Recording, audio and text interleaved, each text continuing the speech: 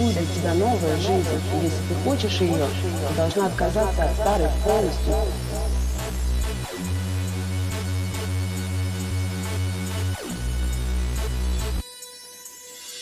Это будет для тебя новая жизнь. И если ты хочешь ее, ты должна отказаться от старой полностью.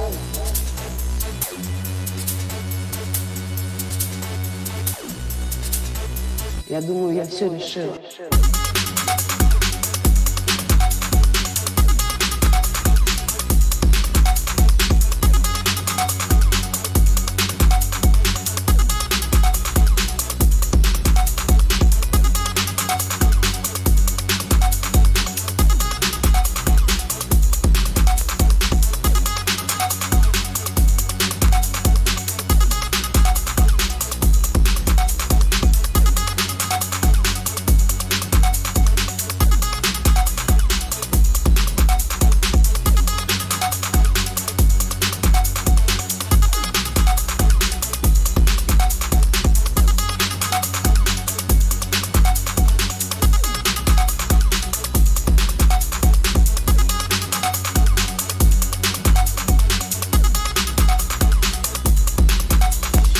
Это будет для тебя новая жизнь.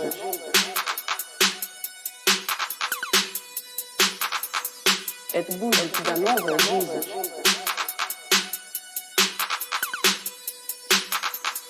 Это будет для тебя новая жизнь. И если ты хочешь ее, ты должна отказаться от старой полностью прямо сейчас.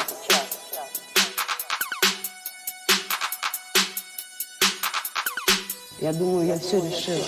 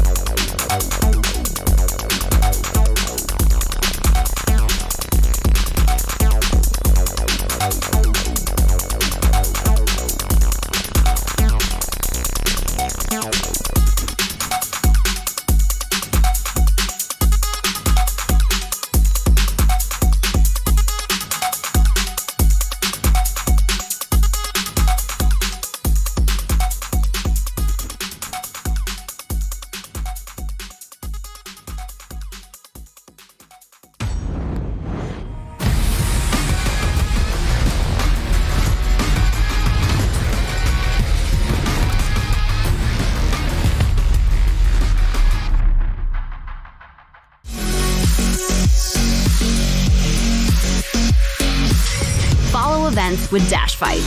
Keep up with the fan schedule, observe standings and brackets, watch VODs and highlights, and keep an eye on your favorite player. Follow events with dashfight.com. One chance. One dream. One match. One energy. One fight, one aim,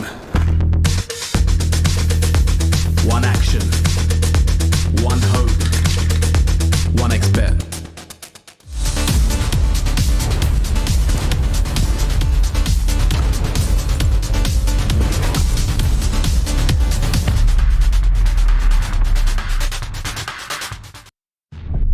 Як зрозуміти, чи б'ється в тобі серце чемпіона? На що ти готовий, аби кинути виклик? Чи готовий ти продовжувати, навіть коли вже немає сил?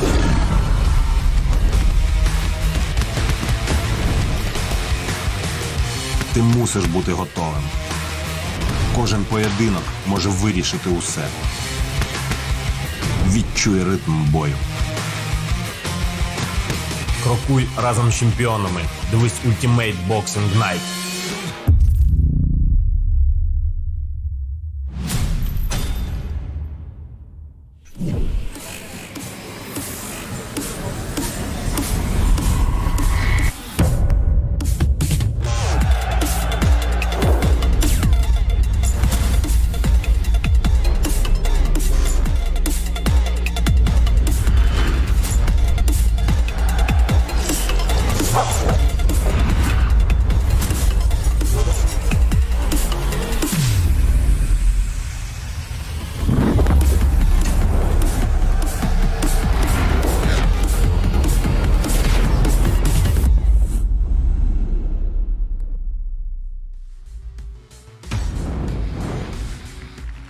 We are back for the second week of the WePlay Ultimate Fighting League Season 1, and we're changing things up here as we move on over to SOULCALIBUR. Last week, we crowned our first champion here in our initial season, and now we get to do it all again to see who will be the champion when it comes to SOULCALIBUR. But how are we going to get there? How's it all going to happen? Take a look at this. Welcome to WePlay Ultimate Fighting League, Season 1. Best fighters from all over the world compete in 3 iconic disciplines: Mortal Kombat 11, Tekken 7, and SOULCALIBUR. Each week, we have a new fighting game on the arena. 16 best players will be divided in 2 round-robin groups. Only 8 players will survive and get to the playoffs, where they will have to fight in a double elimination bracket for the WUFL Championship title. By the end of season, 3 champions will be crowned. And today is all about Group A. 4 players will make their way through to the playoff and have that ultimate chance here to grab that title. But let's get the players onto the stage. Let's start off here. He is known as the hero of Korea. It is the Kura!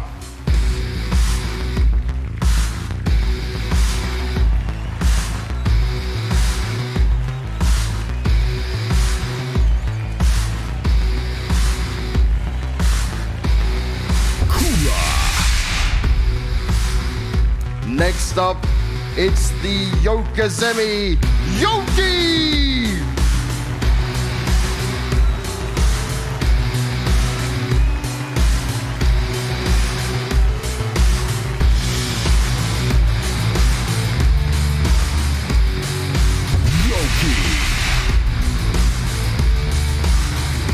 Then we have our substitute teacher, Aos!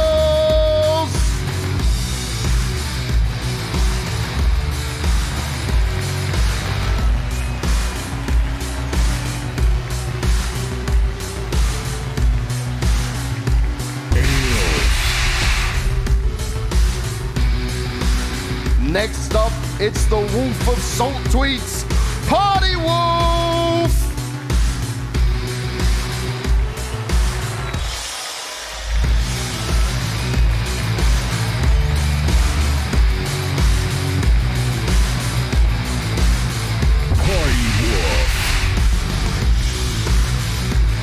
Then we have the tallest tree in New York.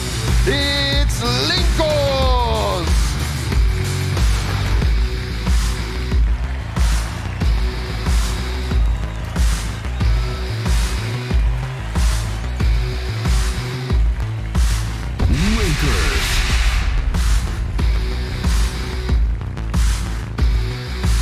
Following him, we have the SOULCALIBUR World Invitational 2019 champion, the Sleepy Samurai, Skill!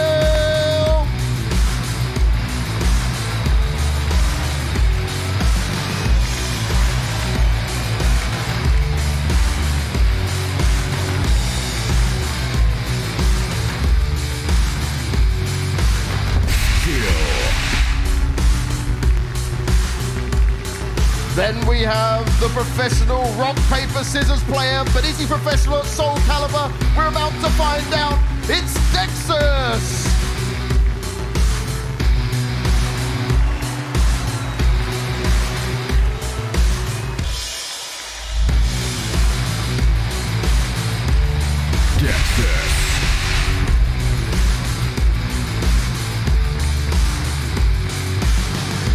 And last but but certainly not least, it's the great and venerable Shen-chan!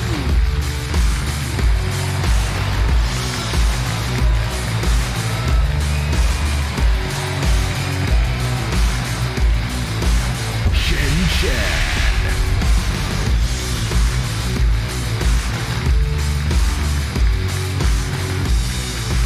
These are your 8 players for Group A. Today, 4 will go through and 4 will be eliminated. It's time for them to grab their weapons. Are you ready to be crushed?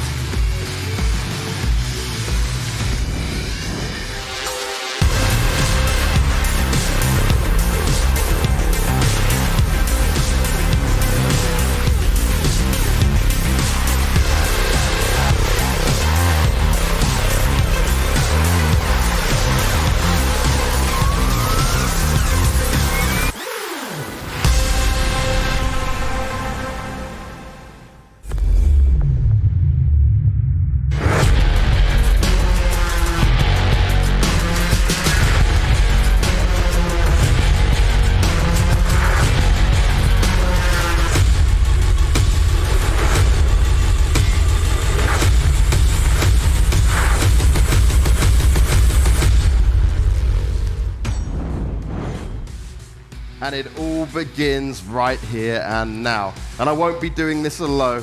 I'm joined by the Queen of Soulcalibur, Kayani, and HBT Warrior back once again, now covering a different game. How are you guys doing? I'm so happy after 1 year of online. Being here today feel unbelievable. And I'm so grateful, I'm so happy that you make SOULCALIBUR 6 happening here in Ultimate Fighting League. So thank you again for this opportunity. I love the scene, I love all the players that have been selected, and I can't wait to see the matches. Likewise, honestly, I couldn't have put it better myself. I absolutely love and adore SOULCALIBUR, and it's been so long since we've had an offline of this caliber, no pun intended.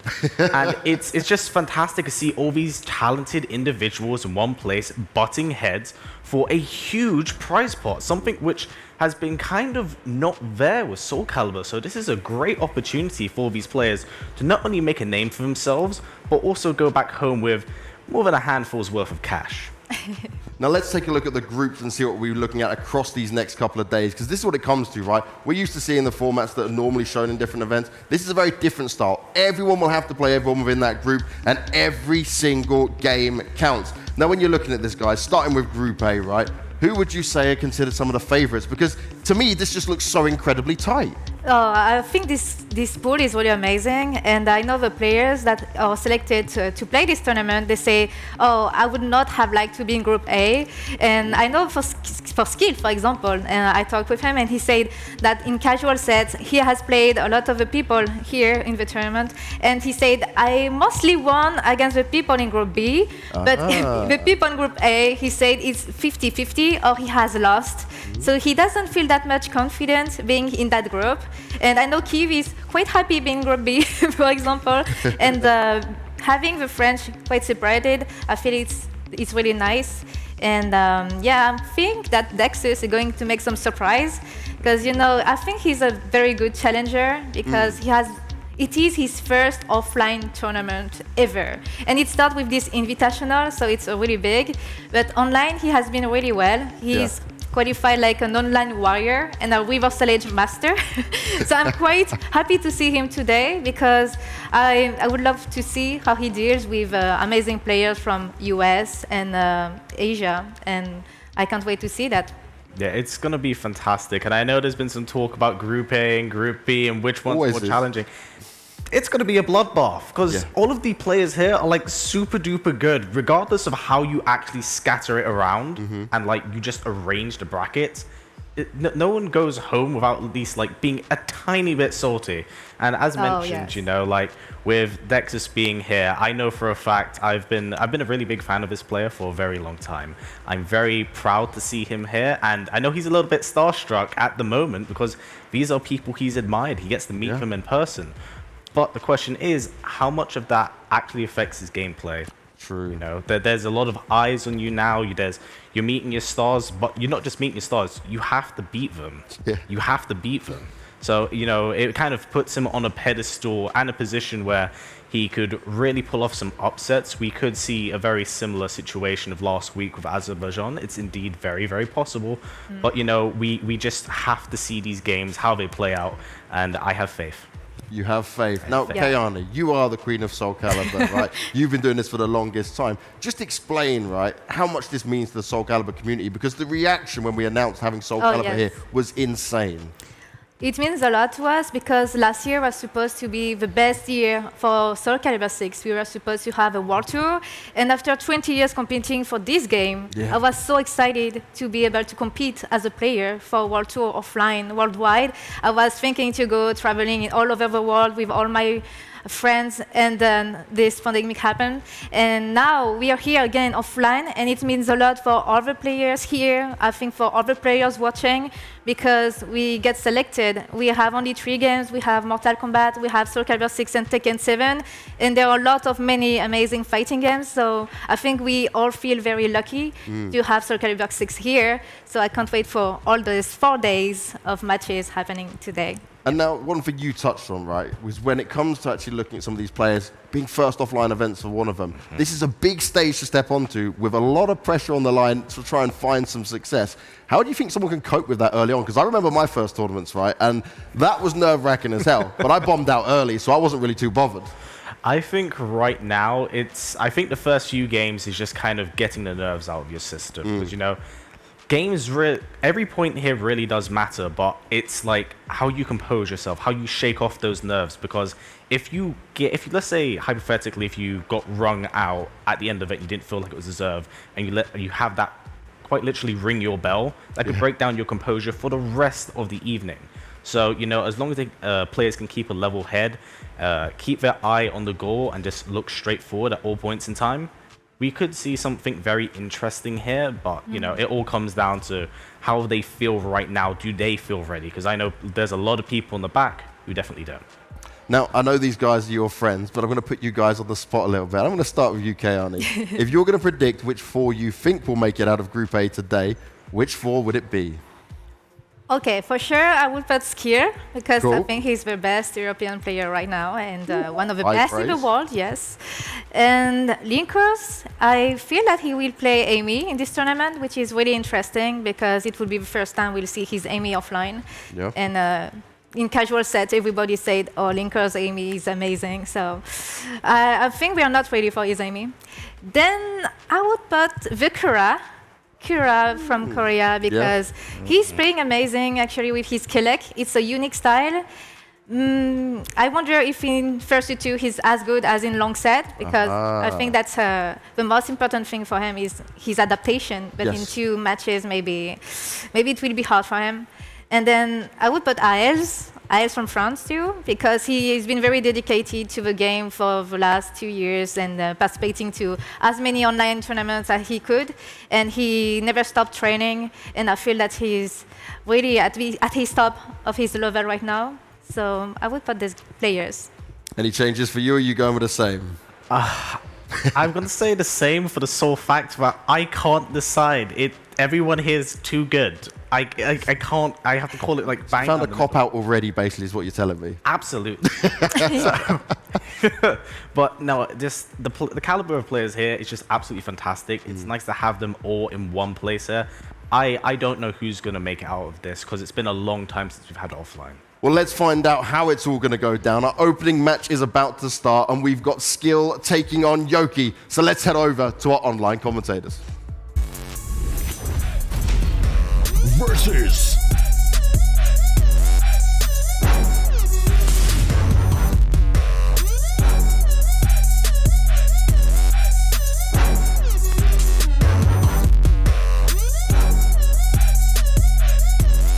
Fight. Hey everyone, it's Zubaz here, and I'm joined by the very stylish Danerai.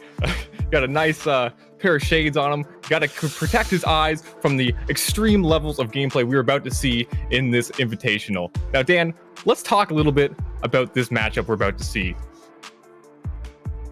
Okay, so As you know, we have Skill versus Yoki. Skill, arguably the best player in the world, and Yoki very recently coming onto the SOULCALIBUR 6 scene and taking a lot of names, especially in NLBC Online. Zubaz, if you were to weigh up these two opponents in terms of their skill levels, but also their character selections, who do you think might be able to edge this out? It's going to be, I have to say, Skill is definitely one of the best players, if not the best player in the world. So it's going to be hard to not give him that advantage. In terms of characters, he plays Mitsurugi, though, who is considered right now to be on the weaker end. Yoki playing Mina is definitely considered to be a much stronger character, especially very capable of getting rounds with ring outs. She is very good at doing that. So she's never out of the game, but Skill is just such a dominant player. It's going to be hard to even get those opportunities against him. So I'm going to have to say Skill is looking really strong into this event. Definitely. Well, you know, Songmina has that range advantage at maximum range, about maybe 3 or 4. She's got incredible pushback on block. And if she's able to continue that pressure and make sure Skill can't get in close, she may be in with a chance of winning. But of course, it is Skill. His movement is impeccable. The way this man plays this game is like he's a second ahead of everybody else just in life. And I absolutely can't wait to get into this game between Skill and Yoki for WePlay Season 1. Yeah, it's going to be fantastic. But you at home, viewers, you can let us know who you think is going to be the victor of this match by using the link down below in the Twitch stream, going to 1xBet, and let us know if you who you think will be the winner of this match. Make sure you are of legal age to use it, but if you are, give us your opinion on it and see what you can win. Indeed, indeed. So you can see on your screens right now on your Twitch chat, you can participate in a poll who will win between Skill and Yoki. Make sure you use those channel points and predict who you think is going to take this. Yeah, it's going to be a very, very good set. We were fortunate enough, Dan, to see a little bit of insight onto some of the games beforehand, but definitely both competitors looking very strong at this event, and it's going to come down to who can keep their composure the most. If Yoki is able to keep her composure, which she's very good at in the NA scene, but this is a very big event. So if she's able to keep that, she can do a lot of damage in this event. Well, Songmina just does a lot of damage in general. Even if she's able to hit you with a single launcher and she launches you into the sky, that's like, you know, a 6th of your health bar already gone. And in Soul Charge, she'll do even more. But here we go. Getting into our first game. Skill versus Yoki, Mitsurugi versus Songmina. Yeah, starting off, going in a very aggressive Skill. Going to close that range distance immediately. Has a life lead now, though. He's going to be backing away. Okay, that's a good step by Skill. Not able to get a whiff punish, but he is trying to keep Yoki in that perfect position. Good 4-4-8 counter hit. This might be dead if he's able to get the conversion. Beautiful. Finishing off with the Relic K. Yeah, great wall confirmed from Skill. Gonna get ground number 1. Has edge as well. Yeah, great sidestep into the whiff punish. Has the ground pressure right now. Going in with the mid as well. Gonna maintain his dominance, but Yoki gonna get out of the situation. Has a chance to fight back in this round. Oh, goes for the wall rising B. Doesn't get whiff punish, though. It is a very, very whiff punishable move, but Yoki, of course, fairly new and possibly a little bit nervous trying to fight the best player in the world. Yeah, definitely can be nerve-wracking. Gonna get that whiff. Skill doesn't get the optimal whiff punch, but still better than nothing. Gets the block. Yoki going in. Still an opportunity in this round. Has that bar meter, but Skill, the 2-2K, delays it ever so slightly to get her to stand back up, and he's gonna get round number 2. Yoki sitting on 2 bars now, as we all know. Songmina's Soul Charge. There we go. Popping it once. This is an incredible Soul Charge. Good low block on the 1B. No advantage, though. Skill trying to create that space for the cuts. Yeah, recovery on that Soul Charge extension on the low. So safe. Beautiful whip punish with the 6-6B. He actually goes for the Soul Attack combo. Beautiful. Can't be moving here. 2-3-6-A. Gonna get the back turn B plus. Oh, he whiffs it! Perfect opportunity for Yoki to bring this back now. Yeah, second chance at life. Not over yet. Mina's super powerful. Ooh, interesting decision by Skill. Yoki. Whiff punishes. Could have gone for the 2-3-6B, but decides to go for the guaranteed instead. Nice. Good interruption with the 5B. Yeah. Gonna keep it nice and simple with that 5B, as you said, Dan Arai. Not gonna take any big risks. Not gonna try to give any comebacks. And Skill gonna take game number 1 fairly convincingly. very, very convincingly. I think, you know, Yoki, if she gets her whiff punishes on point a bit better, I think she'd be able to take this one. Yep, it looks like we got a stage switch coming in right now. So maybe didn't like the stage a little. One of the smaller stages in the game. Maybe want some more room to run around. Maybe more ring out potential. So we'll see what she gets. I think they went to a random stage select, so it'll be whatever stage we get, right? And sometimes, unfortunately, as you know, Dan, we get the same stage. But no, we're not going to get all walls, but these are low walls. You can still ring out over these. You definitely can, and these are, I guess technically they're half walls, but they have properties of low walls, so you never know. You could be trying to go for a wall combo for that extra damage and randomly get a ring out, and that's what we love about this game. That's a beautiful hard read by Yoki. They're going to get the advantage. Go for the Oki, or the Yoki-zemi, if you will. Very nicely coined term by the American community. Yeah, oh my goodness, what a great sidestep from Yoki. Looking very dominant this round. I'm going to close it out with the mid. She's been conditioning skill very well by going for the low in that you got me saying it, in that Oki situation there so many times. Let's go. Oh, nice hits with the 3-3K counter hit guaranteed on that 1A. Yeah, the 4-4K gonna jump over that low. Has the pressure right now, but and Skill there's another gonna one. just run in with that 3-3K. Oh, beautiful step, but once again, a bit slow on the whiff punish. Skill going to be taking full advantage in this, but not a whiff punish for Skill. Looks like they're both trying to slow down their games a little bit too much at the moment.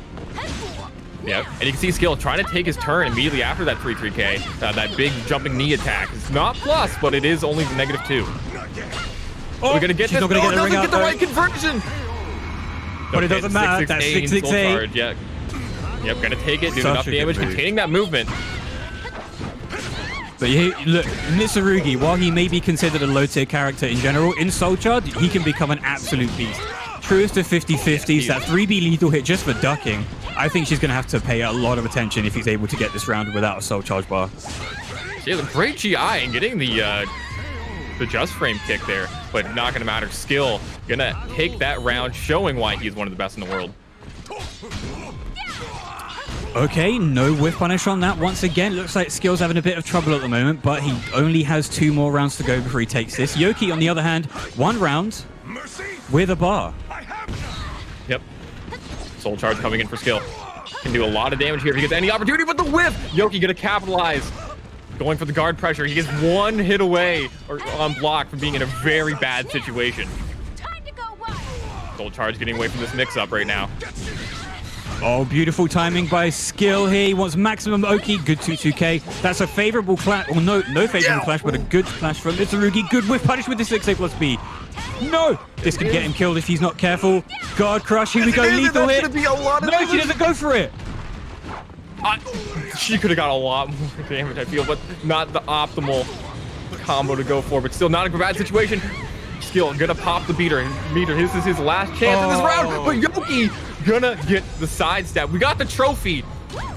Yeah, let's go. The power within. Gotta love it. She's gonna hang on to it, showing that she has the ability to keep her composure and compete with the best players in the world.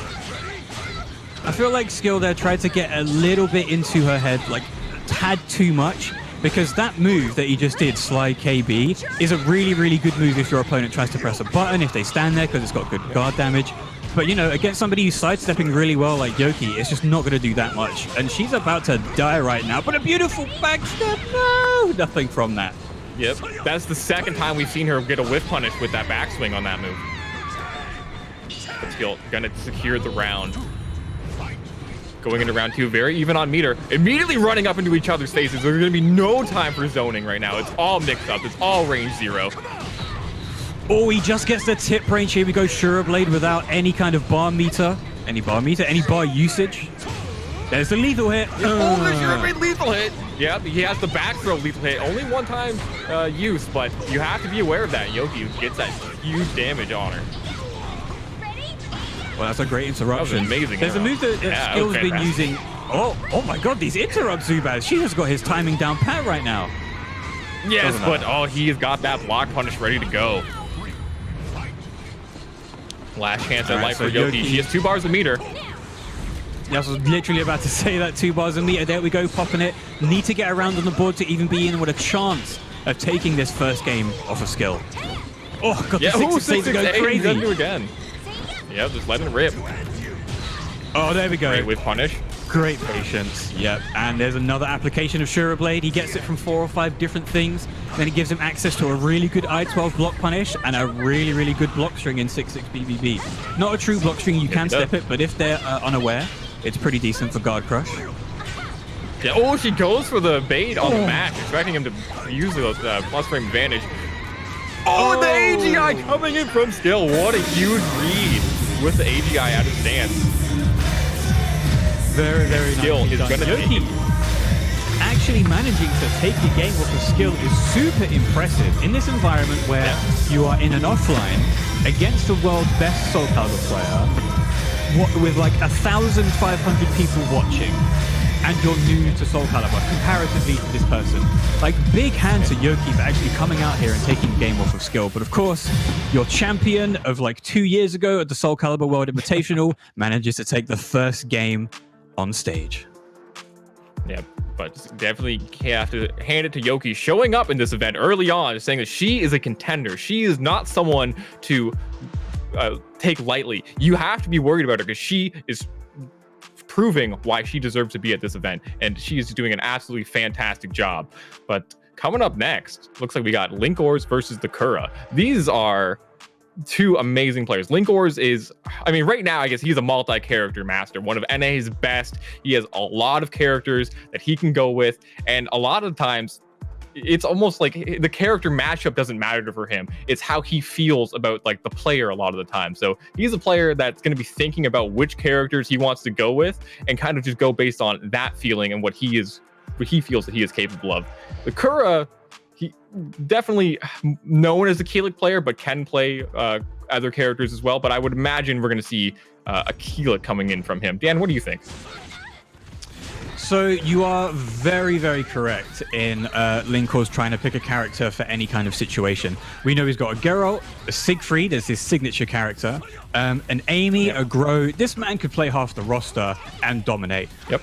But when it comes to fighting against like a die-hard Keelik fan, I don't know. I'm not sure which matchup he would prefer. You know, with Siegfried, he's able to create a bit of space, but Keelik with that bow staff can sometimes create even more space with moves like Wall Rising B. Maybe he'd want to play Amy for, you know, maybe closer range mix-up potential with the 1Bs, 3Bs. I don't know, Zubaz, how about you? What are you thinking? So I was talking with him a little bit before this event, and it felt like he was most confident with his Amy going in as his main for it. But again, as I mentioned before, it's sometimes just about what he feels is most comfortable, and he may even see a character switch if round one doesn't go well for him. He just has so many characters that he can go with, even to sometimes where it can be almost a bane for him, just with the amount of characters he can play. Sometimes it's hard to even choose which one, and sometimes having a dedicated, just this is my character that I'm going to go in with, can be beneficial in these kinds of environments, right? But I imagine we're going to see Amy coming in from Linkor just because that seems to be the character he's been playing most recently, and he seems to be most comfortable with her. Just in how she plays the game is kind of more to how he wants to play it in this environment. Yeah, I think I would 100% agree with that. You know, when we have streamers in our community, we've seen that Linkors, especially against Boom, has been trying to play against many different characters as possible to get that matchup experience. But I don't know, man. Linkors is here. We've not seen him for a while on these big stages. He could whip out the Geralt and the Siegfried, you know, the characters that we know him for really, really well. I think if you had to put money on it, Zubaz, who would you want him to pick? Who do I want him to pick? I mean, like, I got the shirt on. Yeah, man. I got the Siegfried shirt on, right? So I always want to see my boy. But who do I think he's going to play is a different question. I would want him to play Siegfried because I just love watching his Siegfried. But I think he's going to go with Amy or even Geralt, because Geralt, he doesn't like playing in the online environment because he feels like it kind of hinders how he wants to play him. So seeing Geralt is a lot more probable because this is the first offline event to happen in almost a year. So it's going to be hard to say who he's going to go with. But Kura, I imagine, I have very high confidence that we will see Keelik coming in from here because he is just on another level than pretty much any other Keelik player on the planet in terms of his success with the character in Season 2. Oh, for sure. I mean, Keelik has been given some pretty decent new moves and some really nice buffs. And I think that from his initial introduction to SOULCALIBUR 6 to now, he's actually a fairly decent character as to what you may have thought he was like previously in the life cycle of SOULCALIBUR 6. But I can't shake this feeling, Zubaz, that Kura isn't going to pick Killick. I feel like we might see a pocket character today. It's possible. A lot of these players at this event are very adept with many characters that aren't their main. So the potential for seeing other characters is very high, which makes it so hard for us to kind of pin down which characters we think that these are going to play. Like they're not really, they're considered character specialists in a way, but they're not in any way, only going to play those characters when they feel like it may not be the best option for them. They're very adept. So we can really see a bunch of characters in this Group A. Definitely. So if we reflect back on the previous game just for a second and then try and predict what we feel might happen in this game. Skill likes to be up in your face, especially when he's fighting against a character that's great at long range. With the two characters that possibly you could predict Kura and Linkors to play, they do have very good maybe range 2, range 3 options. But who do you think could be the aggressor in this matchup? Do you think it might be Linkors or Kura? I think it's going to be Kura is going to have to be the aggressor. Linkors is a very neutral heavy player. He likes to space out. He likes to play the game in at his pace. He wants to make you whiff. He is very good at getting whiff punishes. His reaction time is absolutely crazy. It feels like he can whiff punish heartbeats sometimes when you play against him. That he is just that on point sometimes with when he's playing offline. So it's I think up to Kura to kind of try and disrupt how Linkors is going to be playing. And if he can do that, it can be very hard for Linkors to kind of do what he wants to do and play how he wants to play. But we got Amy versus Keelik. It's kind of what we were feeling was going to be going on. So it's going to be a very neutral, heavy, fairly honest caliber, what we're about to see. So let's see how that one pans out. It's going to be a lot of this too can be how well can Kura prevent Amy from getting her rose perception, right? She is a pretty mediocre character when she doesn't have it, but when she hits you with 4 red roses, she becomes one of the best characters in the game at that point. So it's going to be a very hard thing for her to prevent. Kura starting off strong with some nice neutral there, but not remembering that has a 2-hit or maybe trying to interrupt. But there we go. Killick with the incredibly strong neutral tools. AA, BB, just really good to throw out. 2A, 2K. He's just a solid close range neutral character. Yeah, you see Linkors, he's moving back in, weaving in and out, getting that hit. Just throwing off the timing. Kura has 2 red roses ready to go. 2 more and he will be powered up. But Kura looking fairly strong in this round so far. Oh, and that's a great way to end that round. Yeah, getting clipped by that BBB string. Oh no. Oh, somebody's hitting the share button. Okay, interesting. Player there we go, back into it. Yep. Rose number 3, still not fully powered up, but great whiff punish from Linkors on that duck throw. Now full power, has access to one of the best neutral tools in the game. At 4 AA, it's a great horizontal low. Used to be somewhat better than in the recent patch. I believe it's now +0 on hit instead of plus or something like that. It's -4 now. But look at Kura just having all this wall pressure. Yep. Gonna pop that soul charge, get the +8, can't do anything after that, but counter soul charge coming from Linkors. Gonna take his turn back right now, and neutral's been reestablished. So there's that low we were talking about earlier. Coming in strong. Oh, he doesn't care. 6xP twice. And again, he's contesting. Yep, that's something that you have to keep in mind now, right? If that was neutral on hit, Linkors would have been able to move around, but because it's -4, his movement is contained. Very true. So for those of you who may not be... Oh, gets caught in the air. For those of you who may not be aware, most characters' soul charges don't do much except just buff them. But with Killick, when he soul charges, he gets his health reduced every couple of seconds. That's why it's very dangerous to go into soul charge with Killick if you're not able to end the round quickly. But it does look like Linkors is about to end this round with a perfect 7 golden letters with 2 bars into another grab just for the double disrespect. Yeah, fantastic stuff. But going in with this very slow low, catching Linkors' timing when Linkors has the mix-up into the soul attack. Mix-up situation for him. And look at him just delaying these options, hitting him with these lows. But the Kura just not going to care, just disrespecting with that 2-2B entirely. There's that 1A. Oh, beautiful AGI with Monument. Couldn't get a lethal hit from it though, just wanted that bit of damage. Oh, the hard hit with the A+B! Let's go. That's game number 1. Yep, game number 1 for the Kura. Linkors was unable to get that red rose perception in that first round. So in round number 2, he was forced to have to still play around the fact that he didn't have it and sacrifice potential damage that he would have had if he'd had it in round number 1. So that is one of the weaknesses to Amy, is if you don't have that power up in that first round, you do suffer until you have it. Very, very true. I mean, when you're fighting a character like Killick with a player like Kura, where you could see he just understands the game really, really well, that recent nerf to Amy's 4AA isn't really taken advantage of by a lot of players. But with that 6-6B that Kura was just smacking Linkors in the back of the head from, I mean, he just understands the pace and he understands the matchup really, really well. I think Linkors was trying to get him with he's trying to get him with too many tricky things that Amy has. Whereas all you need to do is just play that neutral game, slow it down a little bit, make Kura make mistakes, and I think Linkors has got a chance of bringing this back. Yeah, it's hard to make Kura make mistakes, though. His neutral is impeccable. He understands the game to such a high level where it's hard to just force your opponent to make mistakes when they are extremely adept at the game. Oh, very much so. I mean, that 6-6B is just doing so much work, even so much as to catch sidestep. Beautiful 2-2B, going to get the classic Killick SOULCALIBUR 6 combo. Yep, 2-2B coming in from Linkors, though. A whiff punish is being traded back and forth with the disrespect while rising K from the Kura. Oh, tries to go for the eyeball rising B, a beautiful move. It's actually -12 on tip, if you didn't know that, and not a lot of people do. They think it's safe just because of the pushback. Yeah, the pushback is very hard, though, for characters, especially characters like Amy to deal with, because she has that very stubby range. Oh, and there's going to be the red rose perception.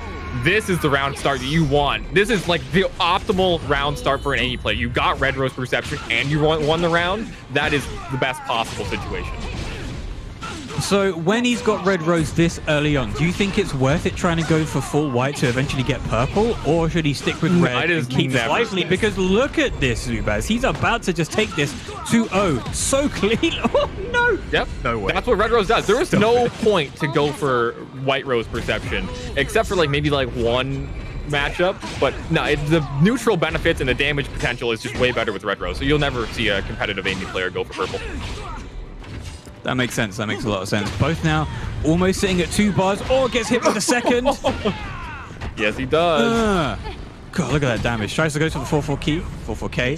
Safe horizontal mid. There we go. Soul charge. Evil Killick. Yeah, big plus frames. Soul charge gonna not deal with that situation. I'll knock him away. Wow. Even though his life is ticking down by itself, he's just playing this neutral game, but you're getting hit by these counter hits. Good break. Gonna save him, but a beautiful whiff punish with 4BB by Linkors. Let's go. Yeah, he played it very slow there, which was very smart to do, right? Kura, his life was tickling down very slowly, so he kind of had the ability to play it a little bit more slow, wait for his opportunity, because as his life is draining, he is just closer and closer to just being one hit away from the game being over, and Linkors showing off his patience and being able to take that game. And you can see that he is just firing on all cylinders right now. You can see him chugging that water. You can see him, his heart is just beating like crazy. That is the Linkors that we know and love. When his anxiety is peaking, that is when he is playing at his best. Yes, indeed. Right, well, we're going back into a smaller stage this time. No ring outs or walls. Which of these two characters would you say has better wall combos? Because I don't think they're both known for that. They're really not. They're very neutral, heavy characters. Killick has better ring outs, but it's not really a huge factor in this matchup. Okay, there we go. So, people say the first games or the first rounds are always information gathering. You can definitely see that they've both adapted to try and get a smaller, more compact style of play here. Yes, they have. I like these throws that Linkors is going for, conditioning Kura, trying to get him to just duck and get a reaction out of them. Oh, good whiff punish. Gonna get 1 rose. Yeah, this is a very bad situation for Linkors right now. Very low on life, only has 1 red rose. Oh, no, he gets the reverse delay cancel. Let's go. There's a second red rose. Meter. And now Kura panicking just a little bit because he's about to get himself destroyed from having such a great life lead. Linkors was looking so vulnerable that entire round. And he just brings it the back. Patience coming in good. Yes, he's so patient. He's so good at it. Again, he's not confirming that AGI into lethal hit. He's just going for the option almost immediately because I think he just doesn't want to have to risk it. Oh, and there we go. That 6BB I-10. Beautiful option there for the punish. Yeah, and we saw Kura. He was ducking after that 3B. That's going to be information for Linkors to go with. You know, maybe we'll see 3B into another mid because he got that Twitch duck. Oh, no! He completely flumps the whiff punish. You think he probably tried to go for a 2-2B, but got 8-8B instead, or probably just an 8B. Yeah. But great interrupt from Linkors. He has the timing right now. Look at it, he's going for the Ogi Blender. He's been going mid so many times. He got the round with the mid in the last round. So he went for the low that time. What a great mix-up from Linkors. He is just showing his navigation. He's showing that he knows what's going on. And Kura almost at 2 bars here, but I don't think... There we go. Ooh, lethal there hit it time. is. Chunky bit of damage. Kura now has the life lead, especially with this 4-4K just frame. Will he pop Soul Charge? I don't know. Probably not worth it at this point. No, he's got the round pretty much ready to go. I mean, he did in the first round, but Link managed to bring it back, so you never know. Yeah, look, even though Linkors has the life deficit, he is playing the game at his pace still. It is still being played at his pace. All right, great horizontal, catching the sidestep from... Actually, it looks like he caught the Soul Charge, Linkors. He lost the bar meter there. He caught critical edge. Linkors thought it was quick enough, but no, and now he's got 1 bar down. Here we go with punish with the CE, and about like what 2 seconds worth of health drain. That's a hell of a gonna be a lot of right damage. And this does put him back into normal Keylek mode. Oh damn! Here comes the neutral, the honest and safe pokey neutral. Oh, okay, never mind about honest. Great while rising D. Yeah, from Kura. Just going to take advantage of the delays that Linkors are doing. He is now catching on to the timing from Linkors. Oh, we're about... Oh, he doesn't get the duck. He tries to interrupt. Yep. Nice duck though right there on that string. Gonna spend the meter. Goes. He's gonna try and secure the round, and he does secure the round. Yeah. That's always worth it. If you can kill with the meter spend, that is 100% worth it. It keeps you in the game versus potentially losing the round. Definitely. Yeah, so okay, last round situation here. Scene of this game. Oh, hits him with the A. Hit with that 3B. No, goes for the 6BB combo instead. Okay, this is all Kura right now. He has a really good Oki. Yes, he does, but Soul Charge coming in from Linkors, trying to set the pace. Gets the counter hit confirmed. Into the Oki situation, into the throw. Not out of this one yet.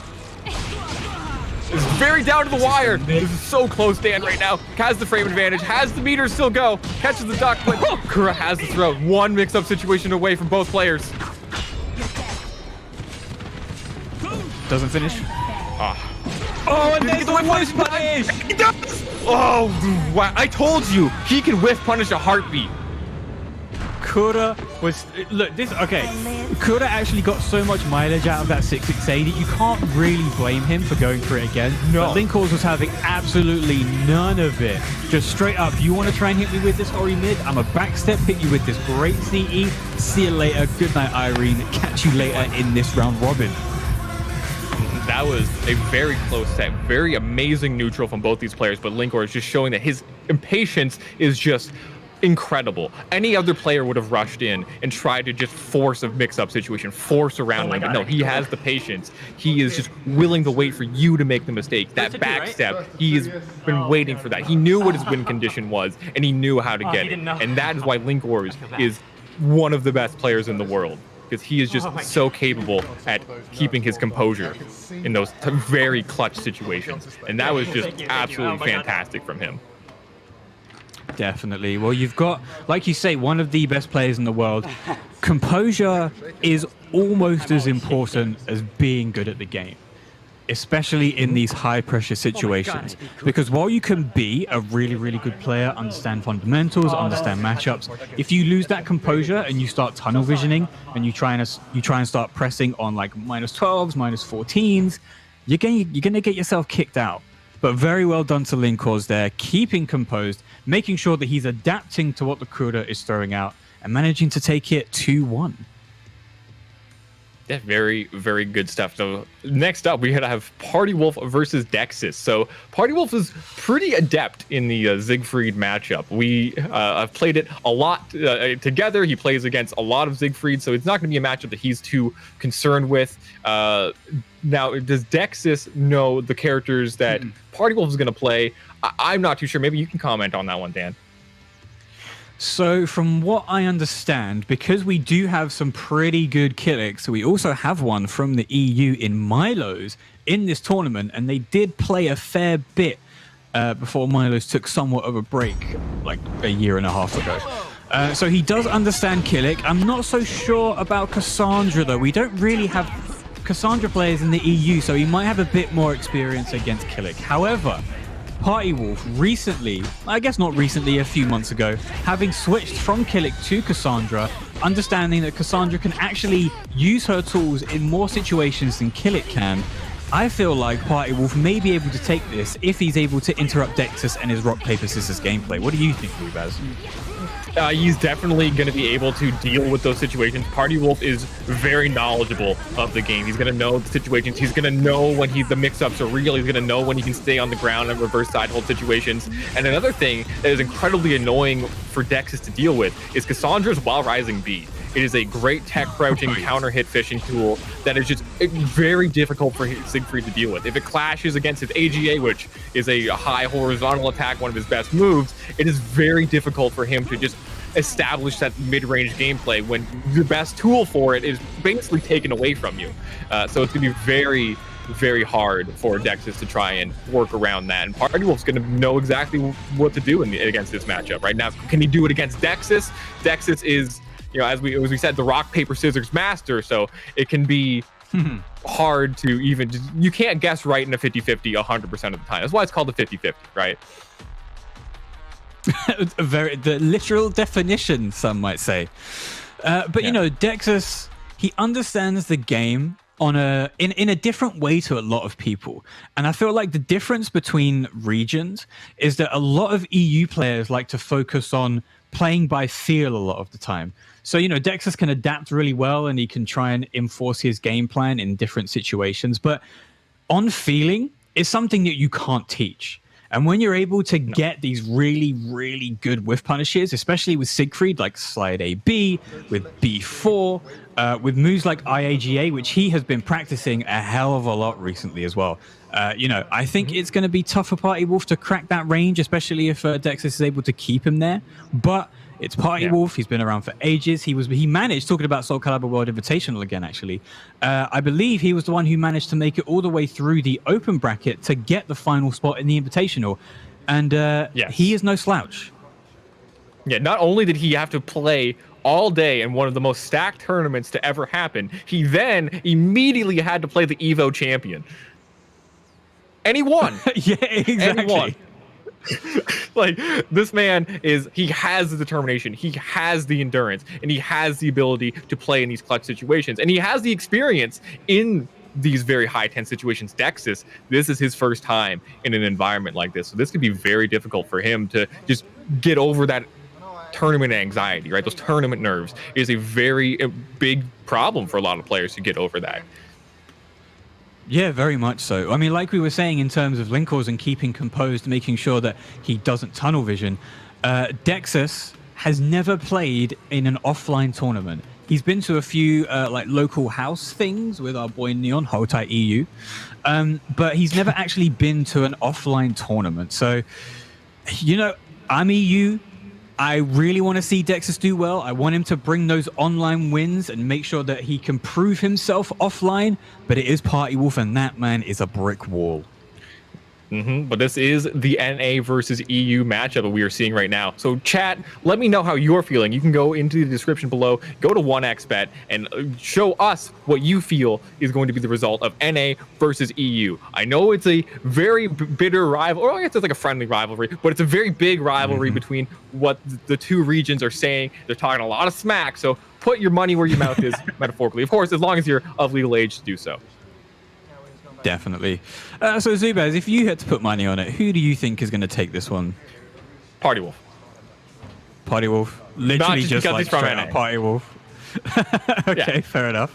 Not even just because he's NA. He is a veteran player. He knows the matchup. He is very adept at dealing with jank, which Dexys seems to be a part of his game plan. He likes to go for things like base hold A quite often, which just won't really work in this environment too well at all. So I think that Party Wolf just has a clear advantage. He has the experience. He is he's been a top competitor for so long in the offline environment and the online environment. So it's going to be hard. We got Cassandra versus Siegfried coming in, and it's going to be a real bloodbath. I absolutely cannot wait. Just because Dexys is that guy, you know, he's coming offline for the first time. We've seen Party Wolf, he's old news right now. But, you know, he's always a treasure to watch because his option selecting and his decision making is top tier. But there we go. So I'm talking about the slide ABs. Gotta love him. Yeah, very good move. Yeah, great move from Siegfried. Great at whip punishing. Great at approaching. It is one of his best moves. Great goal going in for the 6A hole. That's going to be a lot of information for Party Wolf, but a dominant round number 1 from in the Dexys, showing that aggression. And can we just have a look at these heart rate monitors real quick? Dexys not moving from 136 for his Party Wolf now. He knows he's on the back foot against his competitor. He is. Right at the moment, going into reverse ledge. This is where Dexys is at his strongest. He's going to do his follow-up. Nice. He loses. Interrupt from Party Wolf. Yep, he knows that follow-up is a possibility. He knows that he only gets that quick AA.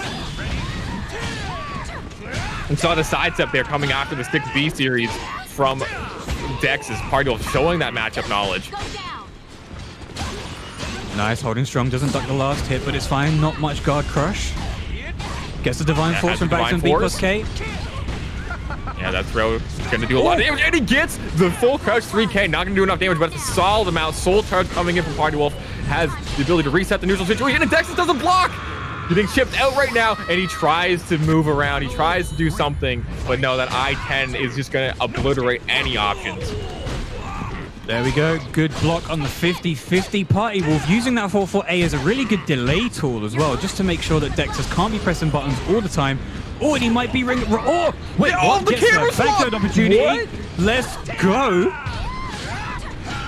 Gets the back throw. He's been conditioning him so much with the forward throw. There's that base hold A. It's not going to work, Dexys. Oh, he tries to get 6-6-A as well. No, he dropped an A slide B 100%. Yeah, that was a dropped A slide B guaranteed. That's what it was? Okay. I know that's what it was. Fair enough. Oh, yeah, we'll go with the mix-up this time. Yep, it's the mid. He's really forcing those 50-50s too. He's just going up in Party Wolf's face and just going into reverse side hold. Very dangerous situation, but it worked out for him that time. What's really interesting to watch is that both of these players have been swapping momentum until this round here. It seems like in this round now, they're definitely just trying to go at each other's throats as quickly as possible. There's that Soul Charge to try and compete with the Dark Legacy. The Dark Legacy and Soul Charge is just a little bit better. You're not going to be able to compete with the break attack. There's this, and there we go. Sit on him, and Party Wolf takes the first game. Yeah, he tries to pop his bubble way too early. That break attack from the Captain America shield toss, gonna be able to just obliterate that auto GI entirely. And Dexys, he threw away his best resource and lost the round, right? Because he got interrupted. If he had been more patient, he probably would have been able to get the 6-6 A plus B Dark Legacy with punish, but he just wasn't ready to go for it. Right? He was just trying to go for what he thought was gonna give him the round. But Party Wolf showing that he knows about Dark Legacy. He knows what you're gonna try and want to do. He knows that you want to get that bubble confirmed combo, so he just played it patiently and it worked out for him. Oh, Zubaz, I think you know what time it is. Don't say it. Hey guys, I think there's something special about this stage. Let me know in chat if you know what it is. All right, here we go, getting into the next game. Dex is trying to hit. Oh, good tech crouch with the 2-3-6 maneuverability from Party Wolf there. It is the reversal edge, though, coming for Dexys. This is his opportunity. This is where he's at his best. He gets it this time into the combo. Has the ring out pressure right now. Into the back throw. That's the mix-up. He ate that ring out last time, so he doesn't want to have that happen again. He's willing to take the more damage. Okay, Party Wolf backing away. He knows that one move will be able to take him out. No whip punish. Trying to stay away from that mix-up potential. Plus frames. Keeping his advantage right now. Yep. Dexys only needs one more poke, and it just delays the 6-6K just enough, getting the counter hit, and he's going to take round number 1 of game 2. I like Party Wolf. He's going for the 6A after Ace Slide B, trying to prevent any movement options from Siegfried. Oh my god. Party Wolf, the mad lad, goes for block twice, knowing full well he can get his guard crushed. He does, gets the counter hit into the soul charge combo. Is going to do a solid amount of damage and knocks him away as well. He goes for the block situation, and look at his guard. It is just absolutely obliterated right now. And there it is, going to go for the B. He tried to go for the drop kick, but no, why would you do that? It's not lethal hit material, but a good low block. Oh, but it doesn't matter. Doesn't matter. He managed to get it back. That only combos if you get the lethal hit. I know, but he wanted to do it in style. I mean, you know what? If Party Wolf had just stayed crouching, he might have hit, because it does hit people crouching and on the floor. It does. All right, Party Wolf right on the offense now. Doesn't want Dexus to press any buttons. Her face is not going to save you from base ult this time. Nope. Has the block pressure again, all the way full screen. Counter hit though, that wall thing B, as I mentioned before, it's just a hard tool for Siegfried to deal with.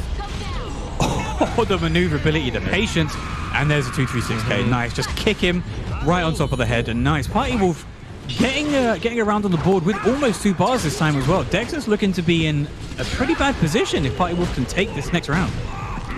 Yeah, Dex is trying to force these Ace Slide Bs right now. He's trying to just make it so Party Wolf can't do anything, but Party Wolf, he has the experience. He's doing these slight side steps to avoid getting obliterated by it, and the wall combo, the wall splat, going to do just enough damage to give Party Wolf that round there. And okay, can I just point out, Dexus's BPM has not gone above 140, while Party Wolf is like on 1 right now. Yeah, I mean, everyone has different heart rates, you know. I mean, true. Oh, Gesm catches him thing on the ground. Yeah, he's like a computer, basically. A poorly programmed one, but you know, a computer. Oh, damn. Let's go for the back grab. Good break by Party Wolf. Good pickup. Into the combo. Yeah, Soul Charge, I like this here. Trying to just negate all this momentum that Party Wolf has. Backing away. Very smart stuff from Dexus. Oh, he had the round there, but no! Yes, he does. Oh no! Oh, and the unblockable. Look, you can see the frustration there from Dexus. Yep. He doesn't know how to deal with it in that situation. You gotta interrupt there. And Party Wolf wiping his hands clean. Party Wolf. Did you see that? This is war. This is war. Okay, NA. Okay, I'm not. NA showing their dominance is what you meant to say, Danarai. Taking it 2-0 over Dexus. Party Wolf showing why he is one of the best in the world. Showing that he knows the matchup. Showing that he knows the jank defense. He is going to be up 1 game and putting NA above EU 1 game. Dan, how do you feel about that? I feel fine, you know. I feel absolutely fine because Party Wolf managed to beat, okay, right, okay. Just everyone calm down a second. Everyone take a deep breath. Dexus, first time offline, doing really, really well to actually get 2 rounds towards almost a win against Party Wolf, one of the best competitors in the world. That's why they're here, because it's not like Party Wolf is clean sweeping Dexus, right? He actually tried.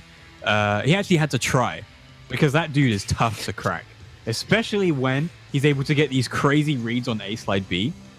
But of course, Party Wolf, the guy with the most experience, understanding his opponent and adapting to it, managed to take it. So Zubaz, what could Dexus have done better to, possibly gain himself a game? So he was being very aggressive in a lot of situations. He was playing best, I felt, when he was taking his advantage and just backing away, using that range advantage that Siegfried has over Cassandra, right? I feel like when I play the matchup, that's how I want to be doing it. You don't want to box with her because she's just way better at it. She's faster than you in every way at that range, so you don't want to be there. You want to be able to smack her away when she's trying to come in. You want to kind of try and zone her. Siegfried, he has that ability. He's going to be working that guard damage as well. And you want to just kind of hit at her and chip her away like that as she tries to approach you. When you go up in her face, range 0, as we see, you're just going to get blown up by her because that's where she's at her best. That's very, very true. I mean, range 0, range 1, with that tiny sword and shield, she can do a lot of damage, but don't be fooled. She does have some really good range 2, range 3 vertical moves, such as 6B and 6XB, 6A moves like these. And 6A, for example, good 6A mix-up series. I think, I agree. If Dexus maybe slowed down a little bit, composed himself, maybe tried to take a few less risks and just go with the flow of the game, he would have been able to take it. But unfortunately, that was not the case. Yeah, he was trying to force A slide B a lot too in a lot of situations. Not trying to like catch approaches. He was trying to use it as an approach tool, right? And like almost trying to like counter hit Party Wolf sometimes, which you're at that point you just put yourself range 0 and you can't block. You go into stance, and it's just a bad situation to be in. If you play it more slowly and use it as a whiff punish tool, that's when it's at its best in that matchup, right? Or if you're conditioning them not to sidestep with AGA more. But it's, again, as I mentioned previously, it's hard to do in that matchup because she just has a great counter to that move. So you want to be spacing it out more. And if Dexus, when he was doing that, it was working out for him, right? He was getting those rounds. He was able to just play it a little bit more methodical, a little bit slower, and take advantage of that giant sword that he has versus the little one that Cassandra has.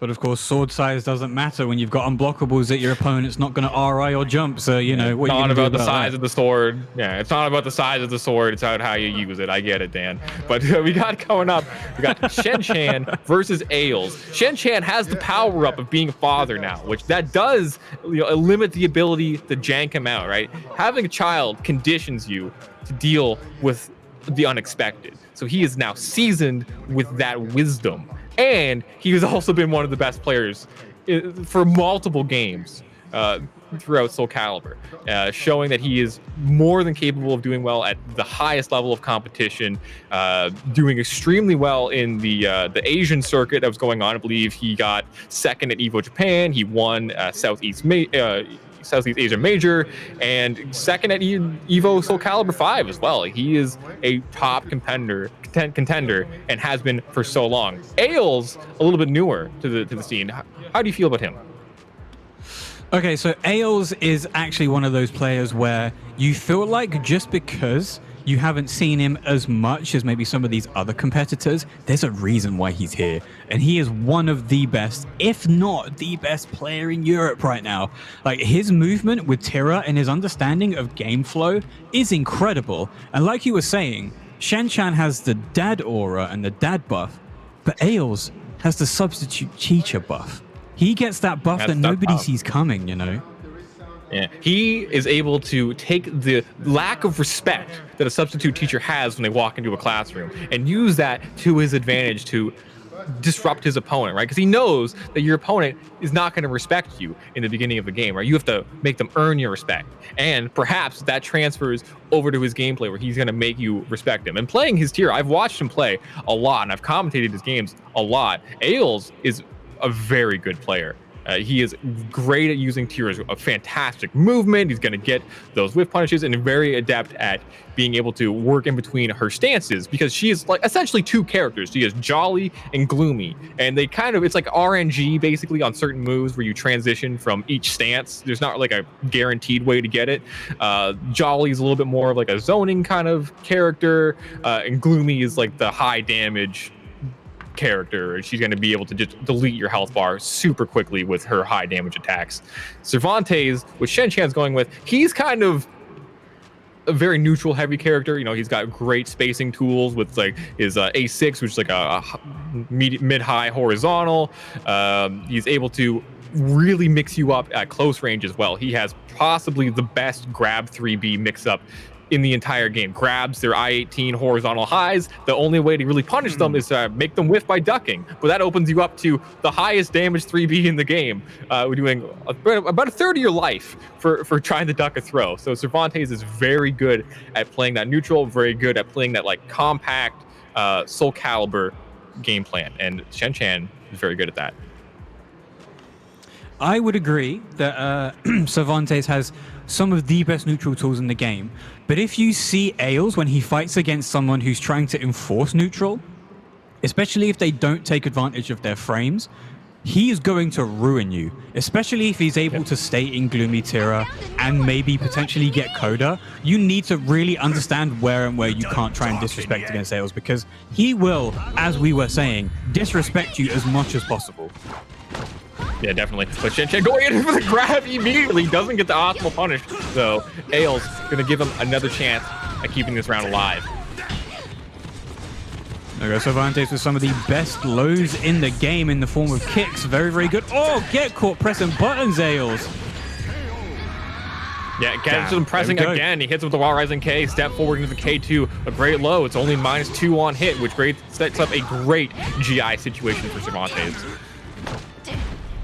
Yeah, so he has him mashing, like he's trying to challenge that K2. Watch, we're going to see the GI eventually.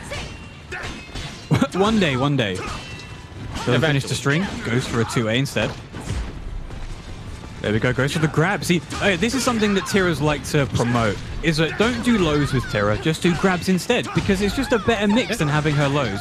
To a certain degree, I can kind of understand, because her throws are incredible, and there's the tech trap. Nicely done. Yeah, the 3A+B tech trap from Cervantes. And look, it only has 3 transitions. See at the top left of your screen, that's how many times she has transitioned from stances. When she hits 9 of them, I believe, she turns into Gloomy Coda, but this is going to give her another one here with that CE whiff punish. We got 5 of them ready to go, almost at it. If he's able to keep this, yep. He's going to be able to stay alive in this game. Shen not really worrying about anything at the moment. He's got 2 rounds ahead. He's got a bar and a half. If he needs to, right now he could pop CE and potentially get a win, because in Soul Calibur 6 we do have this gut system where you do more damage and take a little bit less if you're in critical health, which is below that line. But he's going to spend the good Wild Rising B. Nicely done by Shen. Yeah, very dominant. 3 games straight from Shen. Yeah, Wild Rising B catches him trying to press a button, and he's going to get clipped for it. Showing that dad dominance. Look at that fatherly aura. Look, he's not even phased. He's just like, yeah, I know, like, it's okay. It'll be over soon. You see, AO's there, just a little nod of the head, like, cool. So this is how this is gonna go. I see you, I feel you, Shen. Let's go. Let's go. So we're gonna be going right back into it. I think did they do a stage swap? It's taking a little longer to get back into it. No, right back into it. It may take a little bit breather at the menu. Here we go. AO's now coming out swinging, the complete opposite of what we saw last time. Shen trying to enforce that neutral, but AO's is just disrespecting every chance he gets. Yes, he is. He is pressing a lot more buttons. And look at this. He's just walking around using that amazing movement from Tira, just phasing in and out. Tech jump, gonna avoid that throw. Oh, trying to go for the grab, getting caught. Good step into BP though, using those frames. Very nicely done by Shen. And wow, just poking him out. Yeah, he was just poking him non-stop, like AAs, 2As, BBs. That was pretty much that whole round from AOs. Doing a great job of containing Shen in that round. Just shooting this guy. Don't know what he tried to do there. Probably tried to bait him into pressing a button. Yeah, it's a bait. It has low recovery. You know, it's an unblockable. Through the fire. It's kind of like a test. Oh, maybe he thought he might have gone for a raw updraft as well, because that would have been the greatest call out ever. That's like the highest level of read. A god tier caliber, of course. Man, this is neutral the game. Yeah, it's just poking back and forth, right? Look, single B, 2A, K2, and catches them on the run counter there. K2 only -2, back steps are -15. That I-12 Wild Rising K gonna frame trap. There's a good GI. Doesn't try and go for the lethal hit because he's not going to get it on a level 1. He has the throw coming in again. Gonna set up for those grabs, or set up for those launchers. Oh, Wild Rising A into a wall splat. This is going to do a lot of damage. Oh, okay. No, it has the OP situation. Yeah, it's not an optimal splat for Cervantes. Oh, the beautiful 9K read over the low, but it doesn't matter because Aos is going to bring this back. And there's that new low from Season 2. Slice his feet open. Yeah, that low is very, very hard to deal with. It has almost no distinct animation to it. Man, that 6B series in Jolly is disgusting. Shen just can't deal with it at the moment. No, such a wide hitbox on it. It's incredibly hard to get around. Gets him with the 1A, hits him with the online lows offline. That's a declaration of war in some places in Europe. It is A6B, gonna get the whip punish into the knockdown. Goes for the grab, but no, staying down on the ground. Gonna avoid that mix-up situation. I mean, that's a no mix that we just saw there. 6B neutral, 6B neutral into grab. That is just a Tiro's playbook. Nice, good. Yeah, it's a great string. It's a Great vertical with an amazing string, and the 6-6A is going to get the whip punish and into the round. I like the adaptation that we saw from Ailes in this game. He just kept it very simple, very compact, and was just able to change the pace ever so slightly because he wasn't going for that same game plan that he was in that first game, right? He was able to disrupt Shen Chan by just going for pokes a lot of the time, keeping it very tight, very compact, and that was hard for Shen Chan to try and deal with in that game. But he's taking a moment here to take a breath and let's see if he can get that adaptation in the next game. Oh, when he starts off with a taunt, he just lets him get a transition into Gloomy. That's already one on the board that he doesn't need to worry about. He hasn't actually been able to get to Coda in these 2 games so far because he's not been pressing the buttons, but you're trying to roll out of back zone B plus K. Not this time, says Ailes. And look at him keeping it compact. He gets a little bit of burst damage and immediately back to small caliber. Small caliber is where both of these characters excel. That's a good 4A plus G. A back grab into the 1K. Oh man, I couldn't call the Zubaz. They're so good at going back and forth. Both heavy neutral characters with great potential to burst out the gate. And I like that Ailes is also just keeping Gloomy, right? He's not going for a lot of the highest damage options that transition him to Jolly. He's just staying in the stance he wants to be in. It's really weird, right? Because in an online environment, it's kind of less risky to go from Gloomy into Jolly, but we haven't seen Ailes go for a 3A once in this set, I don't think. Not that I can remember. Because he doesn't want to transition. Like, yeah, exactly. Gloomy's just got, oh my god, get caught stepping with that 3B. Certainly got that chonky sword. There it is. Doesn't get the complete string though, doesn't want to transition out of Gloomy. No. Good GI, goes for the lethal. This might be good for Shen Chan. Gonna be a sizable amount of damage into the knockdown. Boom, no lethal. Oh, soul charge by Ailes. Get okay, that's gonna give Shen Chan. I don't like that, man. Like, he only had 6 seconds, but yeah, like, you could have just taken that mix-up, right, and not spent that meter. You gave Shen Chan more time to work with by doing that soul charge. I don't think that was a good decision.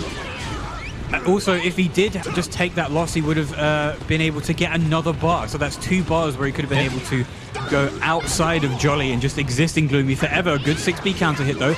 Not going to try and pressure him at the edge, trying to get that mid-range, middle of the arena pressure. I like these backsteps right now from Ailes. He doesn't want to compete. He has the life lead. He's just going to wait for Shen Chan to make a mistake.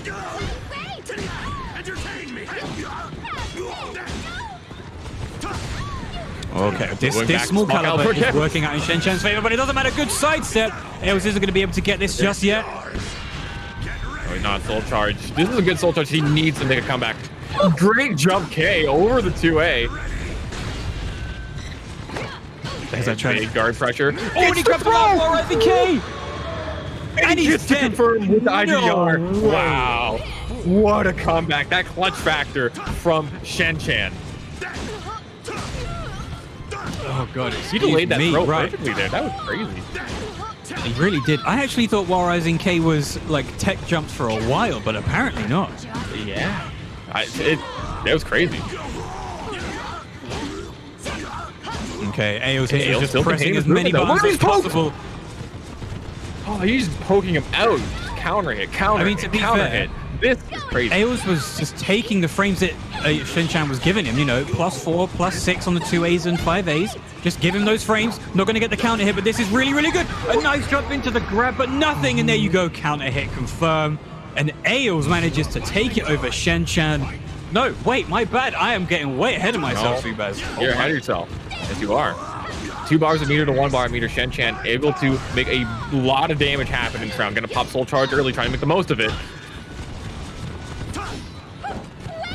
Facing back and forth, still has half a soul charge to work with. Oh, it doesn't get the tip launch though. If he had done 3BB, I think he would have got it. Oh, and oh no way. Oh, he drops the. I don't know if that was maybe trying to be a reset. It was a reset. We'll call it a reset. Oh, yeah, we'll call it a reset. Yeah, exactly. This is so dangerous and a great ball. And there it is, ending it in the same way he ended game number 1. That While Rising B in the critical edge. That's doing a lot of work. That's not going to kill. Focus on magic pixels saving Ailes. Oh my god, the 10 jump! Come there. Nice wall rising K to finish it off. Having none of it this time. That was insane. That was crazy. That was me getting ahead of myself in that last game, thinking that I got ahead of myself too. I thought he had that game. Oh man, that was crazy. I know Ailes didn't win that set, but look at Shen. He's having a great time. That was incredible gameplay from both of these players. Ailes was playing amazing there. He kept it super tight, super compact, playing amazing neutral, just containing his opponent. But Shen is just able to work around that, right? He's able to adapt. He has that experience. But man, Ailes is showing that he is also someone that cannot be underestimated. He is a contender in this round robin. And maybe that's why Kayane put him in to be making it out in top 4. We're seeing why right now. He's showing that he has the ability, the control of his character, right? He has the neutral, the ability to just keep it all just so clean. That was just absolutely fantastic for him. Dan, what do you think? So there was definitely two different styles of neutral going on here. It felt a lot like Shen was trying to disrespect on the plus frames. So, you know, Ailes is hitting him with these 5 AAs, these 2 A's, where Ailes in these situations is +4, +6, maybe even at minimum +2. And Shen was like, eventually you're going to stop pressing these buttons, so now I'm going to try and take my turn. Whereas Shen, when he was able to get the advantage, he didn't try and take it as effectively as Ailes, but he was mixing up and delaying his timings on his pokes and his neutral tools, which meant that while Ailes was pressing a lot of buttons, Shen was just a little bit more composed, a little bit slower on the uptick, but at the end of the day, it matters whose life bar gets to 0, and Shen managed to make it happen just a little bit more. Yeah, kept it very, very clutch. And we see a lot, right? This like what we're seeing on screen right now, just like the neutral, right? These players just waiting so patiently, and this throw coming up right here. Like, look at that. That was crazy. Later on, we saw that same move jump over a low, and you can't grab jumping opponents in this game. Like, he perfectly timed that. Just there. Yeah, like. Oh my god. Whoever's operating these highlight reels, man, you're doing a great job. Shout out to the highlight for these easy dunks going in. Oh yes, certainly. Yeah. So coming up next, it looks like it's going to be Party Wolf versus Kura.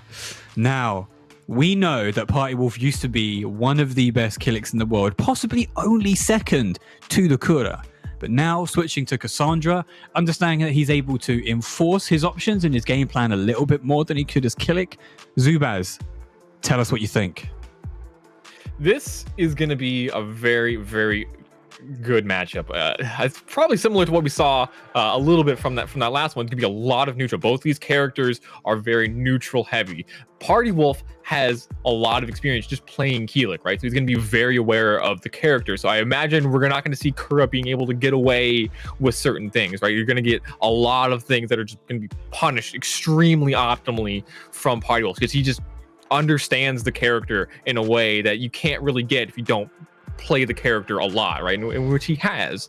So that's going to be something that's going to be difficult for Kura to deal with. So that's going to be a very large boon for Party Wolf, just having that experience and understanding of the character. Now, Kura is a very strong player, right? So the neutral aspect that he is able to do and just perform is incredible. So that is something that cannot be underestimated. It's going to be a very close game, in my opinion. And as we can see by the 1x bet statistics, they're very close, right? That's pretty close. Let us know how you feel at home by going to 1x bet. Of course, as long as you are of age, let us know what you guys think.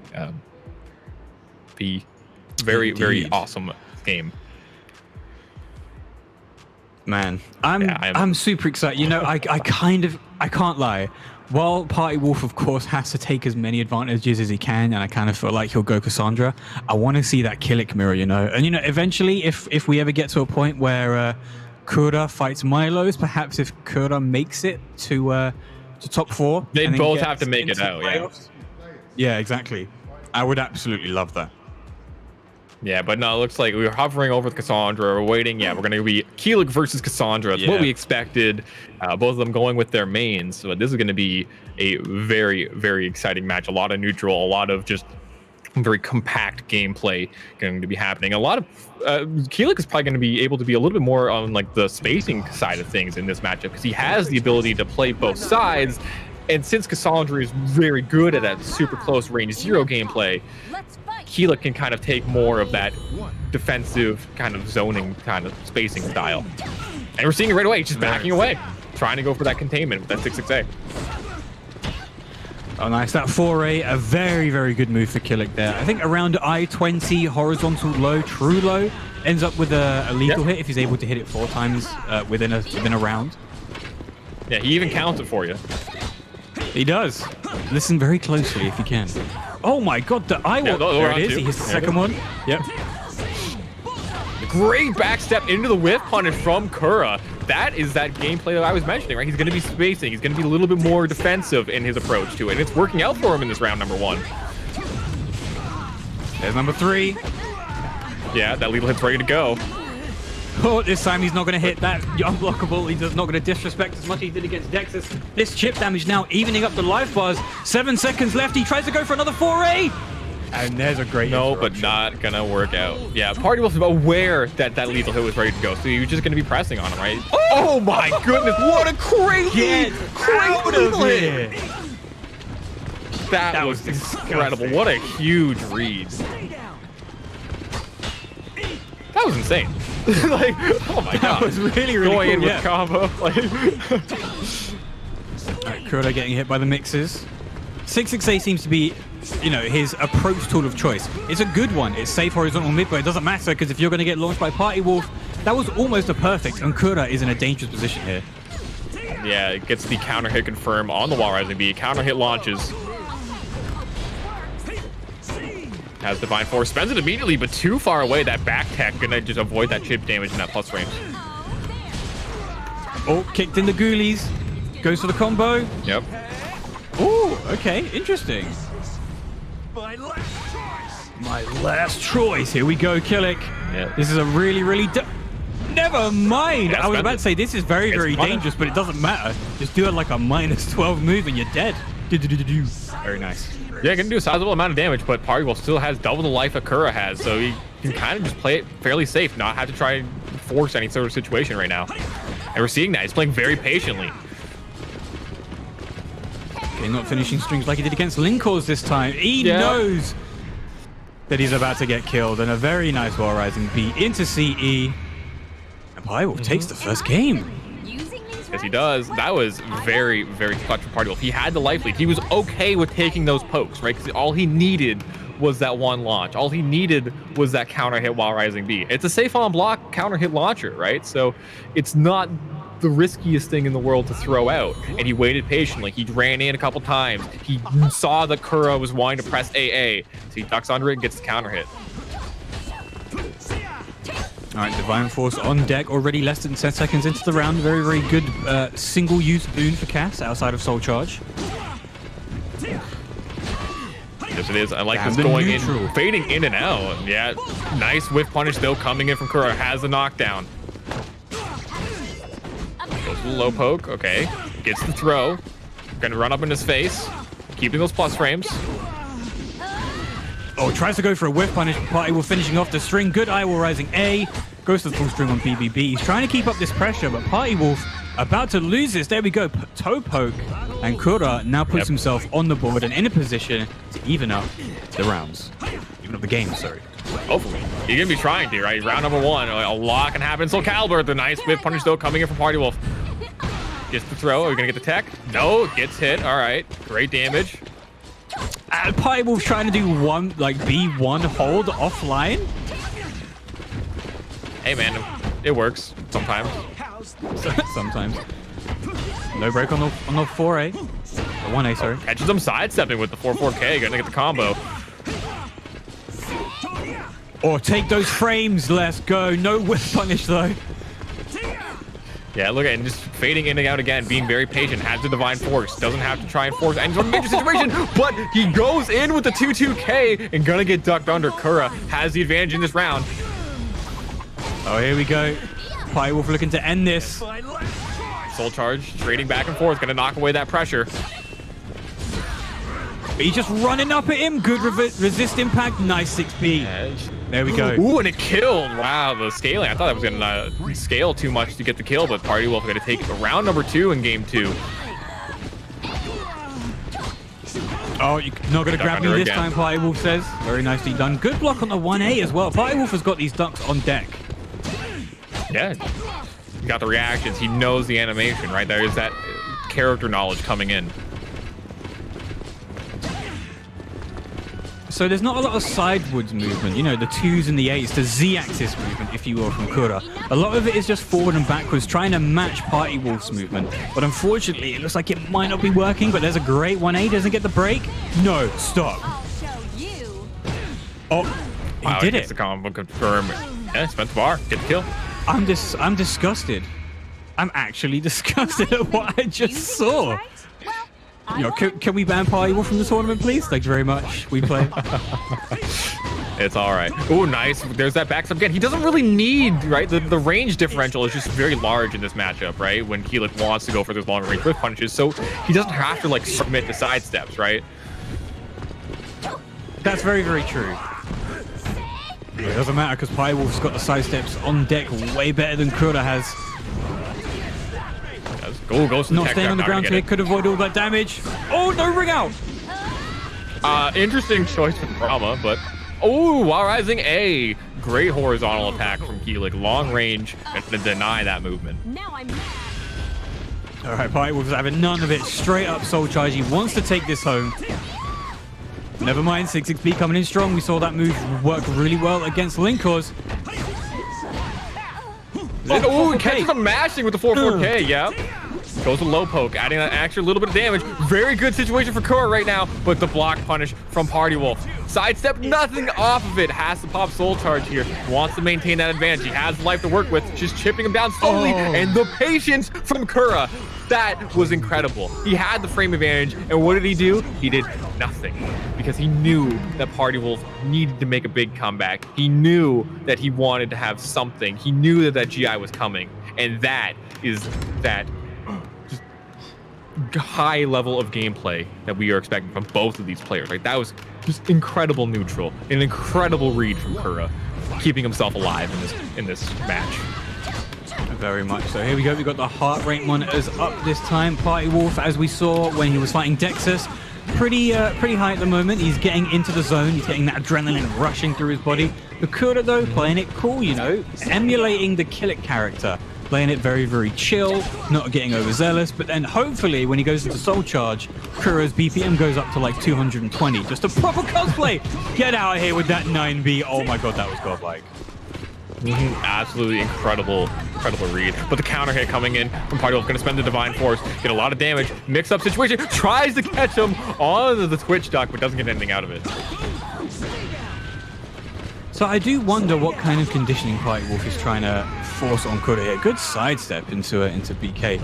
Because I don't really think there is any conditioning going on at the moment. They're poking each other out. They're trying to take any damage they can and just exist in this game without trying to get a bit too overzealous and overextend. I mean, I gotta disagree with what you're saying right now in terms of no conditioning. Both these players are conditioning each other like crazy. You know, we've got frame traps going in. We have all sorts of just little tiny micro situations that they're conditioning their opponents in, right? Look at that. He catches them trying to mash. After that AA, that's going to be information. That's conditioning right there.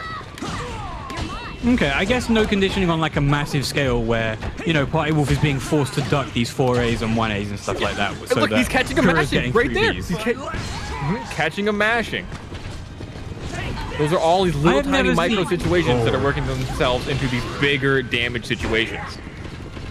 I've actually never seen a Killick be this okay with being in Soul Charge, but it doesn't matter because of the beautiful forward movement into the 3B Soul Charge CE combo, and I don't know if this will be dead. It might scale. There we go. No, yeah, it's kill. Gonna scale, yeah, a little bit.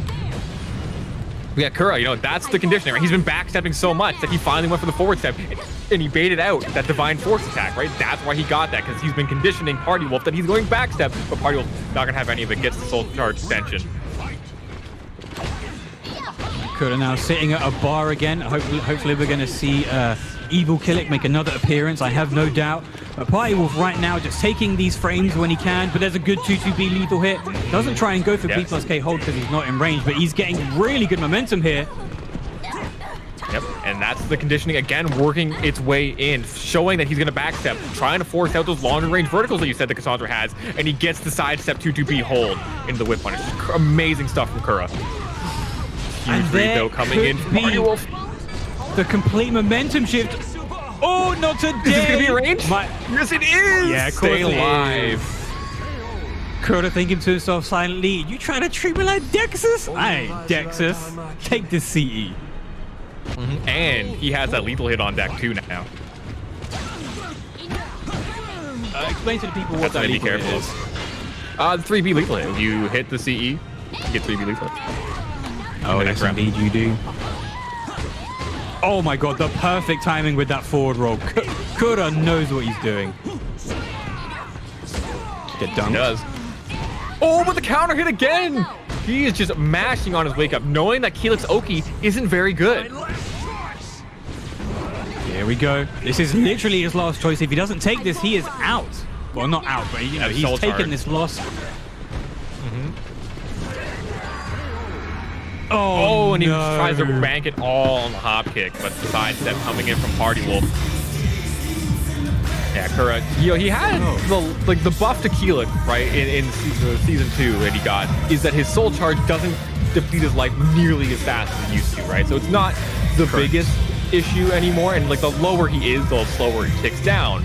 So he had kind of the life to work with, but it's still, it forced the situation, and Party Wolf was very comfortable with it, right? He knows the weaknesses of Keelik's soul charge extremely well. He kept it very patient. He made sure that he wasn't going to put himself at -12 and stay standing, right? He didn't want to eat that critical edge. It was very smart, tight gameplay from Party Wolf.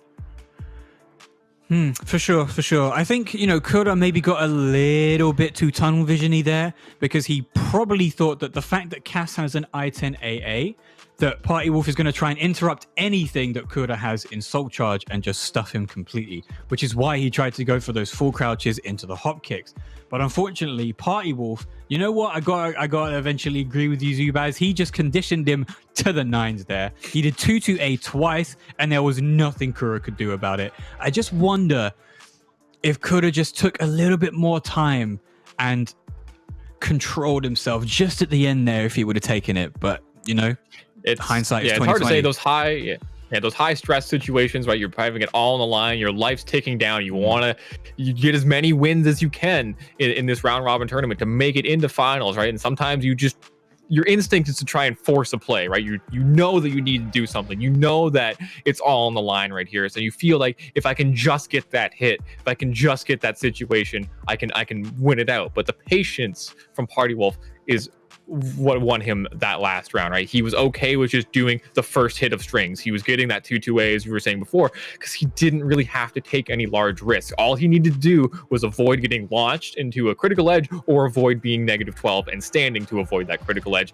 And everything else he was kind of okay with, right? You can kind of back away from Keelik's soul charge, let his life tick down slowly, and force him to come to you eventually, right? Because Kura was going to have to eventually make a decision where he had to come to Party Wolf, and he did, and he got counter hit, and that's what sealed his fate. Very much so. It's unfortunate for Kura, but you know, it's not over yet. We got way more games for you to experience here at WePlay Season 1 for Soul Calibur 6, and it looks like next up is going to be the Battle of the Europeans, Dexus versus Ailes. Now, we saw Ailes earlier on against Shen Chen looking extremely well, right? He lost that game, but he played amazingly. He was playing incredible neutral. He was making great decisions, playing amazing small caliber, adapting extremely well. And fighting Shen Chen is a very difficult thing, because he's also very good at that. We saw Dexus earlier on.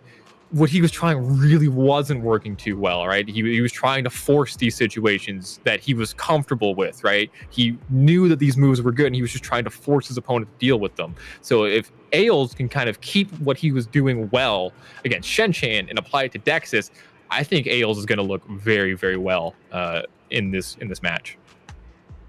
Yeah, so the history between these two is long and winding. So we have events all across Europe pretty much every week. And we had this big event called SOULCALIBUR Without Borders. And in that, Dexus had to fight Ails for the finals of SOULCALIBUR Without Borders. And I believe Dexus...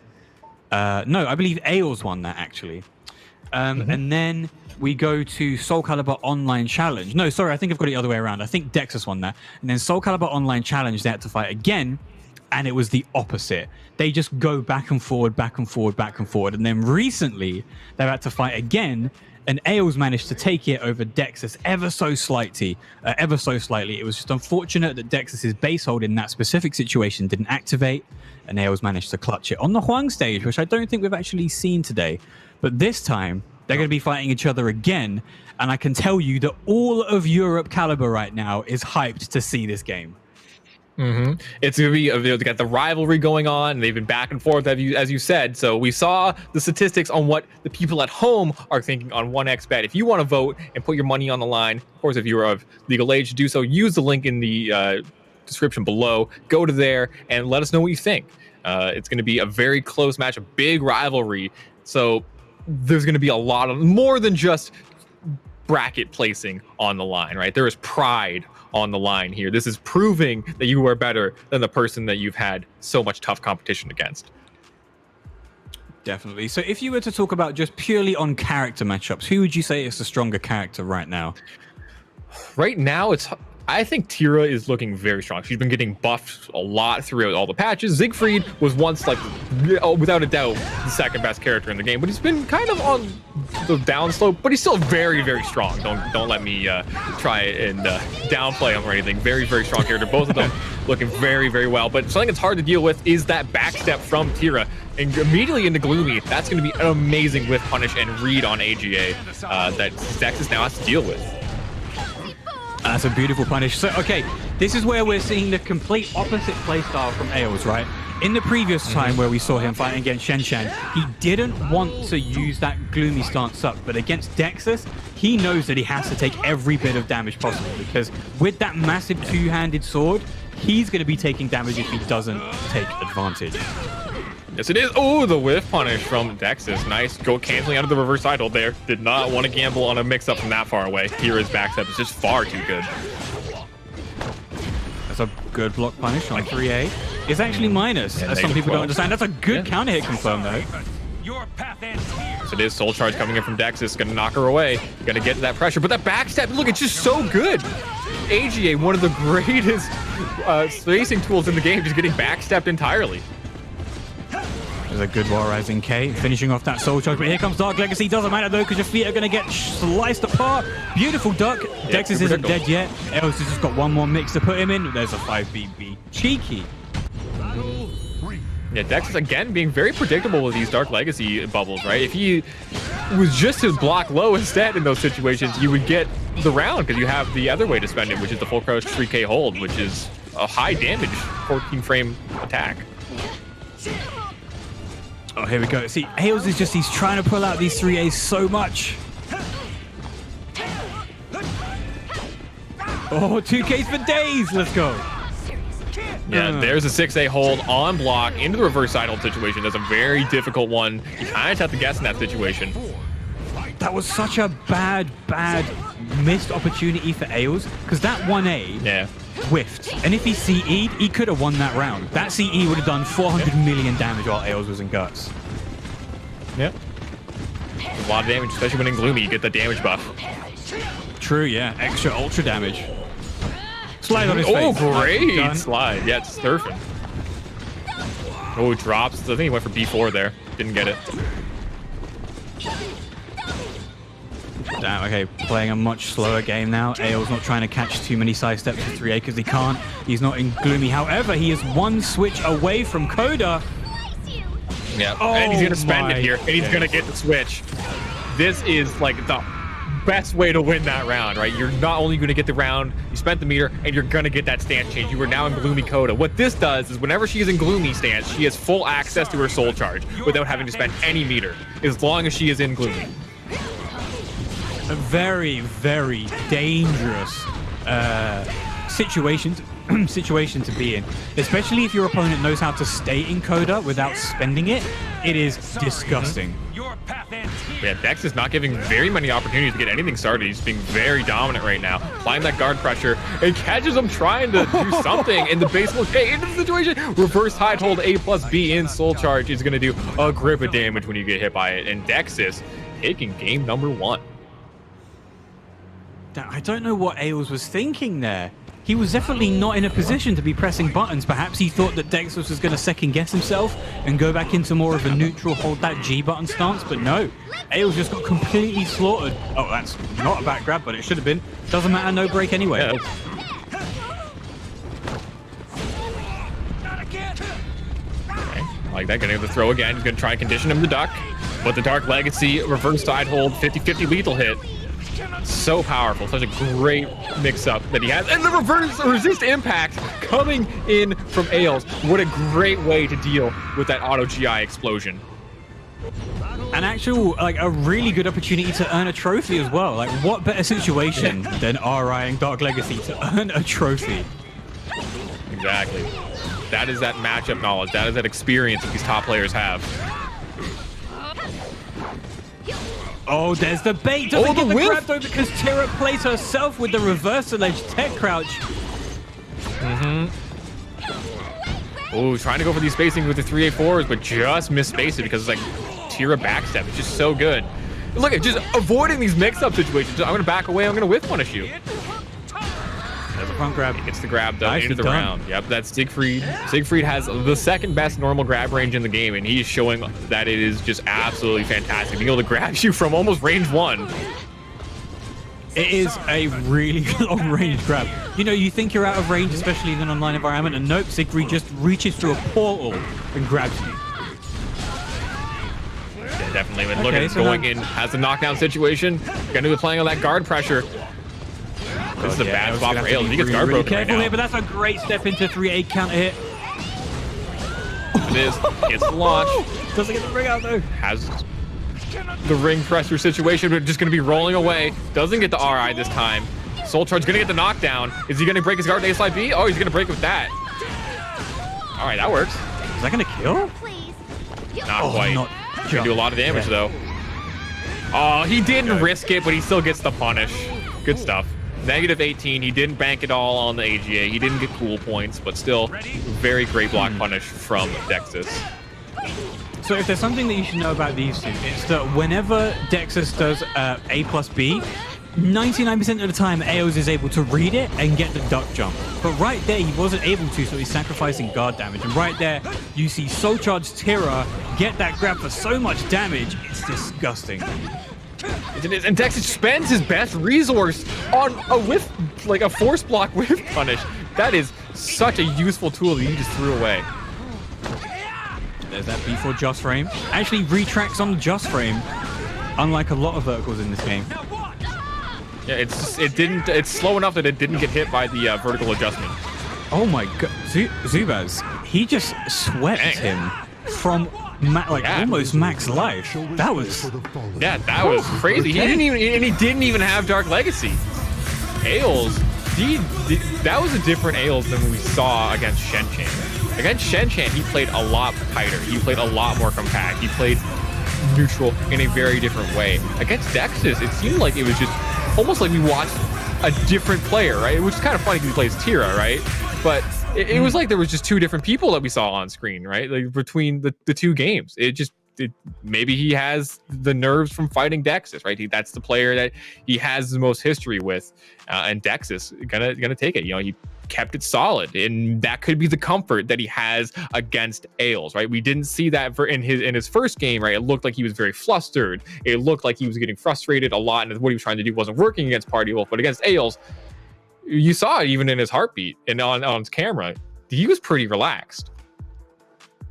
He has just been weirdly relaxed this entire time. I don't know.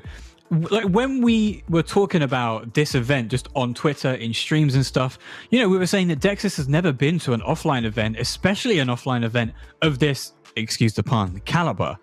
But, he's staying composed. He's running his game plan. He's understanding the matchups that he's learned while he's online.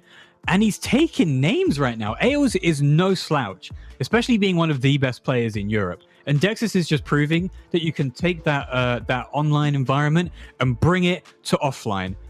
But we've now reached our 6th game, and you're going to hear from our analysts, Kayane and HBT. Take it away, guys.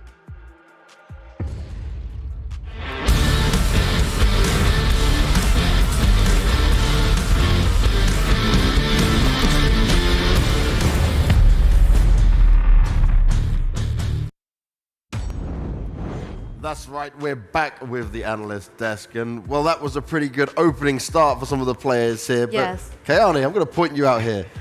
This woman sits here and makes so many noises while we're watching the game. Like every little reaction, every moment that's going for it. You want to be down there playing, don't you? Yeah, but I live in moments. I've been a player for so long that I feel the matches, and I feel like playing instead of a players, you know. So I really felt that in my heart. I think that I would be at 190 BPM for sure. It was really amazing to see all the players' BPM, and I was very surprised to see Dexus and Kura's one. Like Dexus, he's playing like home. Yeah, do you know what? It's like we said about would he have nerves or something going into this offline environment? He's just like not moving. He's just stone dead. Stone cold. It's like that's really, really good, especially for your first offline against these notable players. My dude's just like a tombstone. He does not care, and he's focused, and we really did see it in that last match. Now, the first matchup we are going to talk about is Linkors going up against the Cora, and in this one, right, Linkors got the perfect. I didn't think you'd be expecting that. Got multiple, and I think it went to show like Linkors, as we have seen, can be quite shaky when they start off the game, but my goodness, when he makes the reads, he makes the perfect reads, and it got him like, I think it was 2 or 3 perfects in there somewhere. I think that Kura is really passive. He has a gameplay that is always very defensive, and whenever you have Linkors going into Soul Charge, then he would just be in guard, and then he would take all the lows from Amy with 4A into Soul Charge. And I feel like Kura needs a bit of craziness, he needs to be a bit more oppressive, and that's precisely why I think that Linkors beat him, because he was really passive on the very important moments. And Linkors' oppressive style is really, it was really terrifying. It wasn't just that, but also Linkors played very, very smart early on, as we saw in the games we had here, is that extremely early on, Linkors just wanted to land those roses, get those buffs and those extended strings in order to really take it to Kura and just kind of suffocate the offense and eventually break through that really strong defense that Kura does have. Now, when it comes to this, though, right, this is obviously the opening game, and it's whole getting used to different settings and how they're playing out here. Do you think that this is something like the Kura is going to learn a little bit from? I was thinking that by playing Kura, that he's the kind of player that he's learning a lot by long sets. And I think in 32, I think it's not his kind of game style, But I think he did really well, actually, against the players we've seen. But he always had some clutch moments that he lost to. And maybe I think just because of this craziness that he likes off. Now, next we're going to go on to Ails taking on Shen-chan in that. That was where the noises started to happen for Kayane in a big way out there. You were trying to cheer for your Frenchman, and it was getting very close. Yeah, it was really close, especially the last round. But I think Ails missed a lot of wave punishments, and he's famous for that actually in Europe. When we saw him playing online, especially the last year, he was punishing everything. He has the perfect distance all the time, and Shen-chan has something that looks like Ails. It's their timing. We hate playing those players because whenever we try to press a button, we would get counter hit. And Shen-chan and Ails are similar, and we were wondering how it would be to see these players playing each other, because they have a style based on neutral game, and it was quite amazing to see how Ails was adapting after the first match that he lost really fastly, but it was not enough, unfortunately. Now, one thing I wasn't expecting in this, right, was there was 2 moments when Shen-chan looked like he was down and out, but he came back with those greats. Like, what the hell was that? It goes to show great mindset, like as we did talk at the very start, like making sure that you could compose yourself really well. And we saw some clutch plays right here, even Shen on literally magic pixel just pulling things back. Shen is is the proof that being a family man is fine. You can be strong at SOULCALIBUR 6, even if you're still having a family, a baby. I was thinking that because of this, Shen would not be playing too much SOULCALIBUR and being too competitive, but here we go. He's still amazing. Still has it. Still has it. Certainly does, and it doesn't seem like they're not being offline for so long has really affected many of these guys. We do see, though, some players, their heart rates rise up quite high to the point where I start to worry about them. Yeah, for sure. I don't want anyone going down early on, though, just because of that. Next, we're going to look at the Kura taking on Party Wolf, though, and Party Wolf, he's looking beastly. He doesn't look like he's missed a beat. Yeah, actually, Party Wolf used to play Kyiv for a long time, and he knows the matchup perfectly, I think, because he mains with character, and playing Kura that is also being so defensive is not helping him. So Party Wolf playing Cassandra with his oppressive style and amazing reactions all the time, with punishing perfectly, and with his some tournament setups that I have never seen. He has been very scary on these matches. Amazing. Yeah. Been very, very strong throughout, and I think this is only day one, right? So, you know, not saying that he will necessarily make it to the playoffs just yet, but right now, things looking really, really strong, especially if you look at them points. It's 2 up. Now, overall, right, when we're looking at this matchup, though, when it comes to what Party Wolf's able to offer, do you feel like he's in a position now where, you know, like he's got these early wins under his belt? Do you feel like that's where something he can just ride away with it? I didn't expect Party Wolf to do so well at the beginning of a tournament, especially when we see that he has a lot of pressure while playing. You know, when you see the BPM, he's like 190, and Kura is like 130. And it seems that the pressure is actually helping him to get stronger. And for Linkers too, you know, he's shaking all the time, drinking water. I can't wait to see his BPM. But I think that for those players, this tournament format is really helping, because I feel like they really play better in tournament with the pressure. And I don't know, maybe it lacks of that for Kura and Texas, because, you know, in tournament, when you have the pressure, it can help you to, you know, get stronger and see the future. And I feel that Kura is a bit too passive, and I hope that in the next matches he will be a bit more crazy. We're not far away from getting on to our next matches, but we should take a look at where the standings are as of now and see where people are sat throughout the tournament so far for Group A. There's only been 6 matches so far, but already Party Wolf is the man who's just got the slight lead. He is the only one to play out the 2 matches in there with it. For the Kura and Els, though, not the greatest start of what they would have wanted here, but maybe they can get warmed up into it. Yeah, I think he's getting a lot of pressure, and he's not playing his normal game, I would say, because I'm watching him all the time. But I'm very happy with Yoki, because Yoki has played a game against Skill. That was the first one, and it was really, really hard for her. But she made a game. She made a win, and I think that it's really nice, because Skill has been competing for more than 15 years, and Yoki is new to the fighting game scene. She's competing for the game like for 1.5 years, and she has been doing really great, especially in this invitational format. She has been playing and training with the NLBC tournaments and the New York scene, and she's representing them, and I feel so happy to see that she's doing well for this tournament. Well, what I've got to remind everyone at home as well, it's not only the competition that's going on here, we have competitions for you guys to enter as well. You can see on your screens right now, you have a chance to win a PS5. I know many people would like to grab their hands on that. So what you've got to do is keep your eyes on the screen throughout the tournament for the codes that will appear on there. Collect the codes and then enter them on WePlay.tv. You guys got a PS5? I got 1 and even 2. Yeah. 2? What is this is why we don't have any. This is the problem. Yeah, that's why some people like of PS5. But I got 1 for me that I bought myself, and 1 from PlayStation. I'm lucky. Flexing. This is how Chaotic does it. I see how it is. Well, we're going to flex our way up into the games, and 2 men that are ready to bring you all the action is Danorai and Zabaz. Take it away. Versus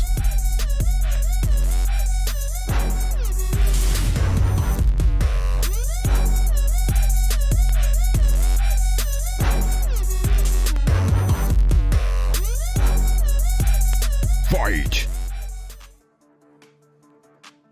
I like Kayane flexing on why she is the queen and getting 2 PS5s. I can't even get a hold of a single one. She must be hoarding all of them.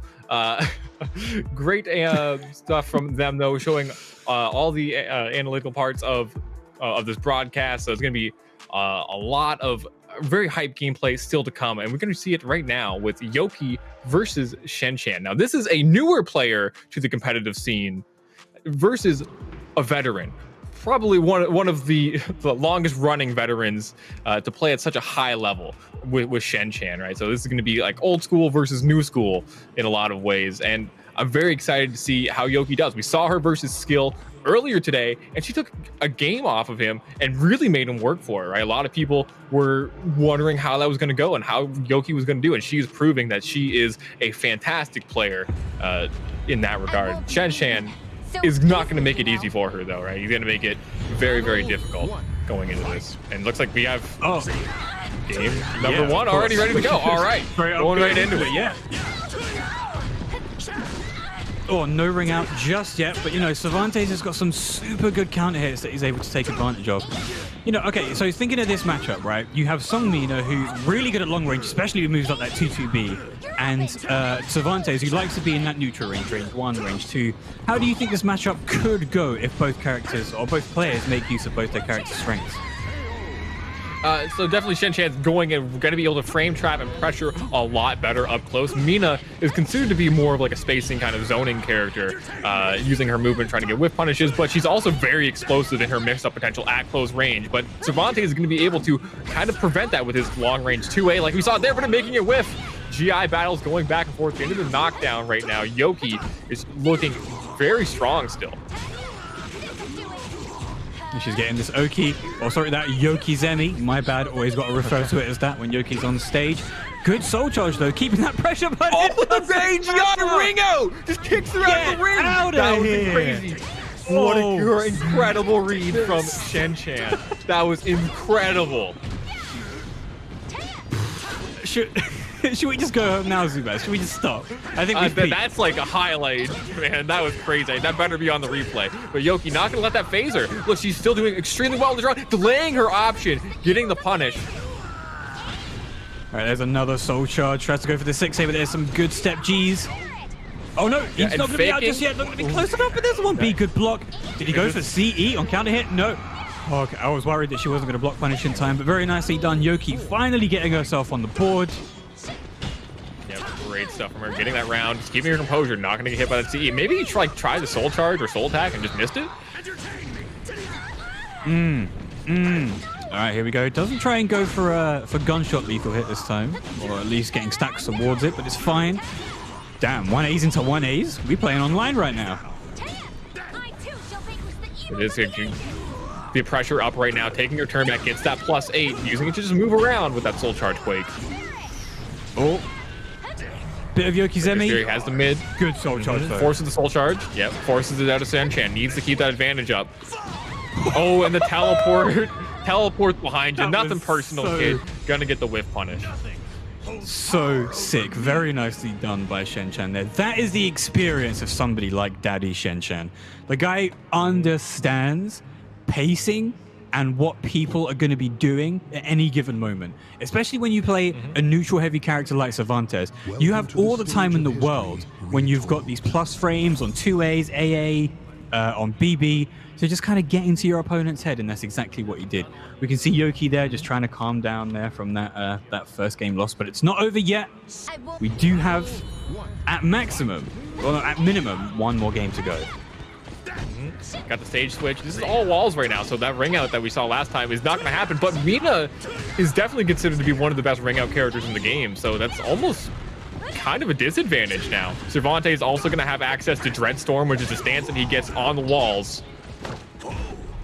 Yeah, very much so. And Cervantes has got just superior wall combos to Seongmina. Like you say, he's able to jump off the wall like Spider-Man. Oh, that's a great interruption by Yoki. And take. Oh, okay. I was worried that she wasn't going to get that again. Yeah. Great round number one. So showing us that quick moment of getting her composure back on that stage switch was just enough. Going in, getting the low, mixing up Shen-Chan right now. Damn, that 5K. Yeah, and gets the back step, side step into the 2-2B whip punish. Yoki is playing very clean right now. Gets the wall splat into the re-wall splat. We saw her drop that earlier on, but gets it this time. Okay, great Shen holding strong, great whip punish. And the patience right now. This is incredible. Taking 2 rounds immediately in a very dominant fashion. Yoki is almost ready to take game number 2. Oh, no, minus 16 block punish there. No favorable clash either. Shen still sitting on 2 bars here. Looking like he doesn't need to spend it, but Yoki's of the opposite reaction, even though she's 2 rounds up, trying to take full advantage of the momentum that she has in this game. Goes, oh, nice. Gets the block punish. Soul Charge coming in again. Teleports behind you. She's trying to challenge, but Cervantes has that teleport cancel in Soul Charge. And there's that grab. We're going to get an IGDR. Nah. No, keeps it safe. He knew that 3B was going to kill. Didn't need to risk it on an execution check. Definitely not. Although we know that he can, because last time we saw Shen with that grab was against Ails, and he managed to get it to clutch out a round. So, you know, we know he can do it. Again, spacing Yoki with those 6As, a very long-range horizontal. It is negative 18 on block, but it is hard for a lot of characters to punish it just because it has so much range. There's a great GI. Doesn't try and go for anything. And this is done. This round's over. That does so much damage. That is how you know you are good at fighting games. When you don't take the plus frames that you've been given just to get into their heads. Yeah, he took that GI, worked it, delayed that 3B, got the round off of it. But Yoki not gonna let that phaser. Looking so dominant right now. Gonna pop Soul Charge, knock him away, reset the spacing, counter Soul Charge coming in from Shen. Wants to just reset the neutral situation in a more favorable spot for him. Oh, here we go. He wants these frames, but Yoki is looking so dominant at the moment. 2Ks, 1 more, and he's dead. 6 is gonna take it. Yoki takes a game off of Shen, 3 rounds to 2. Oh my lord, we've got a set. Yeah. Coming into the last game of this set, this could be a very pivotal point, right, in terms of the round robin seeding, right? Because if Shen loses this, he's not going to be 0-2, and Yoki is going to have the ability to make it a lot easier for her to break it into that top 8 final on Sunday. Yes, a quick reminder, we have the playoffs, the group stage A today, group stage B tomorrow, and then the top 4 from both of those stages go to the playoffs. Yeah. Did you see what's happening on screen right now, Dan? This is incredible. I see it, Zubas, don't worry. Has the wall situation. Gonna get it into the... It's that into the mix-up situation, but Yoki gonna block correctly with the block punish coming in from Shen. And look at both of these heart monitors, Zubaz. Not going above 160 too much. Both staying as composed as possible. Of course, it's only 1 round down for Yoki. Looks like she has to panic just yet. Yeah, adrenaline's still pumping, though. 150 is definitely... Your heart rate is definitely racing right now. It's up there. Yeah, it's up there for sure. Oh, no, Dark after the whiff on 668, but doesn't matter. Wall Rising A. God, that's got so much range and a great counter hit. Oh, was that a micro step into Wall Rising B?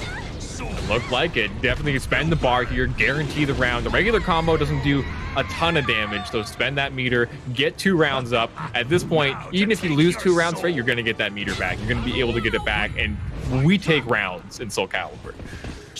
Definitely. And as we've seen before, Songmina Soul Charge is nothing to sniff at. It's incredibly good.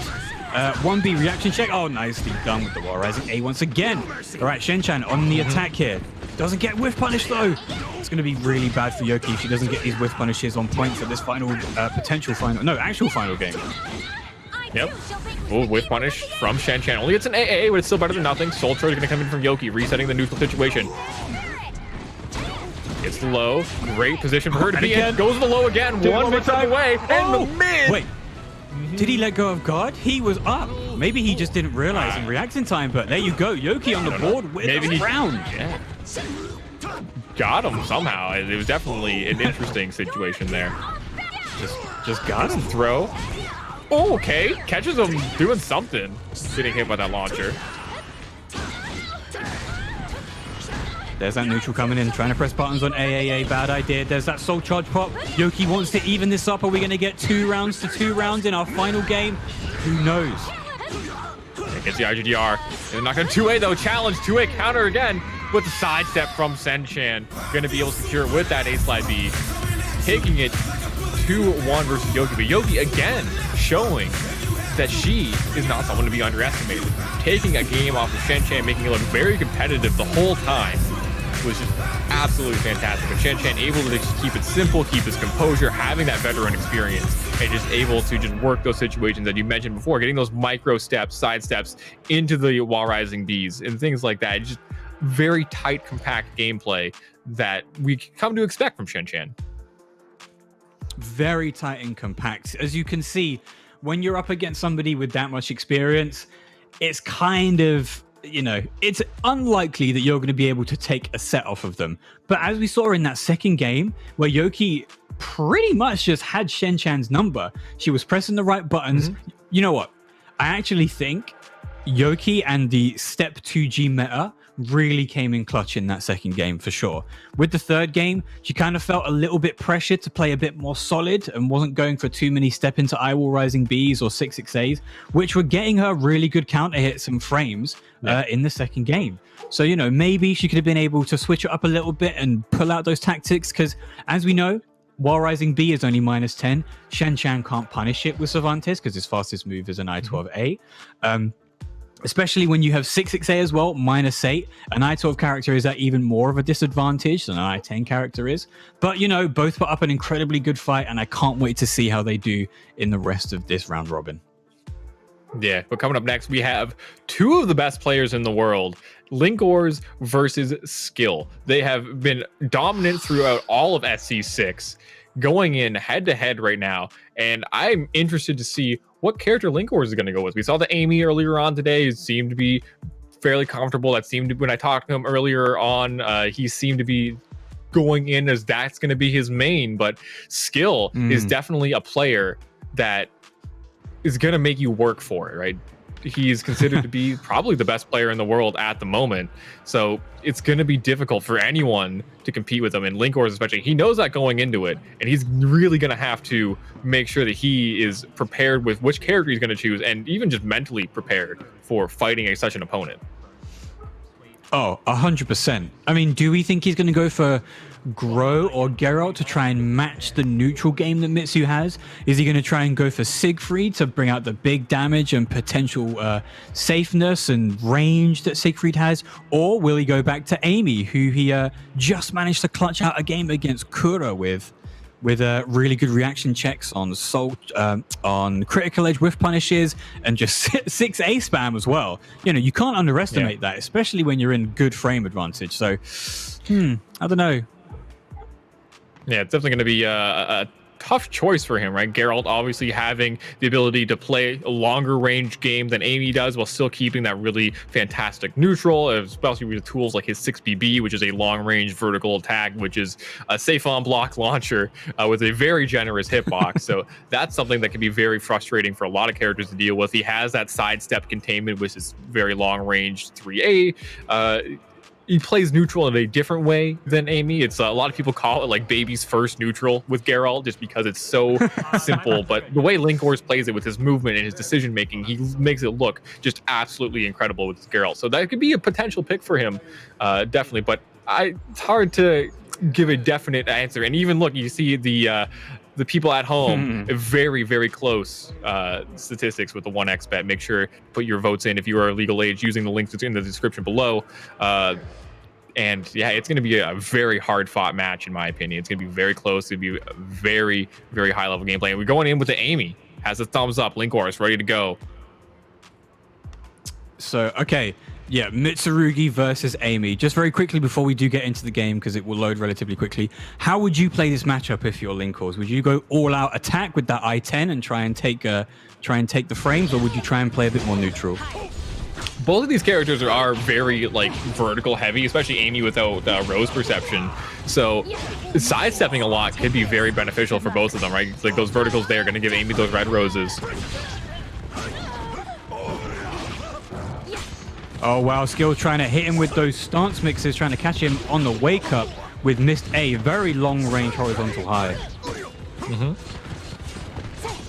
Yeah, Linkors is going to have some experience against Mitsurugi, right? He some NA Mitsus that he's been playing against for a very long time.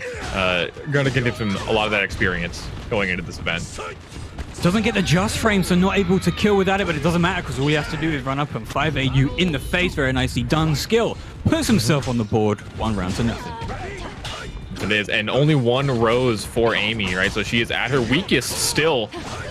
Very hard spot to be in, having no roses. And he's still, Skill is just denying these entirely. Okay, gonna get 1 off of here. Halfway there. He's trying to go for that 3K lethal hit that he got so much mileage out of against Yoki in his previous game.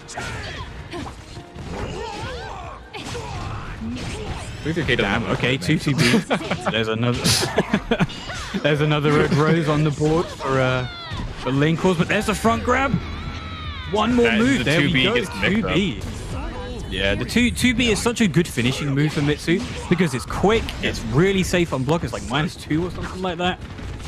It's really, really good. It's safe, it's long range, vertical poke, hits grounded. It's just a great move. That's true, it does hit grounded as well. Damn, this pressure. He's just trying to bait Linkors into something there with that 4KB, but the soul charge. Oh, that was so close. There's that 6A. AA counter hit. Was that AA? Sorry, yeah. AAA. Oh, stays on the ground. Mixing him up no way. Yeah, he doesn't want to take those mix-up situations, but Skill in a very advantageous position, has a huge life advantage, gonna force that soul charge out of Linkors. Gets the counter hit though on the 4AAA. Okay, you're applying that into the guard pressure, but okay, I can't even speak right now. This is so tense. Or something. That's gonna be a block punish. He doesn't go for anything. No, he was so worried about that reverse mix-up. Literally so worried about that reverse mix that Amy can put you in that he didn't want to go for an A punish. But it doesn't matter because he brings out that While Rising K, I-12, vertical mid, very nicely done by Skill, taking it. Yeah, it looked like he did like an instant one. Yeah, he did an instant like crouch While Rising K, like a very interesting move choice, but it worked out for him. Maybe he thought that high was coming, but Linkor was gonna take off the sweater, remove the limiters into this game number 2. This is training waste, right? It's like Mike Guy in Naruto. You just gotta take off the training the Rock Lee going moment. full power now. Yeah. Yeah, the Rock Lee moment. Oh, not a great whiff punish there, but at least getting some damage on the board. Yeah, still 1 red rose right now, trying to get as many as possible in this first round. Oh, and there's that tech crouch. Mr. A going right overhead. Doesn't matter. Gets the 6A plus G, giving him a bit more soul gauge than normally. Yep, has that extra bonus added on to it. But Linkor still playing very patiently. Goes for that 2-2B whiff punish, not going to get it. No. And the missed duck avoided the vertical. That was very weird. It must have been just like some angle thing, but he gets with the reversal edge A. Not going to fall for that. Nice. I will Rising K once again. Such a good move. Yeah. On his negative frames as well, so Linkor is definitely being very hesitant right now on all his move choices, on his frame advantage. Now there's that soul choice for Linkors running up. Oh no, whiff punish! Linkors is just not ready for it. More splat, here we go. Full Oki situations. Hits him with the reset with 3A, and Linkors goes sailing past Skill, not able to get a combo. This is really bad for him right now. Yeah, both these players, just camera angles not being in their favor right now. He's still blocking it out. Nice side movement, though. That's very difficult for Amy to get red roses with her everything other than her verticals, right? She pretty much only gets it off of verticals unless it's out of stance. So Skill being very aware of that, just sidestepping consistently, avoiding that launcher, and going to get the punish with the critical edge. Critical edge being I-14, one of the quickest in the game. Our quickest CEs are I-12s, which are what normal people have for AAs. And then Mitsu is the second fastest at I-14.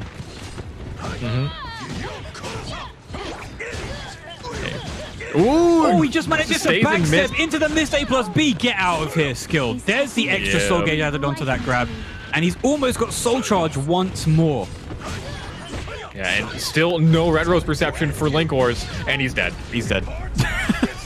Skill did an amazing job at just denying Linkors the ability to get rose perception. Kept Amy at her weakest state possible and just took advantage of it. He knew that Linkors didn't have the ability to contest his side movement, right? He doesn't have 4AA. There's not really any high damage behind countering that, right? Amy doesn't have the burst damage of having Red Rose Perception, so he was just able to take full advantage of it, kept sidestepping, kept getting those whiff punishes, and took it pretty convincingly with a 2-0. Yeah, very convincing for sure. I mean, skill, like we were saying, lives at 1 second in the future, so it's not that surprising. But Linkors was able to get some really, I don't know, his whiff punishment and his block punishment wasn't great. Yes, I agree that skill was playing super solid and wasn't giving him much, but there were certain situations where Link was given an inch and he didn't take a mile. And I think that was very detrimental to the rest of his game plan, because even though he was able to get some good 6BB block punishes, even though he was able to get a few things here and there, skill was just able to outrange him and just mental frame him so well that he wasn't able to understand the flow of what was going on in the game. Yeah, I feel like definitely Linkors was trying to take the frame advantage that he had and going for things like 1B, because he was getting counter hit after like blocking 2As, right? He was trying to use those slower moves to try and get that Red Rose Perception, but skill just wasn't having any of it. He was pressing buttons at a slight frame disadvantage to counter hit Linkors, and it was very consistent that he'd done it. He'd done it many times to avoid that situation. And people often complain about mashing at frame disadvantage, but skill showing you that it is a 100% viable strategy in a game like Soul Calibur, right? Frame advantage is often considered to be a social construct in Soul Calibur. Skill showing exactly why it is. He doesn't care about your frame advantage. He's going to press because he knows what you're going for. He knows you want that Red Rose Perception. Oh yeah, for sure. I mean, in Soul Calibur, we have such a thing as GI or RI, which is Guard Impact and Resist Impact, where if you are just about safe, say -8, and the fastest that your opponent can throw it is even an I-10, you can GI to just take your turn back. Unlike in Tekken, Mortal Kombat, and other games where you don't really have those mechanics, it's really important that you understand that mashing is really, really viable in this game, especially if you think you can out mental frame your opponent who thinks they're safe and is going to be able to throw out something incredibly risky. Yeah, definitely. You see, look, there's that GI there. It's an all parry. It parries everything in the game other than unblockables and break attacks. But it's mid, high, low, doesn't matter.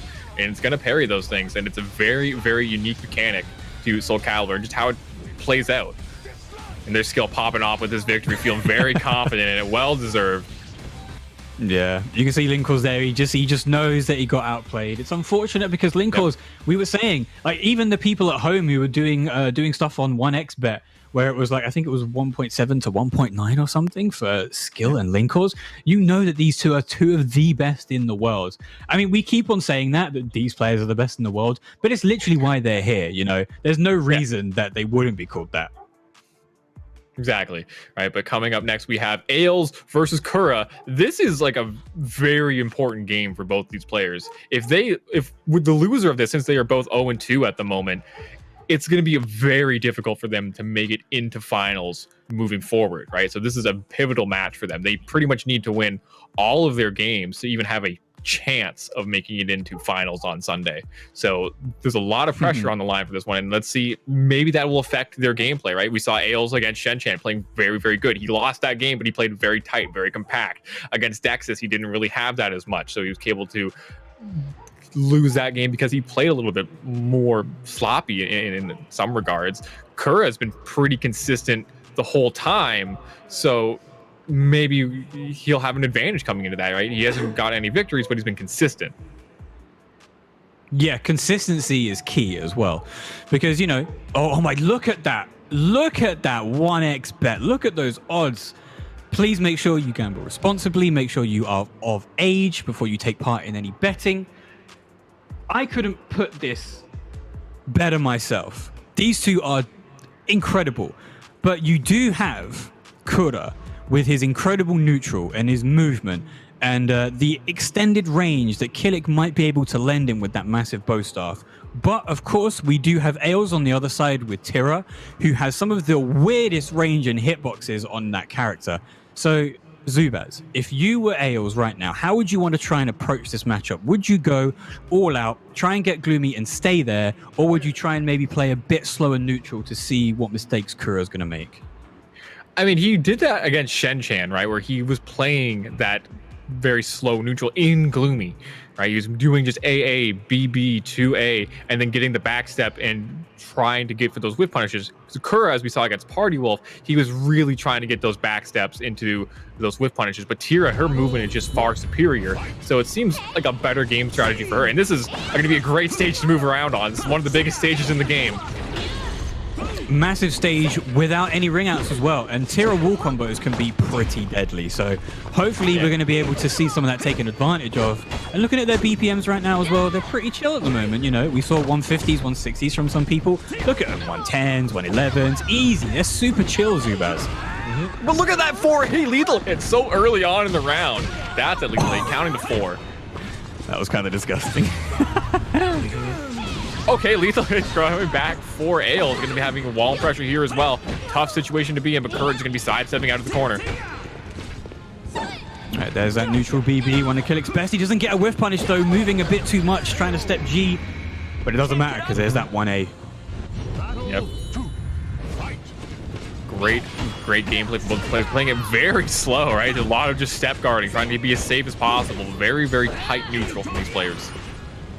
Well, yeah, like you were saying, this is one of the biggest stages in the game. You have a lot of space to move, but it doesn't matter because they are just in each other's faces. Like right now, Kuda could back off a little bit and not pursue this, but he doesn't care. He's just in Ails' face.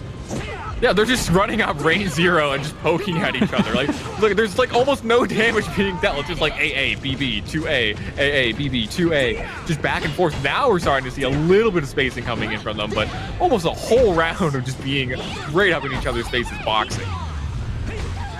Oh, there's that 4B lethal hit after GI. Doesn't get a lot of damage off of it, but does get some pretty decent Oki.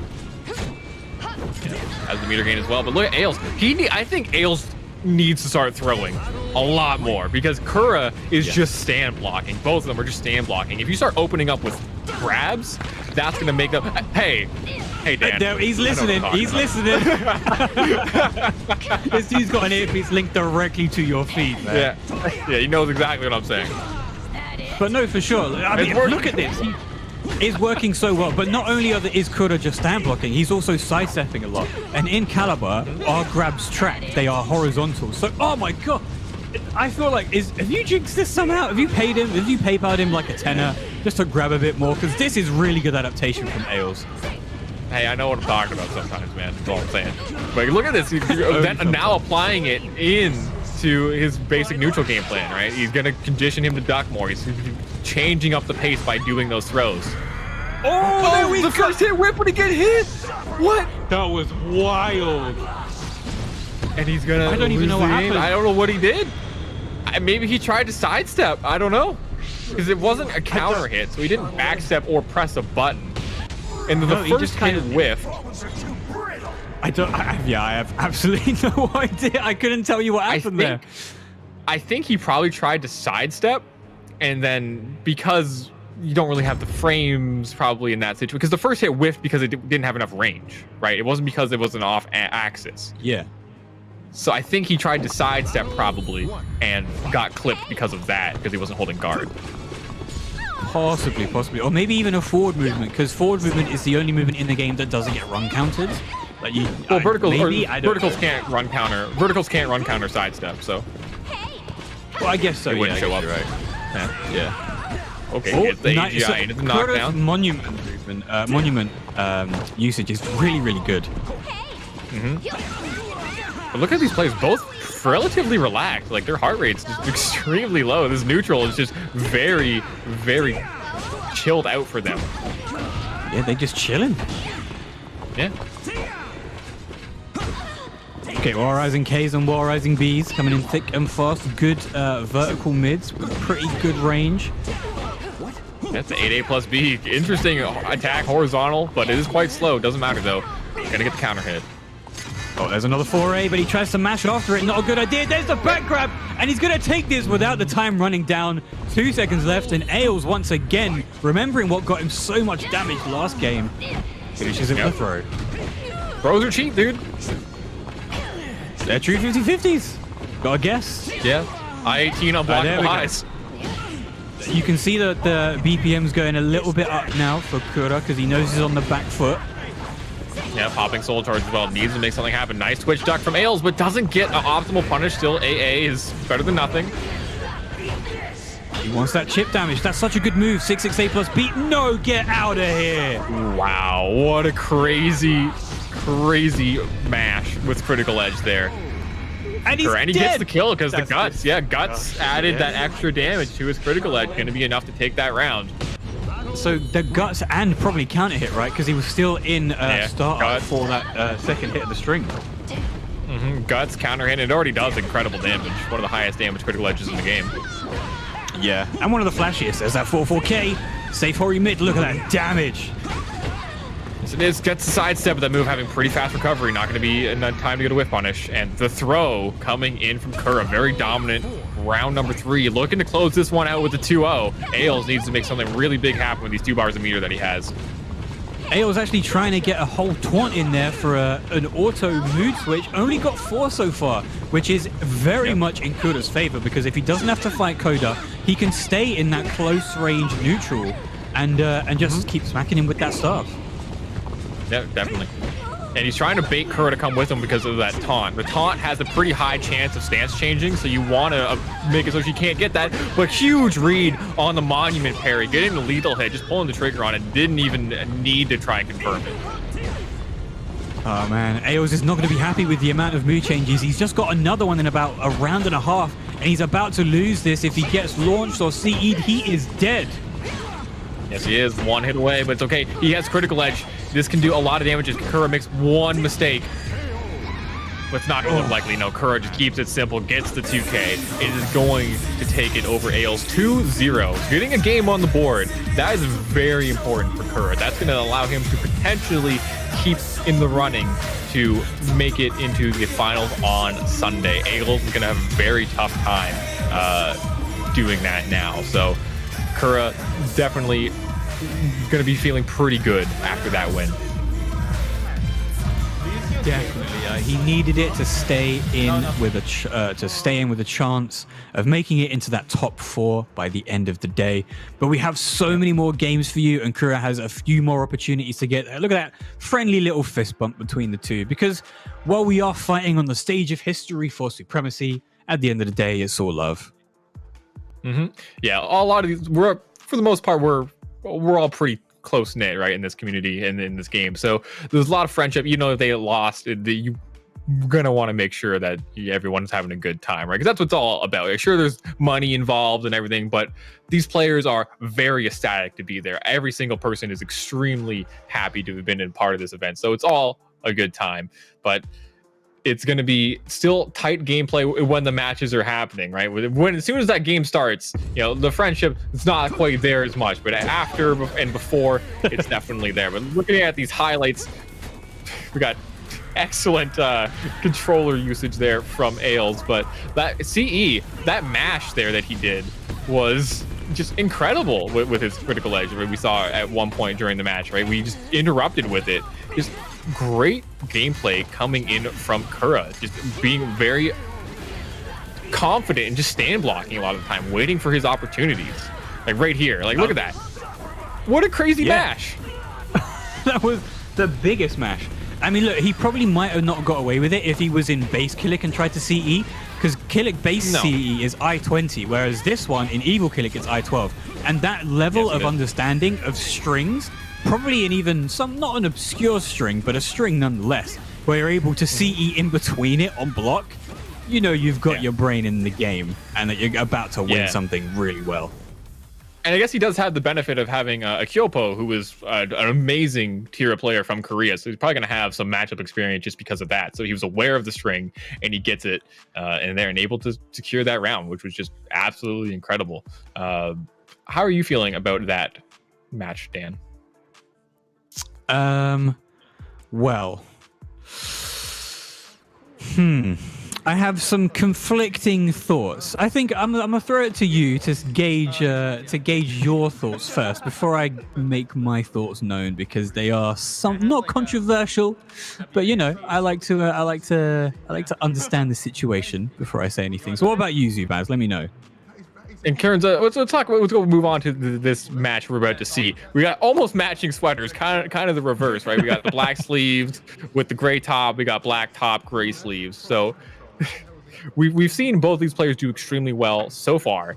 But people are, wow, really, really in favor of Party Wolf. Definitely appearing to be a fan favorite in this matchup. I think it's going to be very close. Both these players are seasoned. Both of them have been doing very well in the event so far. It's going to be, I think the betting is a little bit off. I think it's going to be a lot closer. I think it's a toss-up. I think either of these players could win this one. It's going to be very close. Well, outside of the fact that this could be what gives EU the edge over NA in terms of wins, at least for Group A, I agree for sure that Party Wolf has been really strong so far. He's been able to keep composed throughout the entirety of his games, and his neutral game has been ridiculous. But he is about to go up against Mitsu, and Mitsu has classically really bad verticals, especially when you're trying to catch step with them. Whereas Cassandra, you mean horizontals, famously, okay, so yes, I agree that his horizontals are bad, but his verticals aren't that great anymore since the vertical. Oh yeah, for sure. But comparing them to Cassandra, and then comparing them to Cassandra's, they're definitely not as good. But the movement of Mitsu and the movement of skill could edge this out, even though the weapon attacks themselves may not be as potent. Yeah, for sure. But also a big boon is going to be that divine force that Cassandra has. Like, her unique mechanic is a lot easier to get than Mitsurugi's. Also that, yeah, very much yeah, so. She gets it off of a lot of moves that she hits. Mitsurugi is very specific. They're a lot more niche in their usage, so it's harder for him to get that power up. And Party Wolf is going to be taking big advantage of these frame situations, showing that he can contain that movement a lot better than Mitsurugi is able to. Oh, okay, there's a cheeky nice hitbox on that vertical 236K. Nice bit of damage on the board for Party Wolf here. Oh my god, and the stance transition with the back sway. Party Wolf is dominating right now. Maybe the bets were right. Actually, I think we mixed it up, actually. The bets were in favor of skill. But it's all right. Going in. Wow, huge dominant round from Party Wolf. Getting that 2A, just the patience on the whiff GI. He didn't need to do anything big. He just needed any sort of punish there. Oh my god, the damage that's coming from Party Wolf right now. There we go, yeah. Soul Charge has to come out. You got to make sure Mitsurugi becomes a force to be reckoned with at close range. There's that 1K getting interrupted by a Soul Charge of his own, though. Yeah, keeping that frame advantage, just blocking it out, being very patient, waiting for his turn, getting that 2A. Getting the second hit, not connecting, and the delayed A+B gonna just blow up that GI from skill. They have not been working out for him at all. Those GIs have just been constantly getting blown up. This isn't work. Nah, not gonna work. He doesn't get the block late on the time. No. Okay, skill still in Soul Charge after all this time. Oh, beautiful. 6BB into the stance. BB is a guaranteed. Very nicely done. Skill holding strong there with his guard flashing at red for the best part of like 20 seconds. Not giving up at all. Oh, doesn't get the just frame in that combo. Very uncharacteristic of Skill. Maybe he's just not even trying to go for them at the moment. Just wants to keep it as simple as possible. Getting the A+B or GI there. Very, very huge read from Skill. Making it so Party Wolf's going to think twice about mashing, but he's going to get wrung out by the booty bop. Yes, he is. Still Skill showing signs of life there. Not, a huge Party Wolf advantage by any means. Skill definitely has the ability to come back, has the ability to adapt. And maybe he's going to see a stage swap. Maybe he's thinking about it right now. I think he's at the menu. Yep, there it is. Going in for a new stage. Trying to just give himself some time to breathe, time to think over what happened, and just change the pace of the matchup a bit. So I do have to wonder if Skill is going to slow it down, because he's been getting counter hit so much that I feel like he's just going to have to make... Oh, this is a very bad... well, okay. So 2 close range characters, one with an incredible backstep, one with incredible vertical pressure. Which does this favor? It's a very small stage, right? So there's not going to be a lot of room to move around. So it's going to be very up and close and personal, like we're seeing right now. And gets his back step hit by the 6K. Man, gonna get smashed down by the horizontal. Tear right now. And he was willing to gamble that horizontal read because he had the Divine Force, right? It makes it a lot more safe by going for that Divine Force trigger. That's a good GI. Yo, managing to take some advantage right now. Doesn't get the just frame, but he's getting Oki. He is. Like the wall pressure yo coming in from Party Wolf. He's just moving around, walking around, making sure his opponent stays exactly where he wants to, but Skill able to reverse the situation, and they're just gonna return to a more of a neutral situation here. And this, I don't know if this will kill, but he's getting full CE with the Captain America bounce off shields. Yeah, her critical edge to get extra damage. Yeah, extra damage when she is in Divine Force. She starts smashing you with that shield, getting more damage on, has the Guts bonus, and able to get the round because of all of those damage increases. And nobody has expected what we're seeing right now. Party Wolf is running away with this set. Skill sitting at 2 bars, could turn himself even into a bit more of a threat with that close range 1KB on normal hit knockdown and the 3B lethal hit, but he doesn't seem to be mixing them up that much. No, has Soul Charge here, able to make it this round end very quickly if he can get the hit, but he's just playing it very patiently right now. Doesn't want to take any huge risks, but catches the Twitch duck from Party Wolf with the 3B lethal hit and gonna get the round off of that. He played that very patiently, and I think Party Wolf was very concerned about the low that he has in Soul Charge, so Skill taking big advantage of that, going with the low, or the mid. Sorry. I mean, I would be scared of that mid too. I am scared of that mid. I play Mitsu and I'm scared of that mid in Soul Charge. That low, sorry. Scared of both. Yeah, they're both very strong options. And look at this turnaround immediately after that round victory. The change of momentum is just incredible at this point. But the grab range, that was a great, like incredible range from Cassandra there. That was crazy. I didn't think she could take the grab from that far away. Oh, he tries to recover quickly enough with the Wall Rising K, the I-12 punish, but unfortunately not. But there we go. Another I-Wall Rising K like we've seen him do so many times before. That move is so good if you can get that timing down. Yeah, it has a lot of range. Nice, pushing her away, getting that God damage. It doesn't matter when you're going to get hit by the gods at range 4. Yeah, and wow, so much damage. Spending all the resources. Yeah, spend all the resources to get as much damage as possible to try and just end this round. And Skill sitting on 2 bars. You don't have to hold it for anything now, buddy. There we go. Interrupting after the 4K. Now I'm mad. Right. Soul Charge again. Nice resist impact. Gonna get the combo. And she has access to unlimited Divine Force when she is in Soul Charge. Oh, and that's the end of Skill Soul Charge, but he does have 1 more bar. Is he going to use it for CE or Soul Charge? Who knows? I kind of wanted to use it for Soul Charge. Yep, there we go. Yeah, and there it is. He's going to be powered up, trying to make as much as happen as possible, as soon as possible. One hit away. Very bad spot to be in. And the 1KB is not going to do enough damage. Oh, and there's that was so close. That final hit against the wall managed to give him the damage he needed to actually make that mix-up a threat. And then on Wake Up, what does Skill do? Just a cheeky, just kick to the privates. There you go, easy. Delayed the mid just slightly. Catches Party Wolf Twitch ducking. Oh wow, what a crazy reaction. Yeah, that was incredible from Party Wolf, that low grab. I mean, you know what? If Party Wolf would have done this, I would have won this. I would have said, what could Skill have done to win at least a game? But right now, they're adapting to each other really, really well. So I don't really know what you could say. It's very even at this point, right? Both these players, 1 game apiece, very even on life right now, very even on meter.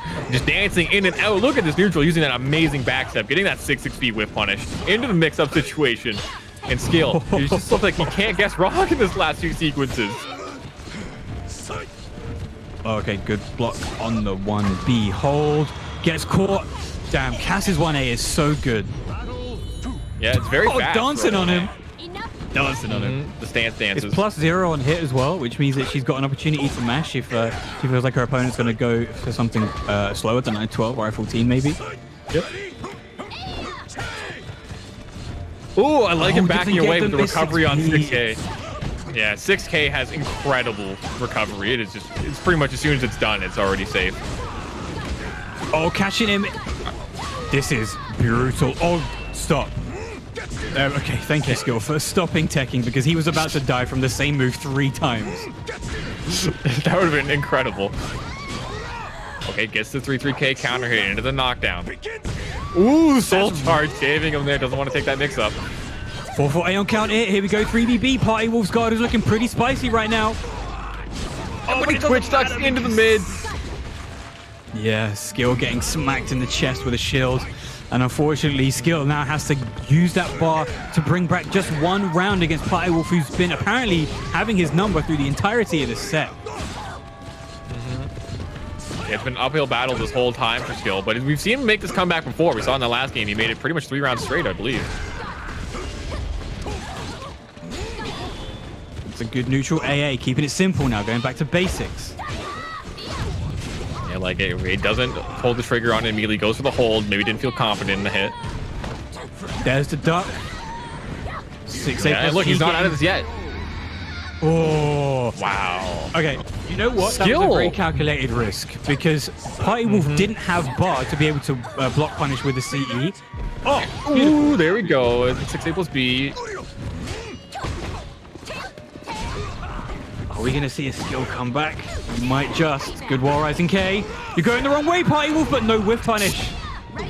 Oh my god. Yeah, a little late on it. Okay, nice front escape. Doesn't want to get in that situation. Gonna have to soul charge back. Yep, there we go. Oh no! Oh, the ring out on the Beyblade! Oh no! Wow, that is unfortunate. He thought he was trying... safe. Yeah, he was trying to get away from that ring edge. He didn't want to get wrung out. Party Wolf, though, has the Divine Force Beyblade ready to go and able to get that ring out converted. His skill was just mashing step as hard as he could. He didn't want to be in that situation at all. And he was so close to making that comeback a second time.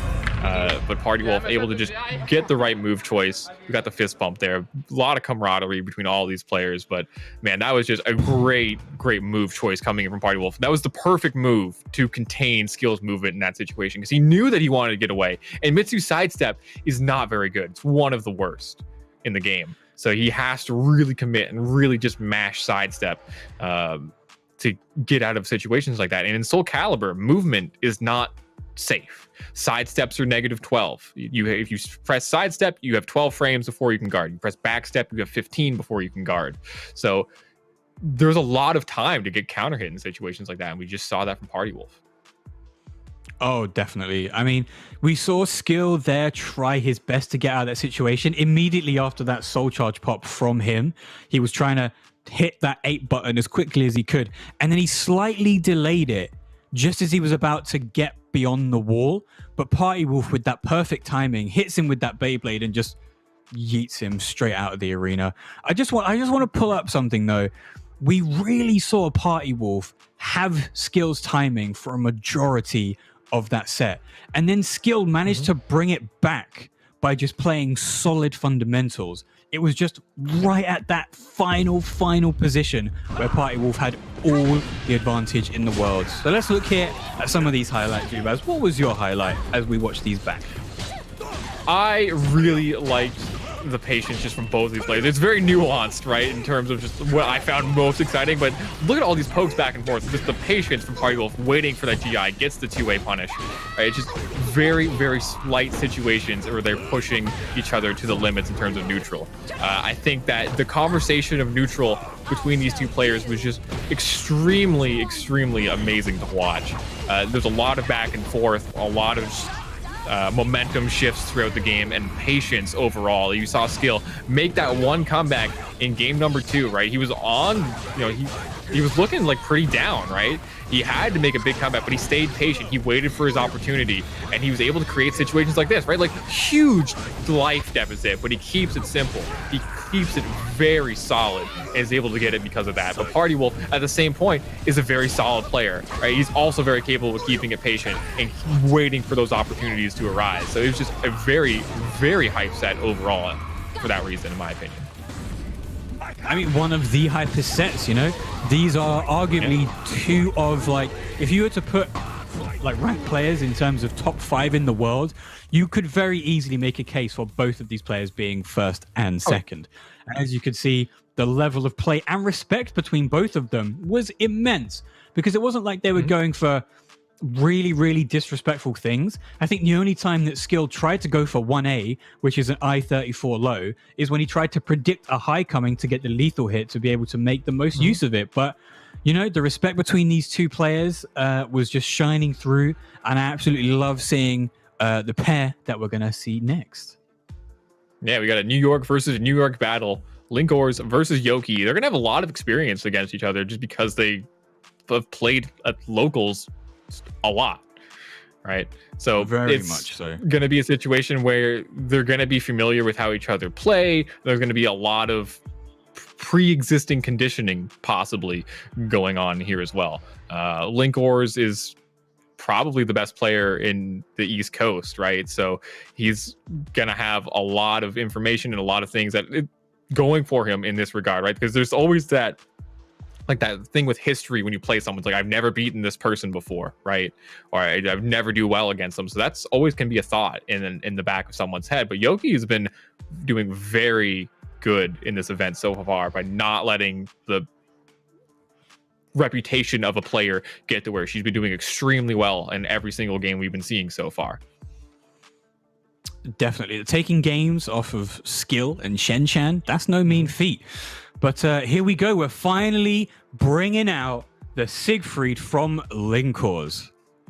Yeah, he's... I was talking to him beforehand, and he definitely feels confident with his Siegfried in this matchup for a number of different reasons. But this is his character choice we talked about going into this matchup. And we'll probably see why here, is because of how Siegfried can deal with Mina, right? If he guesses right against some of the moves that Mina does, he gets incredible reward on his block punish lethal hits. Oh, gonna drop that A slide B there. Yeah. One thing with Siegfried is you try and do A slide B too fast, the game will actually read it as an A plus B, which is one of the worst A plus Bs in the entire game because you can duck and jump it on reaction. That's the trade-off, right? A slide B is incredible, and your A plus B is nada. But nice, Linkor starting off with a quick round there, with about half health left. No sweat.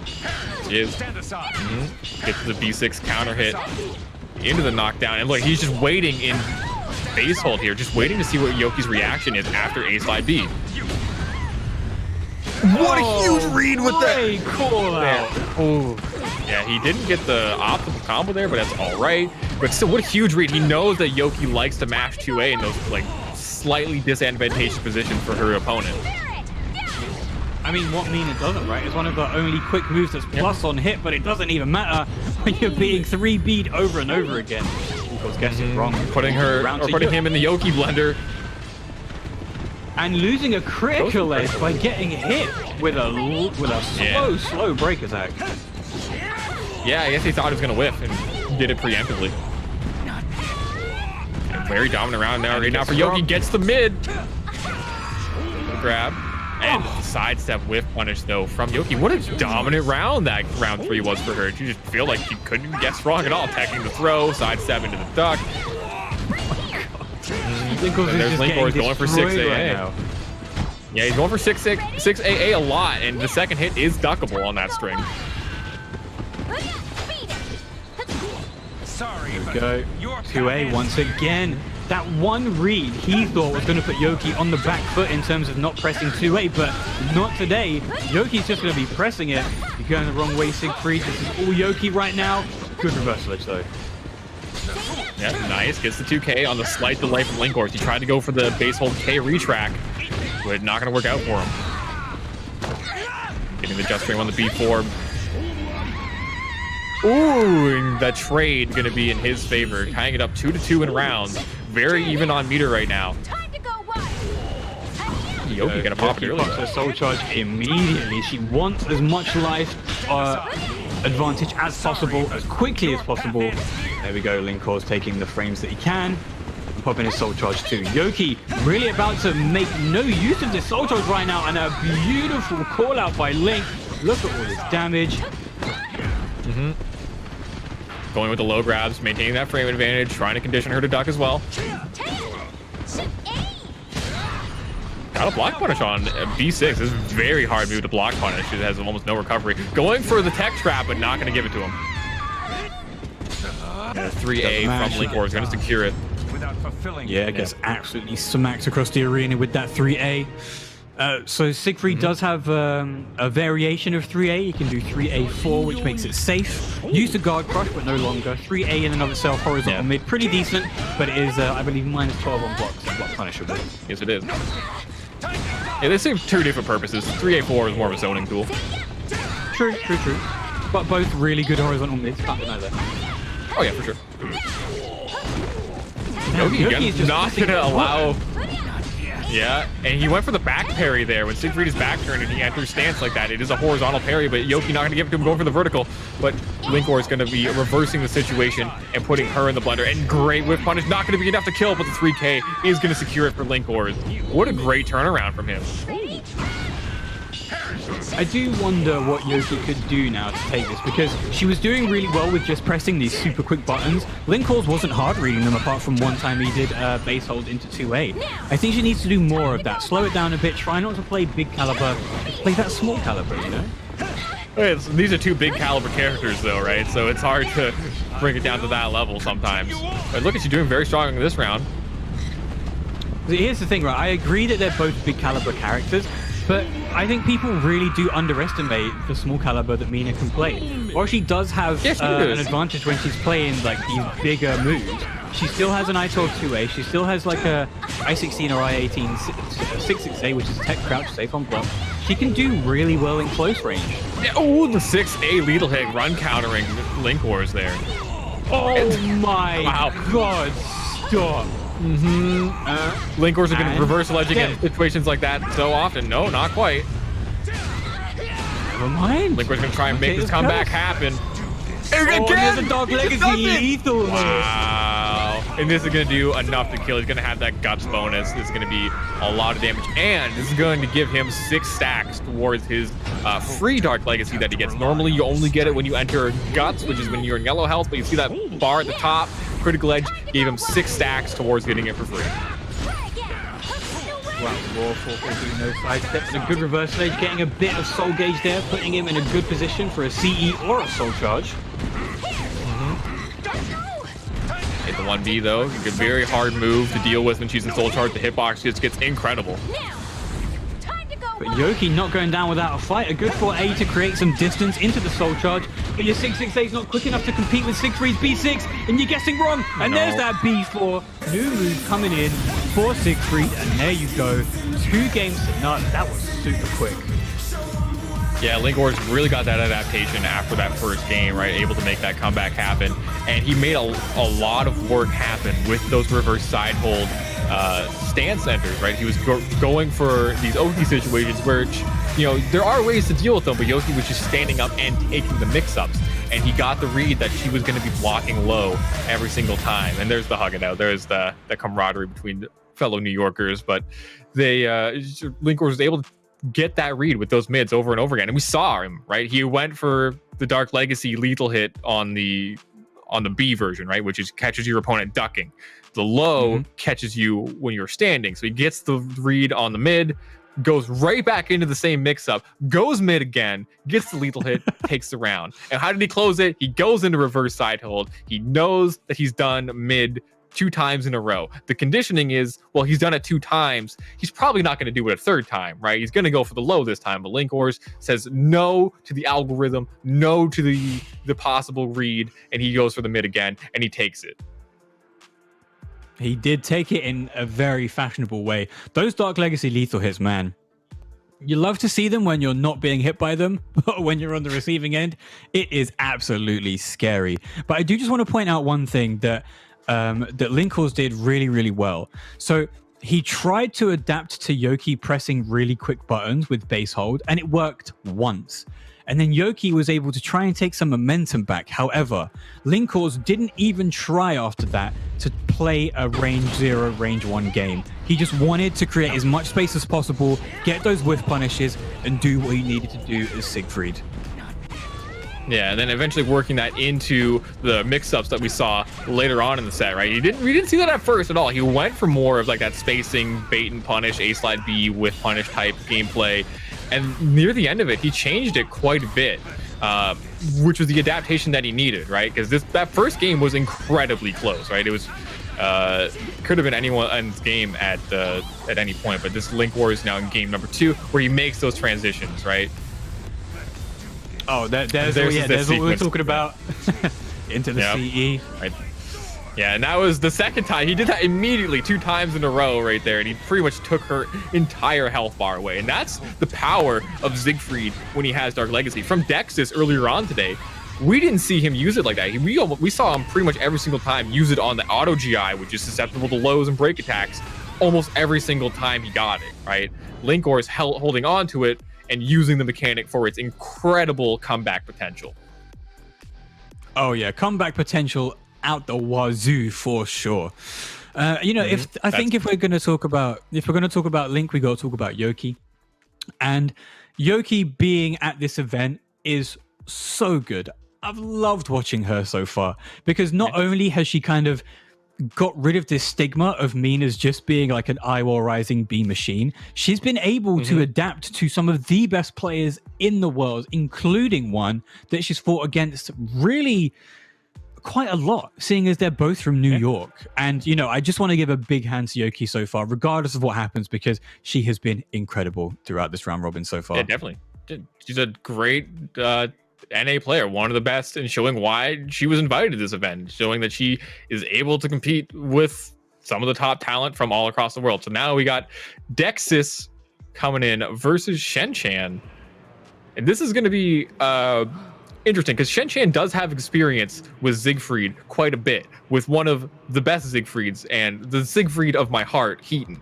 He plays with him all the time, and he's going to have that matchup experience. He's going to be knowing like the weaknesses of the character and how to play them. As where Dexys, I don't know if there was a super high level Cervantes that you guys have in the European seas on the level of like Shen-Chan. So we have a few. We have Head Cheese, and we also have Darth Sepius, 2 of the best Cervantes is in Europe. But Shen-Chan just understands the character like nobody else, you know. So here's what's really great about seeing different Cervantes is that everyone can play him different. Even though he's a super neutral character, you can play him with plus frames, you can play him with range and play him zoning, or you can play him rushdown. And I like the fact that Shen-Chan can switch up every single playstyle really well. Yeah, definitely. It's something that he's very, very strong with, and he's been playing the character just for so many years, right, throughout so many different games. He just understands the character so well in that regards, and he's able to use those different ways the character can be played in a way that just flows together like almost no one else can do really. So I think that's why he's going to be my favorite going into this matchup, because he has the matchup experience against high level Siegfrieds. He has the experience of competing at the highest level for so many years, and that's going to be hard for Dexys to overcome. Oh, yes, 100%. I mean, what's also been hard for Dexys to overcome is just the offline environment, I feel. So like you were saying at the beginning, kind of as a joke, but you know, it does ring true, is that stuff like base hold A is not going to work against the majority of these competitors just because they're used to offline and they know what these moves look like. Dexys, on the other hand, while he is a great competitor and one of the best Siegs in the world, trying to bring your game plan that works online to offline is very, very tricky. And, you know, I really, really hope he can hone it and adapt it, and hopefully we see him back in more offline events in the future. Yeah, definitely. But going into it, wow, immediately with the 3B from Shen-Chan, just going to call Dexys out so hard with that. Has the frame advantage there with the block punish, and he is just locking down Dexys and then just backing away with it. I mean, yeah, single Bs into grabs, and there we go. You're going to be so... Okay, I think we have a controller issue. Uh-oh. I think this was Dexys on the wrong control scheme. So it looks like we're going to give... I don't know what we're going to do. That round. Give him the... Yeah, just going to give Shen-Chan that round. Yeah, there we go. Just give Shen-Chan the round. Hey, you viewers at home, always check your buttons. If you're in a tournament, especially offline, when you have the opportunity, please check your buttons. Okay, going to the reverse side hold mix up though. Gonna be able to make a lot of damage happen this round, but now Shen Chan, it just contains this movement incredibly well with these 6-6As.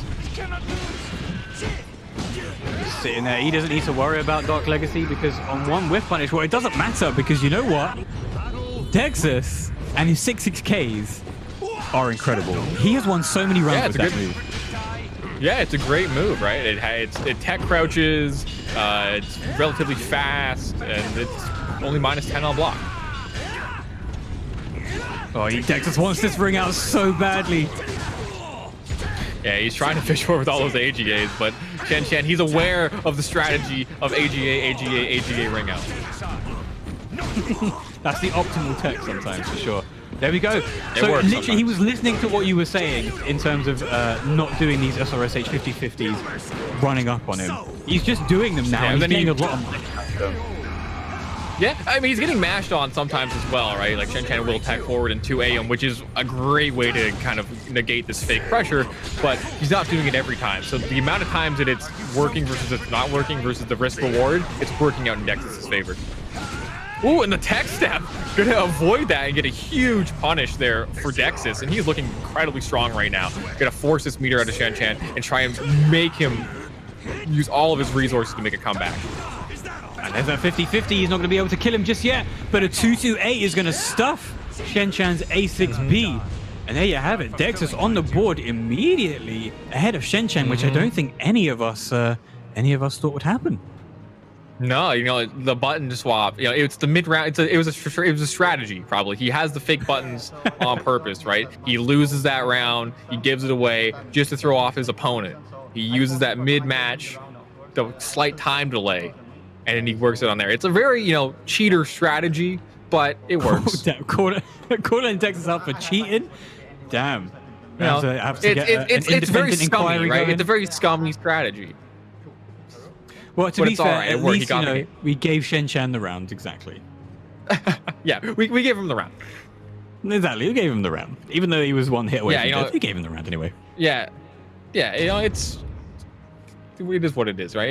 It's that, like, that new age strategy, right? Shen Chan, he hasn't seen that one before, right? He hasn't seen, he may be the father, he's susceptible to jank once he's seen it, but never seen that strategy before. Did he literally just run in K him at the start of a round, you guys? Is that what I just saw? Slide K works sometimes, man. It's a move that every character has, where if you just run for a while and then press K, you'll do a jump slide. And it works, as we saw, but Dex is going to close that out very convincingly with just the run up slide K, all that momentum that he built up just from that very obscure strategy. I feel like he might just be in Shen Chan's head right now. I don't know if it was that button chip that kind of threw him off his game, but I mean, look at the heart rate. Dexis is a little bit more stressed than he was in previous games, but Shen Chan, you know, 20 or so above. That's a good step into a whiff punish, going to get the straight up IGDR. Good damage, here we go. Not going to pressure him to the edge either, which is very interesting. Yeah, and went for the extension, but doesn't get it.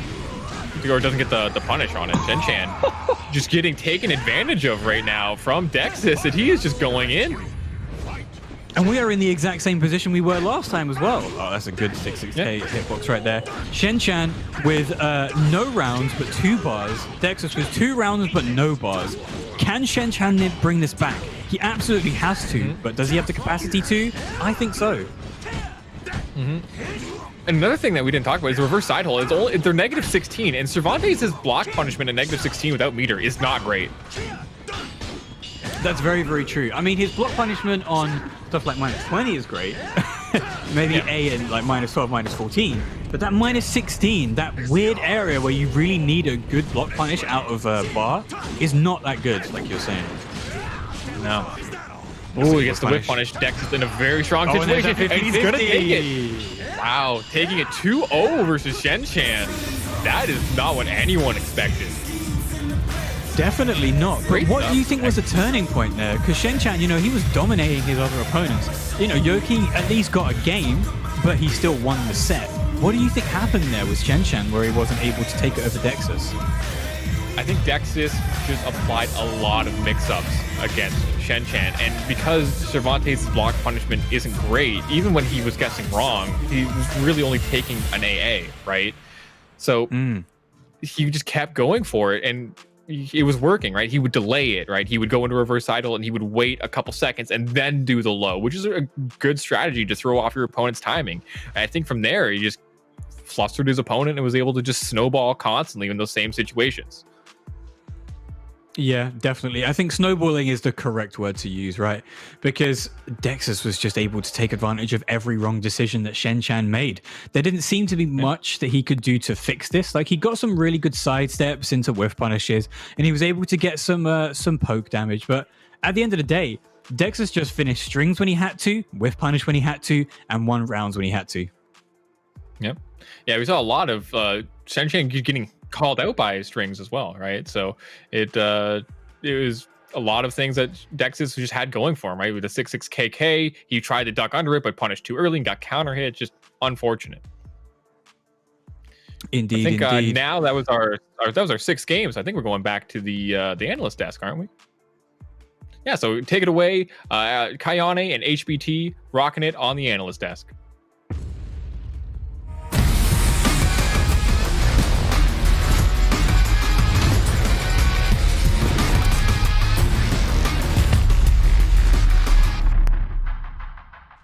One chance,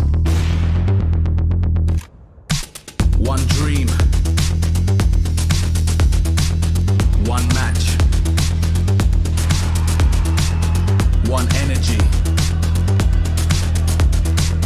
one fight, one aim, one action, one hope, one expert.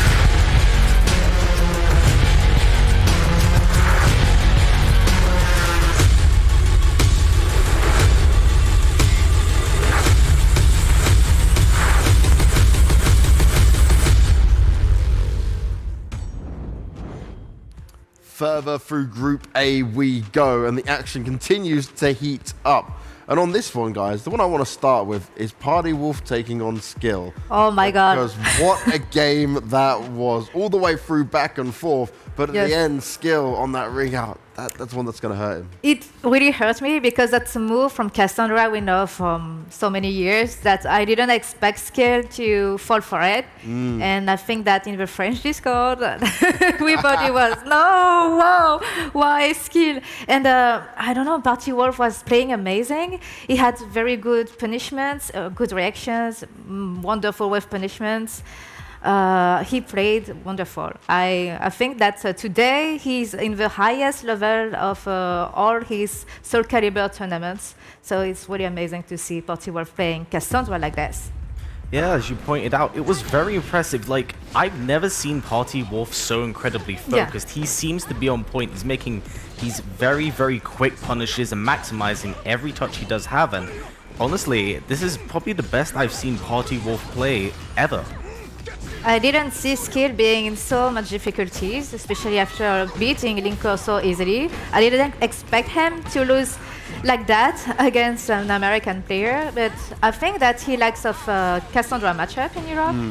And Party Wolf is just playing wonderful today. I think it's not just against Skill, he's being the strongest in the pool today, I think.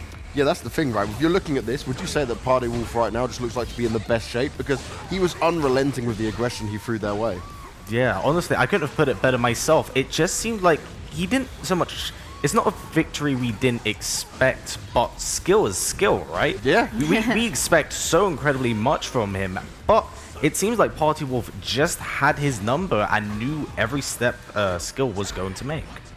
And when it comes to games like this, right, how close it can get and how the wins and losses, each round is going to matter so much in how these overall standings go. So we looked at this. You guys said Party Wolf Skill probably likely to make it through, but this was going to be an epic matchup either way. But hopefully they've done enough both ways no matter what happens coming up into it. Now, one thing I want to look at this is though, Party Wolf right now, would you say he's the best NA player? I think that Party Wolf managed the pressure much better than Linkos, I think. When you see Party Wolf playing, even if the BPM is high, he's actually looking very calm and he doesn't show his emotions, even if it's beating very fast in his heart. And I think he managed the pressure much better amongst the American players. And I think today, the one that is not dealing with pressure that much is Aels. For sure. Yeah, he's playing much incredible when he's from home, but being at such a tournament, invitational, and so much pressure from all of this production, I think that he's really leaving the tournament badly right now because of his performance. I think that if he hasn't lost against Shen-Chan, he would be in a good shape for the rest of the tournament. But that clutch match against Shen-Chan really put him down, especially after he lost to Dexus, where he usually win, even if it's slight win. But I think it would have been better if he has won against Dexus to be better for the rest of the tournament. Yeah. Next, we're going to go on to Yoki taking on Linkors, and that started off so well for Yoki. It was looking like she just come unleashed, she was going to take the pain to him, and it was going to be it. But then Linkors, he found a way back in. I mean, Linkors is one of the very best in the world for a very good reason, but we can't deny it. I think this is a very impressive showing for Yoki and what she's actually capable of, especially against the world's very best. She's taking rounds off really, really strong players, and while she may not be sealing out the deal, she should be very proud of how she's playing today. Yeah, I asked her who is the player she doesn't want to fight against, and she said, "Oh, Linkos. I don't want to play against Linkos." And I say, "Oh, well, but you must know him a lot because of NLBC." But she said that she can't deal with him, but she actually did pretty well in this match. Yeah, you know, there's a lot of like matchup experience between the two, because it doesn't come down to just like character against character. It's a player matchup, and you know. How familiar are you with the individual, their patterns, and what do they really love going for? How can you use that against them? She ducked way too much against Siegfried's pressure. Any time that Siegfried was doing his stance, she would duck. And when I played casuals with her, I said all the time, "Please stop doing this. Please stop ducking, because you would be hit with a big mid and a launcher and combo." And she said, "Yeah, I should stop that." But she did that too much in this match. Well, we've got plenty more games coming the way for all of you viewers at home, but also we're getting a fair amount of tweets asking about these. Well, if you do want to grab yourself your own Soul Edge or some of the other weapons available in Soul Calibur, we have them available on the WePlay merch store. Make sure you check down below on Twitch and head on over to it, because I'm sure plenty of people would like some. We'll have to get you the other ones to bring on up as well, guys. I want to have one. Do you have one for me? Go. Oh, wow. Okay. I feel good now. I thought it would be heavier. See, it's good, isn't it? Yeah, it's nice. I want to bring it home. There we go. We'll let you have it, Chaotic. We'll let you have it. But we do want to have a look right now at the standings as we're up through our first opening at 12 games and see where we're at. Demand it, Kaane. Get it. So here we're sat right now. And at the moment, Party Wolf, he is large and in charge, won all of his games thus far. Yoki and Aels, they're down on 0-3 each at the moment, but there's still a lot to fight for. Remember, there's 28 games in total today. But is there some worrying signs here? I know you mentioned Aels already, maybe struggling with the pressure side of things. Yes. But Yoki, I feel like we're seeing this capability, this skill from her, but it's just not quite getting there in order to get a win. I think that Yoki against Aels right now is going to be very interesting, especially because I feel like Yoki is dealing pressure much better than Aels, and he has to win he has to win one match to make him better confidence, because right now I feel like he's really down. His mentor is really not here for now, so he really has to win one match to get back.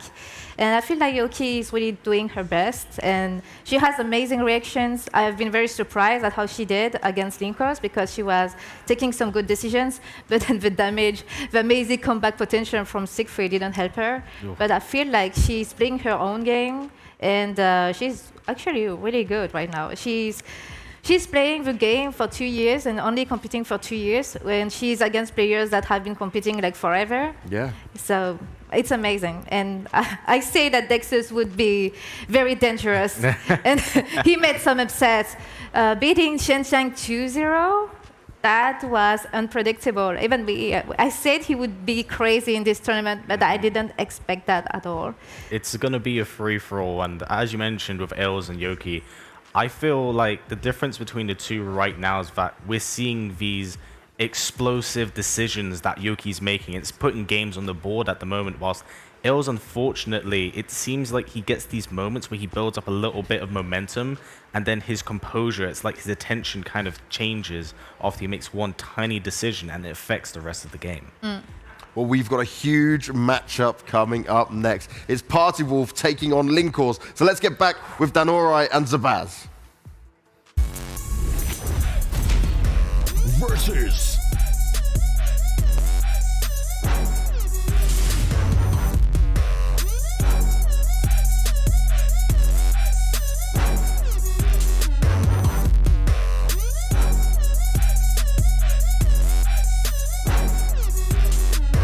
fight. Hello everybody and welcome back. My name is Danorai, joined by Zubaz, and this is WePlay Season 1 for SOULCALIBUR 6. We have had 12 incredible games so far, but we're not even done. Zubaz, who we got coming up next? I think we got Party Wolf and Linkors going off, two of the best NA players, both on the East Coast. There's a lot of history between these two players, between multiple games, from SOULCALIBUR 5 to SOULCALIBUR 6. So there's a bit of a rivalry going on between these two, and neither of them really going to want to lose. One, because they're trying to qualify for finals, right? Trying to make it out of this group. But two, there is that rivalry going on between them. So it's going to be a very clutch match between these two very high-level players, and I'm really excited to see it. It's going to be hard to give an advantage to either one because they're just both so good at this game. So we've seen that... okay. So yeah, we've seen that Linkors can play long-range characters, close-range characters, rush down, neutral, defensive, whatever it takes. He's got the skill set to make it work. Party Wolf, though, he's very much a... I think Boom put it best. He doesn't press many buttons per minute, but the buttons that he does press have a massive impact. So who do you think Linkors is going to pick into Party Wolf's Cassandra? Amy is definitely a high likelihood. We're probably not going to see Siegfried because that matchups can be pretty frustrating. Geralt definitely could come out, but he's been rocking it with Amy for most of this event so far, other than the last time we saw him. So I imagine we're going to see Amy versus Cassandra. Okay, well, there you go. And that's what looks like what we are going to get. On the board right now, Amy versus Cass, with a complete ring out stage. No wall combos in sight. Definitely, both these characters not really known for their ring outs, but they can get them, as we saw Party Wolf versus Skill, that Beyblade able to take the set for Party Wolf with the ring out. So they can do it, it's just they're not proficient at it. Oh, yes, of course, of course. Oh, that's a good whiff punish there. So the last time we saw Linkors on Amy was, I believe, when he lost pretty heavily to Skill, correct me if I'm wrong. Yep. But now he's going back into it, and he's doing pretty well. That's a nice ring out right off the bat for Linkors. I like that he chose not to go for the Red Rose there, because the Red Rose doesn't ring out. He went for the ring out to just guarantee the round, because he's got Red Rose perception now, right? It's better to get the round than to get a buff. Okay, here we go. No way! Party Wolf thought he was slick trying to go for that B+K hold, but nah, not today. Yeah, and that Red Rose perception gave him the meter able, to go for the soul charge and the disrespect post round while extending that. You can't skip that. Yeah, okay, so this is definitely a match where both of these characters want to be as close as possible. While Amy does have a relatively good long-range 6B and Cass has a good 6B as well, you want to be close because that's where you perform well. Yeah, they're fastest and a lot of most of their tools are effective there, but Amy can control space very well at like that range 1 kind of area with 4A, and it can be very annoying to deal with for a lot of characters. 4A and 3A, let's not forget, especially 3A on counter hit where you can get a guaranteed 6BB into a transition, so it's very, very dangerous for sure. Look at this small caliber, and that's a grab. Not going to kill just yet. Gets Divine Force. Good step into CE. The punish. Yeah, great stuff from Linkors. And the one thing that can be very disorienting is the Divine Force explosions. They obscure your character a lot of the time, right? You can't see through them. So sometimes it's a little hard to tell if that hitbox is still there, but Linkors, he has that experience to know that he sidestepped it and that it's not very wide once you get past it, and it's not active for very long. So he just gets that CE and gets the punish. It looks like we're going to stage select. A different stage. For a random stage. Yeah, wants to just give himself some time, take a breather, think about what happened, and just calm himself down. I like that option. It's a good thing that people should do a lot, right? If you lose a game, even if you don't want to take that time, sometimes just taking that time away from your opponent, taking away that momentum is very good. But going into this, immediately going to start it off with the parry into a red rose. Linkor is looking very strong yet again.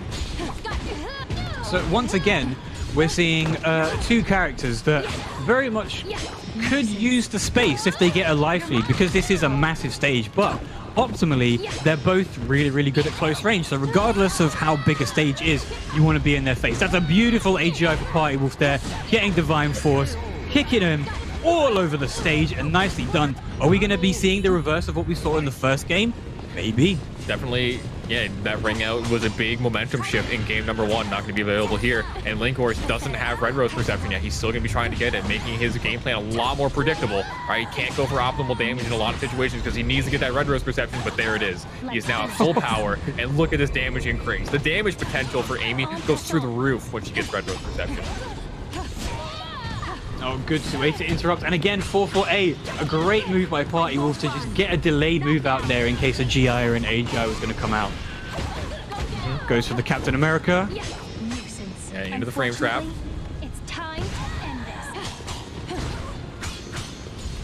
Oh, tries to interrupt instead of GI instead, and he just gets kicked square in the chest. And Linkors now on the board.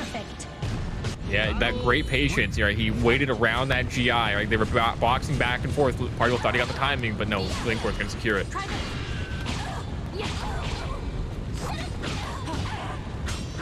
Oh, great interrupt by Linkor. Yeah, returning back to that small caliber, and there's a GI battle, and this is going to be a lot of damage.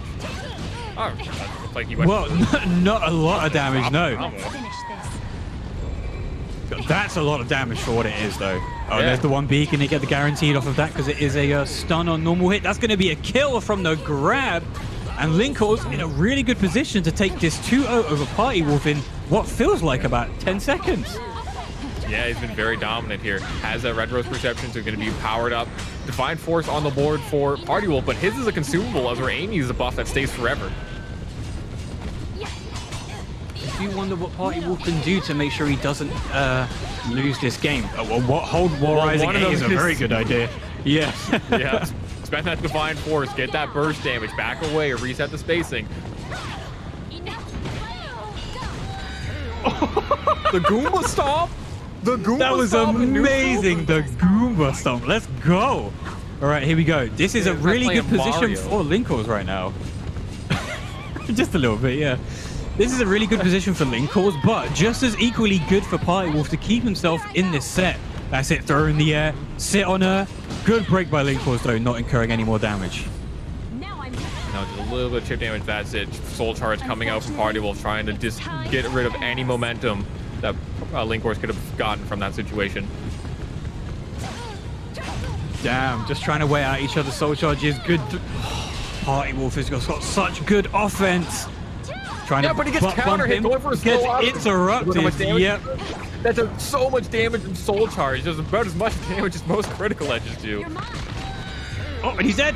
But doesn't break it. There we go. Yeah, Death Roll going to take that for Party Wolf, tying it up 1-1, but very close round. Party Wolf able to make those adaptations, and that break looked like it was enough for him to just change that momentum just slightly and give himself that time to adapt and get that game number 2.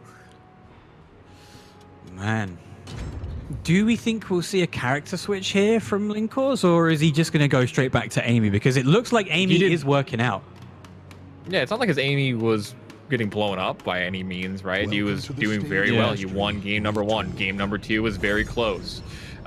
So I don't think, just a stage swap, give him some time to think, cool off the momentum. He's hitting him back with that momentum shift, right, on the stage switch. Maybe he's looking for something a little bit smaller too, right? Maybe he's looking for a different kind of stage.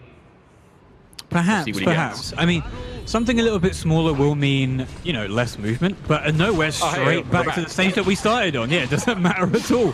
I mean, this time we do have ring outs, so wall combos. So walls are not in play here, but we didn't even... I think we saw 1 ring out from Linkors in the first round of the first game. So, it's not like we're expecting it at this point. Yeah, definitely. Not going to be, the highest probability because the ring out range isn't fantastic, but we did see it earlier on, so it could happen again. But right now, Party Wolf having the buff from Divine Force is going to be a huge opportunity for him to close out the round really quickly if he gets the hit. Oh no, whiff punish on that, but a beautiful 9A to jump over the follow-up. And a good trade for Party Wolf because he gets that round. This is a bad spot for Linkors to be in, right? He lost the round, only has 1 red rose, so he still has to work on getting that before he's at full power. So if there's something that I have noticed is that Linkors hasn't been very successful with 3A. So Party Wolf is essentially just right there, he tries to do it again. Party Wolf just ready for it. He has essentially shut down one of Amy's and probably the game's best Hori mids.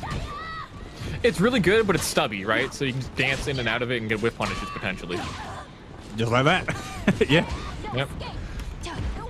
Ooh, nice 6K counter hit on the back step. And there's Soul Charge and Divine Force. This is pretty scary. Okay, Soul Charge gonna negate that pressure. Oh, but he gets clipped and he's gone. He is out of there. Into the drink you go. Party Wolf 1 round away from looking or doing a reverse sweep from what was looking pretty dominant for Linkors.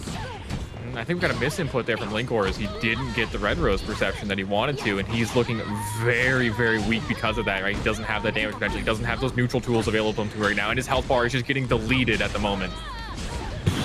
Yep, this is looking pretty Party Wolf right now. Okay, gets the delay, but not enough. The throw gets tech. I mean, that's arguably a better position for Party Wolf than it would be, even though you're +6 on that break. That's a good Soul Charge. Get out of here, Linkors, he's saying. You don't want any of this. Yeah, as soon as he gets that red rose perception, he wants nothing to do with it, and the 1A gets the counter hit. Party Wolf gonna take it over Linkors in a very, very close set. One of the closest that we've had so far, too. I mean, that final game, Party Wolf seemed to run away with it. He just seemed to have Linkors' timing. But the first 2 games, very, very close. Regardless of the stages that they were on, being big stages and one of them being ring outs, we didn't see much use being made of them because they were usually just so close together, which is, of course, the optimal ranges for both of these characters.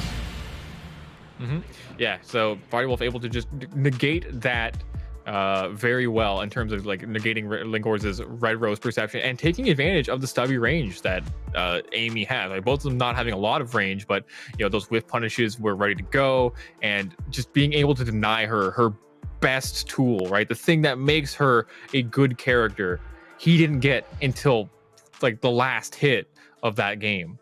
So he was at his weakest state possible for that entire 3rd game, which really gave Party Wolf an easy time in that last game because he didn't have to worry about that high damage. He didn't have to worry about those neutral tools. They just weren't available to Linkors. Yeah, it's so true. So having a look at these highlights right now, we're not going to see that ring out from the first game, which is okay.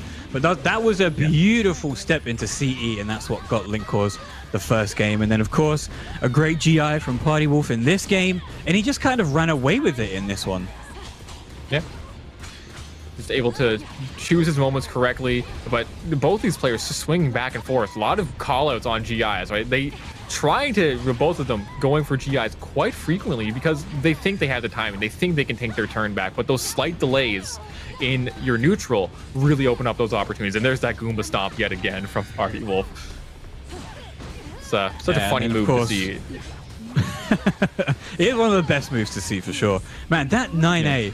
I mean, the fact that Amy has 3BA, which is, sometimes you can recognize it if you're on some kind of adrenaline, but Party Wolf was like, cool, I know you're going to finish this string and I'm going to get 9A and stop you finishing this string forevermore. Yeah, like there's like certain opportunities people will have, right? When they recognize a habit. Linkors went for 3BA quite frequently because he noticed that Party Wolf was trying to sidestep or he was trying to mash a button and he was getting clipped by it. So why not? If your opponent's getting hit by it, sometimes you don't have to adapt, but Party Wolf able to adapt very quickly. And as you mentioned, goes for that 9A and gets that hit immediately because it does cover that option. Oh, definitely. What was also, just before we move on to our next game, I want to mention it again. The fact that Party Wolf was shutting down Amy 3A, Amy 3B, and 1B, like some of her best tools in close range. And if you shut those down, she kind of doesn't have a lot to work with here. But yes, moving on to our next game, we have the Kura versus Shen Chan Battle of Asia. Who have you got your money on this time, Zubaz? The all tournament long, Shen Chan's been looking good. Right against Dexys is like one time he faltered, but he's been looking very good against great players all tournament. So I think that the advantage is definitely going to be going towards Shen Chan, in my opinion. But Kura is a strong player, right? He's been doing good against players all tournament, right? He did great against Party Wolf, for example, right? He was very close. So he's not a player that you can discount, but Shen Chan he's just very consistent a lot of the time. Oh yes, for sure. I mean, it was really unfortunate that Shen Chan just managed to get steamrolled by Dexys in the last game. I don't know, he didn't look as strong or as confident in his neutral game, but now we're going to be going to two very neutral heavy characters, Killick and Cervantes. But I don't know, does Shen Chan have any other characters that you feel like could perform maybe better against Killick, or do you think he'll just, stick to Servi? He has other characters that he can play, right? He plays quite a few characters, but I feel like Cervantes is like the character in his heart, right? The character in his soul that he, his tried and true main. So I feel like unless he knows that the character pick or the character swap from Cervantes is going to 100% secure him a game, I don't think we're going to see anything other than Cervantes, right? Like SOULCALIBUR is a game where you can pretty much just stick with the main and be okay with that, right? Like just have one character, because the character tier list, every character is good in this game. So it's not unviable to pick anyone, and having that comfort in that neutral ability and just knowing which moves to press where is more important than matchups. Oh, 100%, yeah. But when you fight somebody for a long time as well, you have just straight up player matchups. So whether or not Servi may be able to steamroll Killick because of better neutral or damage, or Killick's got more range or whatever, these two have probably fought a fair bit. So I'm really excited to see how this goes down, especially, like I said, coming from two incredibly neutral characters. And we're going in onto the forest stage. This is going to give Cervantes access to Dreadstorm, which is a boon for him, access to that stance that he doesn't get on every single stage. So that's another factor that you have to think about sometimes.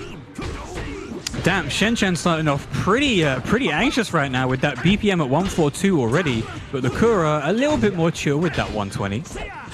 Yeah, he's max BPM right now, trying to get all of his power. he powers up if he goes past 150, right? Yeah, you never seen Kengan Ashura? Oh my god, that is a reference to the half too bad, my lord. That's nice a good block punish. Coming in for Yep. Has the wall pressure right now, but Shen Chan not out of this yet. Cervantes is a burst damage character when he gets those hard reads.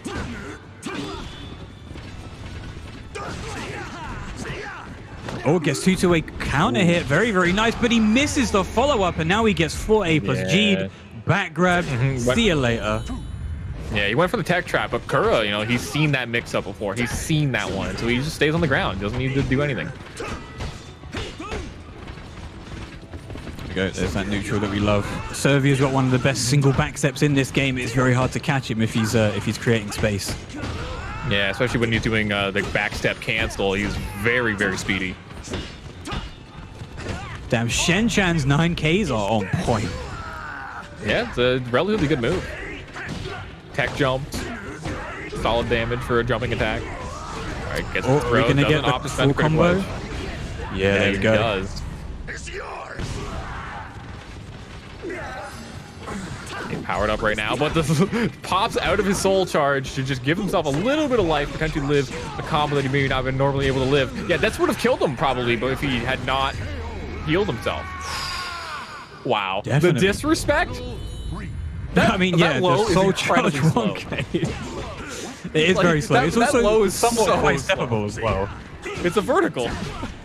Yeah, exactly.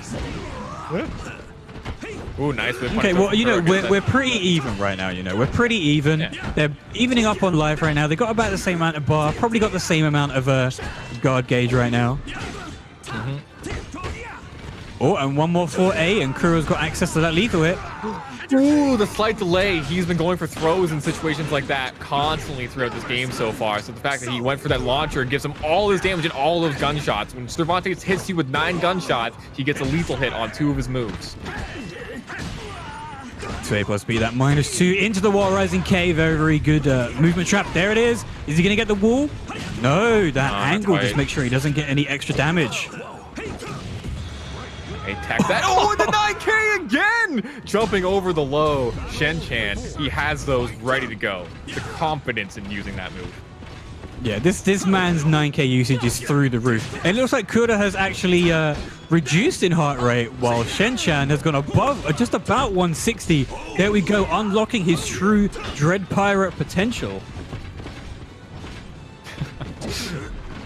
Yeah, pushing him past his own limiters, trying to make it into the finals on Sunday. But going in against Kura is not going to be an easy task, right? He's been going back and forth, but catches him with the wall rising A run counter, but the wall splat not in his favor. That's one thing about Cervantes, his wall splats are incredibly inconsistent. And the wall splat for Kura there wasn't in his favor either. Thought he could get 6 BB, but he got a high wall splat, and that's not going to matter because Shen Chan gets him with a grab and takes the first game. Yep, he's been going for that back grab a lot because that is Cervantes' like highest damage back throw option outside of Soul Charge. So generally Cervantes like to go for that back grab just because of that damage, right? Welcome to the finishes it off with the forward grab to kind of mix it up at the end, which is a good option for him to go with.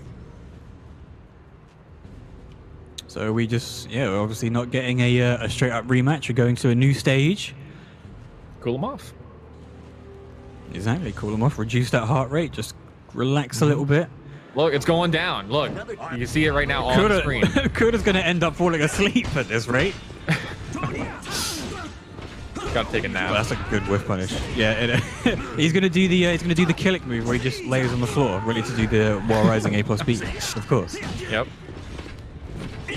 So a move that we haven't actually seen Shen Chan use a lot of before this matchup has been 2A plus B. I feel like, you know, he's thinking Kura doesn't like to sidestep a lot, so he's able to get even just the guard crush from that move is incredible. Yeah. It does also have the counter hit, lethal hit on light attacks, which we haven't seen too much, despite all of like the neutral interactions that have been going on. But I guess people are scared of that move at this level of gameplay, and they're aware of it. But Kura gonna just maintain his pressure off of guessing right in that neutral situation, and then taking it into the round. Yeah, tried to get that 9B dunk to finish off the round, but just not enough, so he finishes off with a cheeky neutral. That's a good grab by Shen Chan, though. Go for the 2-2A. You don't actually have to finish that string off if you're unsure of your opponent, whether or not they're going to be able to block it. If you've not got the first one, it's a very, very good tool. Yeah. Oh, the 2A challenge there, maintaining that pressure, negating those movement options with that Cervantes 2A, one of the longest range 2As in the game. There we go, ducks it this time, got hit by it in the last game, not anymore. 2-2B lethal hit, just a bit too far out of range. Not going to get the combo, there's 2A plus B this time. And there's that 1B to finish it off. Yes, he does. And great mix-ups from Shen Chan. He got very, very fortunate with that A plus B carrying him forward. Oh no, whiff punish on the 4A. But it's okay because it's that back step. Look how much space that Shen Chan is creating with just the 4G, 4G, 4G. Yeah, but an A6 backing away, but the whiff punish coming in from Kura. Gonna get a little bit of life back here. He might actually be on par with Shen Chan, maybe slightly ahead on life. Yeah, slight life advantage to Kura now, but that wall rising K is gonna negate that entirely. Those grabs again. Shen Chan trying to get as much free damage as possible. You're not going to get it this time while rising B from Killick. He tried to go for 4-4K. Shen Chan have it. None of it, yeah. Just get out of my face. He's been going for that option a lot. Yeah, going for that 4-4K quite a lot in situations like that. Shen just doesn't want to deal with that situation at all. Just resets neutral. Can Kilik not step out on block? I'm pretty sure he should be able to. There's that 6-6B. Tip range, counter hit. Not going to be able to get the attack grab. 6-6K. Oh, a beautiful low block by Kura, though. Oh, and there's another 9K. Oh, man. Get out of here. Can we just have like our own little statistics for how many 9K Shen Chan has pulled off successfully? Yeah, like how many has he done? Round robin. Yeah, how many has he done? How many has he hit? Somebody pull it up on screen. Yeah, we need those are the statistics we need. Hell yeah. No, raw 4-4K? Shen Chan is too confident for his own good. This could be his undoing if Kura gets one beautiful whiff punish. Yeah, but he's one hit away, like, at this point. Like, any sort of big hit's gonna be the end for Kura in the situation. And his only real saving grace is that he has 2 bars of meter. And he's fishing for the wall rising B right now. There we go. Evil Kilik gonna instantly recover from it, get some life and access to a lethal hit. But if he's gonna be able to hit that lethal hit, you're just sitting there and crouch, Shen Chan. What are you doing? This is a mix up here. What's gonna happen? Oh no, it doesn't go he did a last hit whiff. Oh, the last hit looked like a okay. whiff there. I mean, I thought he would go for Ashura dance to get the ring out, but it might not stun for a long enough time. I'm not sure. It's not guaranteed it's a mix up. Gotcha. Okay. Makes sense. You can tech out of it. Oh, and this is a really bad position for Kura to be in right now. Shen Chan with 2 bars, and he's almost about to be put into critical. There it is. This is really bad. Yeah, Shen Chan, nice duck on the spring. And you're going to secure with the perfect, and we're going to see the win quote as well. When you finish a round with a critical edge, you get an extra little bonus at the end. All right, we're not going to see it. We're not going to see it. Just cut to players. But well done to Shen Chan there. Man, those 9Ks, I am so impressed. Yeah, he was like, he almost hit every single one, I'm pretty sure, in that game. Like, I don't think he missed. And if he did, it was far outweighed by the amount that he gets right on. Like, it was just fantastic from Shen Chan. Been very solid and showing why he's one of the best, right? One of the best Cervantes, one of the best in the world, just in general. And he's just the confidence to make those decisions, right? Kura, probably in a situation where he felt like there's no way Shen Chan's going to keep just doing 9K, right? He knows that it's happened 2, 3, or however many times. I'm going to go for the low again because he's probably going to think that I'm going to go for the mid. But Shen Chan has none of it, just commits to his options still, and he's guessed right every single time. Guessing right is a skill in and of itself. Whether or not it's a learnable skill, I'm not sure, but a valuable skill nonetheless. But I do just want to point out something. That's true, you know, based on what's going on. I just want to, I think, well, maybe we'll be able to say it for the highlights. I do want to make a point about how Kura played during this set. He tried to play as neutral as possible, and when he thought he was able to hit Shen Chan with these AAAs and BBBs, he started throwing them out. But Shen Chan just held on so well. He was able to get hit by what? One counter hit AAA, and then the rest he just ducked or sidestepped or just took like a champion and was able to close it out pretty convincingly. Yep. Just so many opportunities that he had to just come back and just staying alive with those jump Ks. It was incredible. Like, we saw 2 of them in these highlights, and it's so much work with it. Just it's such a simple tool. It's just a tech jumping mid, but it's enough. And enough does a lot in this game, especially when you can perform those things over and over again. I don't know, man. I think Kura is I think Kura's gonna go away from that fight and think to himself, what can I do to make sure this kind of steamroll doesn't happen again? And I think if he was to ask me, it's got to be, you know, to slow down a little bit more, take your time, don't try and get these counter hits on these neutral tools, just try and hit him with single A's and single B's and single 2Ks, and make sure that you have these frame advantages to make sure that Shen Chan doesn't press buttons, similar to what we saw Ails do when he fought Shen Chan. It's, you know, everyone has their own style, right? So it's hard to just incorporate that. I think Kura has done a great job throughout this whole event, right? Now he hasn't have the numbers necessarily behind him, but he's been doing really well, right? He's not been doing bad. So it's his styles work, like it works, which is the other players are able to adapt and work around him, right? So working in those neutral tools can be very effective, but slowing it down doesn't necessarily mean you have to just go for pokes all the time. Sometimes that can just be, spacing out and backing away more and using that range advantage, which we've seen him use when he does do it against certain players. It's been working out, but he doesn't stick with it consistently. And I think maybe that could be something for him to explore a little bit more, but it could be, it's a difficult adaptation, especially when it works against how you've been playing for so long. 100%. But now, look at who we have here, Zubaz. Skill versus Ails. Mitsurugi versus Tira. France versus France. Yes, definitely. It's going to be, like you're fighting your home countrymen, right? It's going to be it's always hard fighting someone who you have a closer relation to, right? But we saw it earlier on with New York versus New York, France versus France also going to be coming in, and this is going to be favored towards skill, in my opinion, right? He has just been very dominant all tournament long, only dropping one game so far, I believe, to just Party Wolf. And Ails has been having a little bit more trouble. He's been playing very well, but skill is extremely good at when we saw Ails at his best, right? Going for those poke games, going for that very close, like compact, small caliber, and skill is just one of the best at that. So it's going to be difficult for Ails to try and shake skill in that regard.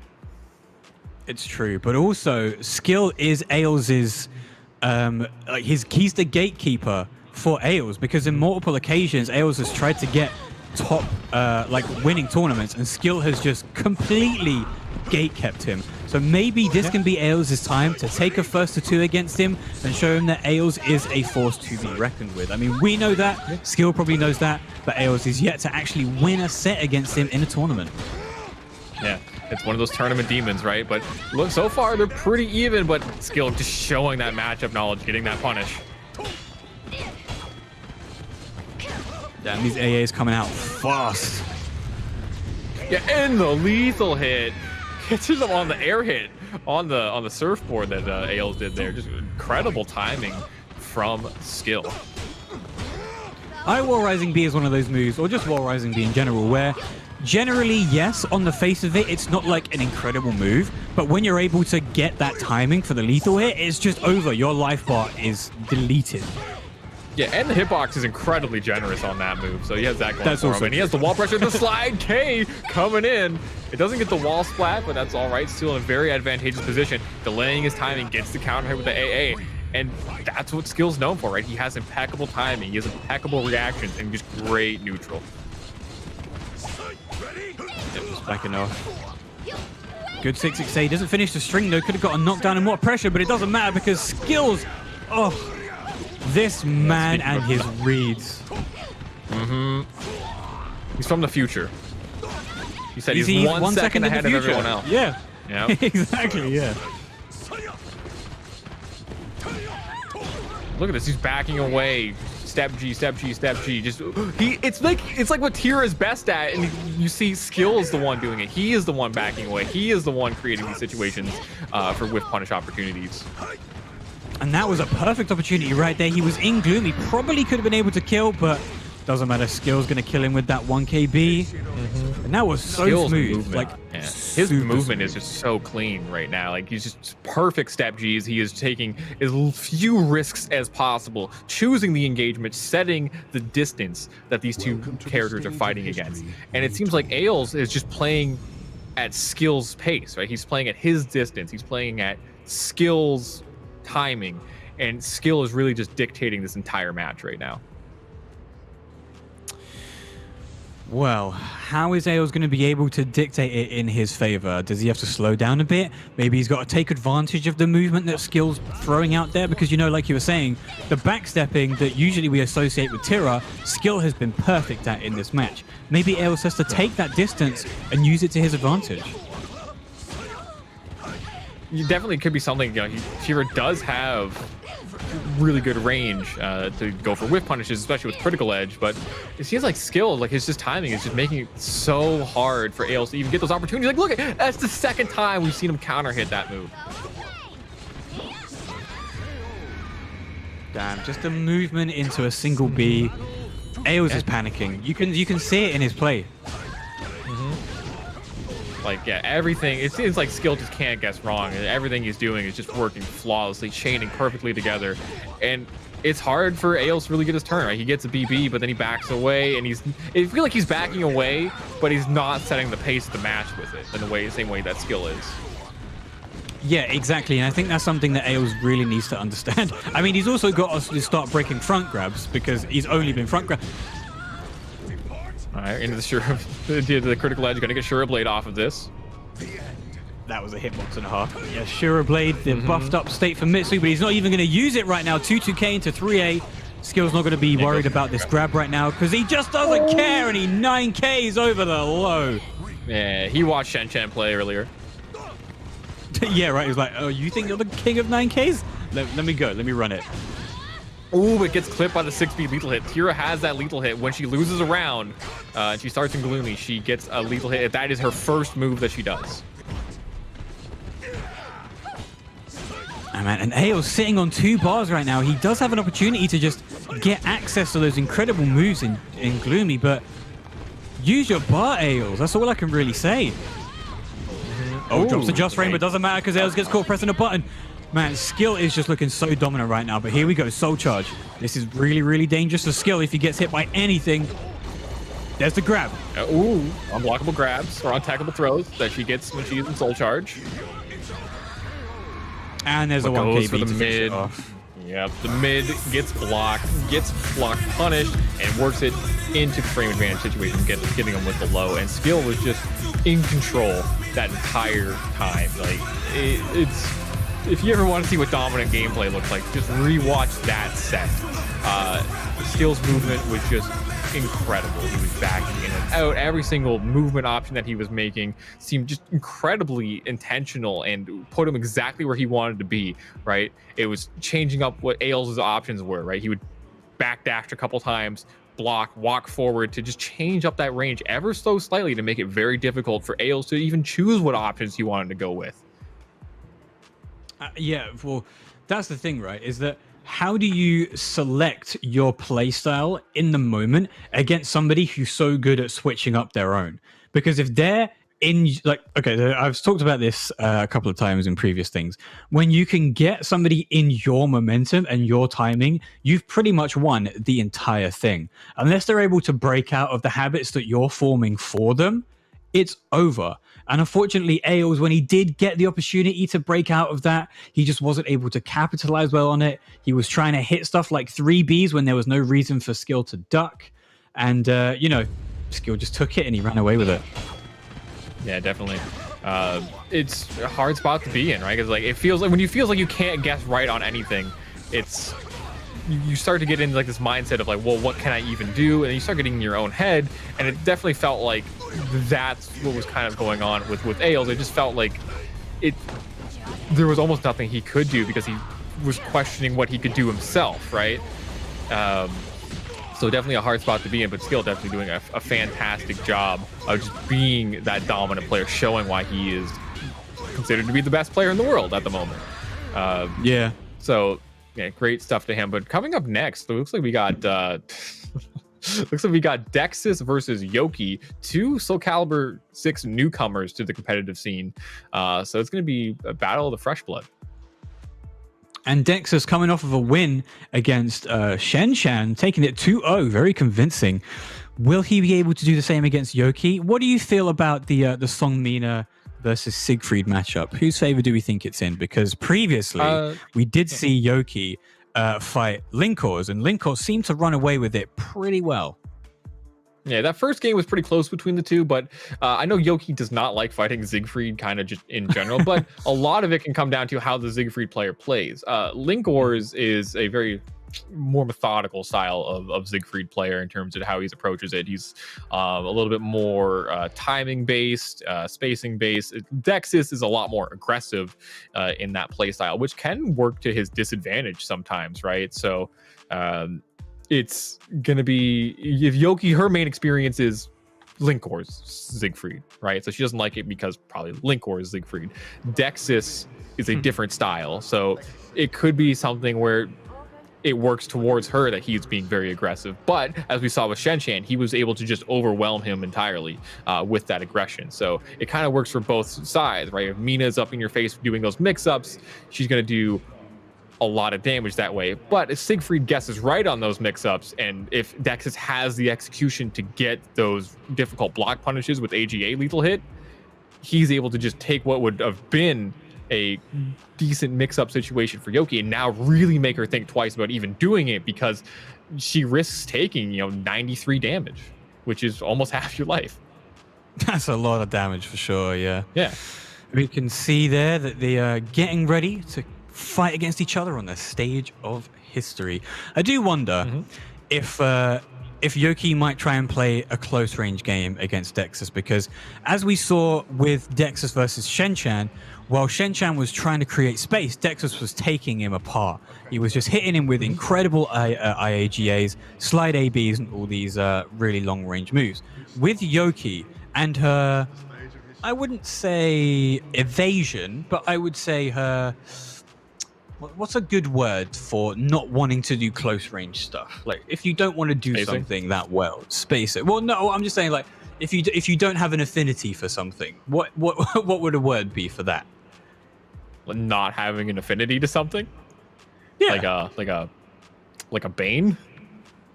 Yeah, I guess so, yeah. So, Yoki does like to do these close range things every now and again, Iowa Rising B, 668, but she prefers to be at max range because she's a Song Mina. I think it would be in her favor right now to actually run up to Dexys and start hitting him with these close range moves, and then when she's conditioned him enough, just run out of there, 2-2B, 6A, 6-6B, all of these really long range and high guard crushing moves to get him in. 6A can be a dangerous game in this matchup, right? Because 6A is negative 18 on block. So if you get that read on as a Siegfried player, where you just walk forward slightly, block it, and then get that block punishment, that's a really big incentive to just not do that move ever again. But yeah, 2-2B as well, minus 18. As long as you hit it, you're not going to get block punished. 2-2B is only minus 14, so you only get 4A. Yeah, you only get 4A. Okay, gotta get the slide K, the wall pressure, gonna be able to give him that full 4A plus BA combo. Ooh, okay, Yoki not quite in time on that interrupt. That is not a positive transition. You can just interrupt it, but if you pause for a second, you do get clipped. So what's interesting is that Yoki could have finished that off really, really quickly off of the 1A hold, but just wasn't confident enough. Okay, never mind. Dexys is just hard reading all over the place now. That was a great base hold. Yeah, her up-close game was pretty predictable, right? So, oh, nice 6-6KK counter hit, into the wall combo. This is going to hurt a lot, and that's going to be the round. If he doesn't drop it, and he does not drop the instant wall rising B. This is a speed run. Yoki just hasn't been given an opportunity to do anything. No, and Dex is mixing up that 6A string already, going for that mid option, which is going to catch you for ducking. We go full crouch 1K soul charge strings, but soul charge of his own coming in strong. Not quite within Dark Legacy, but it doesn't matter because that was a beautiful base hold into base hold K, running a literal train through Yoki right now. Not going to kill Okubo's Magic Pixel. There's a good RI. Ooh. Yeah, living on a prayer right now. 1 pixel, but that block punish coming in from Dexys. And Yoki was trying to take her turn back against Siegfried's base hold K afterwards. And he's quite plus. He's +4 there, which isn't necessarily the most frame advantage in the world. But in that matchup where these two characters aren't the fastest, that's +4 is quite a big deal in this matchup. Okay, not actually going for the block punish there, stopping herself short. Oh, there's 6A lethal. That's 6A, but the combo drops. That's so unfortunate. Yeah, into the reverse side hold mix up again. Dexys is just taking full advantage of that matchup knowledge there. Ooh, the base hold. 6A. And he is just working in this mix. Yeah. Yeah, one thing in those situations where he's going for that reverse side hold pressure on Oki, what you can actually do is you can just tech forward and 2A or just stay on the ground. He cannot hit you if you stay on the ground. Dex is here really trying to work on these hard reads with that base hold. Yeah, it's been working out for him so far. He's got quite a few of them. Soul Charge gonna knock Nexus away, but he ducks under, and he gets the base hold B. Wow, what a crazy read. And there it is again. Yoki, you have 1B. I mean, perhaps she feels like 1B is a little bit too linear because Dexus does have the opportunity to roulette out of certain stances, or I think out of most of them. Yep. That's a great 4-4B though. Yeah, that was a great tech jump over the slide there. Oh no, whiff punish. Gets him with the follow-up though. 50-50s. That's an okay block punish. Is this gonna crush? God, it's gonna guard break. Yeah, and it's out of there. Yeah, his critical edge does guard break, and it's also safe, but it's one of the slower ones in the game. But definitely great for situations like that. All right, Soul Charge once again. Oh, Dexus was ready for it, but she tries to go for full crouch 1KK, gets completely stuffed out of it, and this Oki is ridiculous. Dexus let her press a button.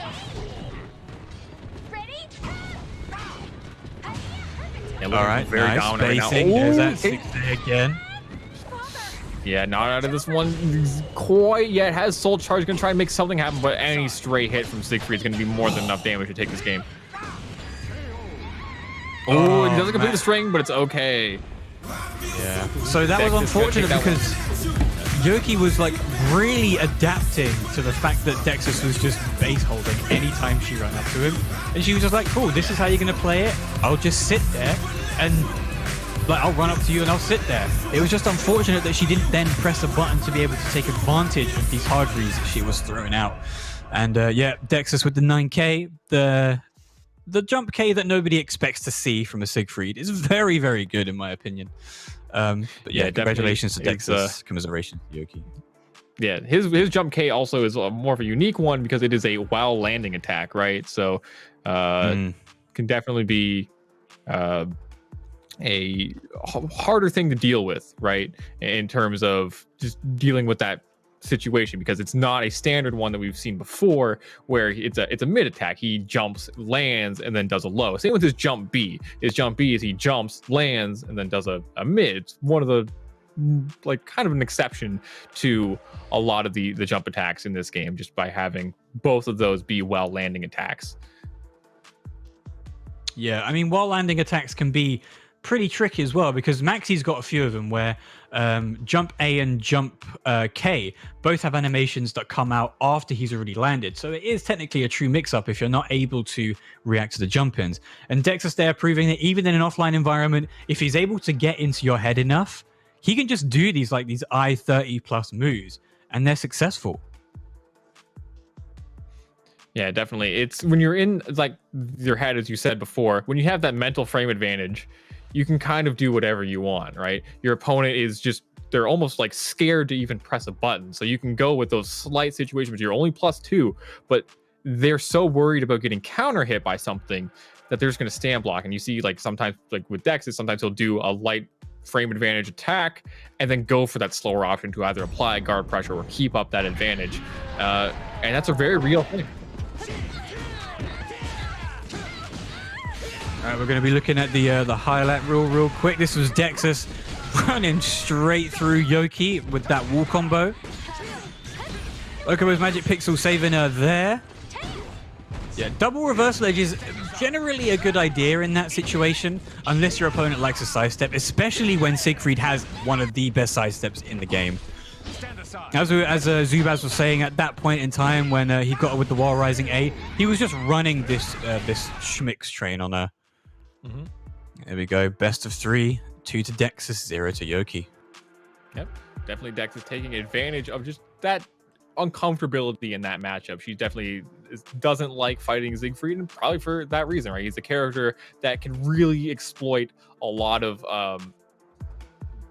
inexperience in the matchup, right? If you don't know the transitions, if you don't know the strings, he can really just open you up and make it really difficult for you to fight him because you don't know how to deal with them, right? And when you start to understand how that character functions more, you can take advantage of those situations, right? Like you can take advantage when he is open, and when he transitions to stance, what is your option, right? A lot of times it can just be do a sidestepping attack, right? Then he can't really do too much of it afterwards, and his options are extremely limited there. So it's about limiting what Siegfried can do a lot of the time as well. So that's one way to kind of work around that character. But coming up, looks like we got Linkors versus Ails. This is going to be an interesting matchup. We got EU again versus NA, Tira versus most likely Amy. How do you feel about that one, Dan? Tira versus Amy, I'm not sure, you know. So as we saw in the match between Ails and Skill, even though Skill was giving him space to maneuver, Ails wasn't making as much use of it as he could, especially with that Tira superior movement. Now that he's coming up against an Amy who wants to stick to him like a fly, it could be beneficial for Ails to start pressing that 4 button that we all know and love him for. However, Linkors may be going Amy, but I don't know. He's gone Siegfried. I couldn't call it, man. Do you think he's going to be going Amy for sure? Yeah, it's going to probably be going Amy in this regard. The Siegfried pick, I think he's just because he knew that Yoki does not like that matchup at all. So it's something that he was very confident going into with that character. Amy has been his primary character for the rest of the event so far. And it's been working out for him pretty well in most situations, right? So it's not like it's a character that he's uncomfortable with. In fact, I would argue it's probably his most comfortable character at the moment. So we're probably going to see Amy versus Tira, in my opinion. Okay, well, we're waiting for Linkors to make that decision. You can see him sitting there in pensive thought. Who am I going to pick? Flip a coin. Oh, he's going the Geralt. Interesting. Okay, we haven't seen this all event. This is going to be exciting to see this character come out. And he only really likes to play this character offline because that's when he feels like he can play the character at his best potential and get those like conditioning opportunities, get those whiff punishes exactly when he wants to. So this is something we haven't seen in quite a while. I do wonder if it's just for the space control, you know? If he's able to stop the movement with that massive sword of his, or that long sword of his, Ails' movement is going to be completely useless on Tira. Yeah, it's going to be easier to catch that back movement. Maybe that's what he's concerned about with Amy. You know, definitely a more stubby character in terms of range. Oh man, it's looking... Oh, Linkors right now gets that chip damage with the Igni Burn. Oh my god! Is there like a bet backstage for how many times people are going to do jump moves over lows?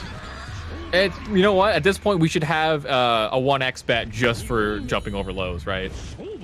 Yeah, right. Yeah, make sure you're of legal age when you vote for who's going to jump over the most lows, but that should definitely be a category. But make it happen, exactly. And of course, this is another EU versus NA matchup. Yep. He's going to get the throw. Not going to let Linkors just walk all over him, but look at the spacing, and that's what I'm talking about, Danarai. He likes Geralt offline for that reason there. He likes backstepping and getting that 6 BB meter burn punish. Oh, no, that's the Yerden's not going to be successful for you this time. He's now got enough that he can probably pop it again, and a few more things like an Igni Burn. Is this going to hit the wall? It will, but he's not going to be able to get anything from it. But he waits for the one.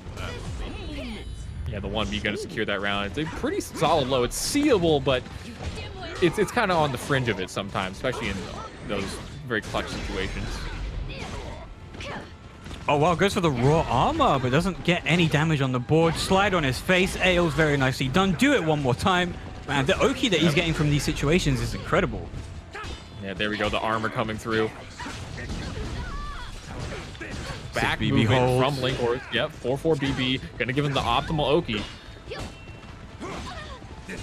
And Linkors sitting... No, sorry, that's Ails sitting quite pretty on 2 bars here. He's going to have to press them at some point.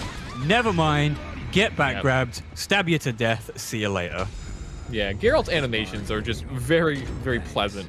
You can definitely tell he was a character that they put a lot of effort into, and just the animating him. Like, his throws are just something else. Like, they're all very well animated. It's very nice to see them. But yeah, going to be putting in a lot of work with this neutral game. Look, he's just denying this movement entirely from Ails. And that is something that we were talking about before, right? You know, that longer sword is going to stop Ails from sidestepping, especially with that 3A. But what Ails hasn't done a lot of is 6B. So while Linkos is busy trying to stop him sidestepping, there's nothing that's currently stopping Ails from 6B'ing his little R out, especially in Jolly stance. Yeah, the only thing stopping him is that he's in Gloomy right now, but yeah. Oh, there's that whiff. Doesn't get anything from it. 9K. And he got transition. His stance transitions, most of them have just been from getting hit. So that's Damn, Linkos' timings are so good. Doesn't get a whiff punish 3B in time though. Good break on the grab. Oh man, this is looking all Linkos. There is nothing that Ails has been able to do to even remotely damage Linkos.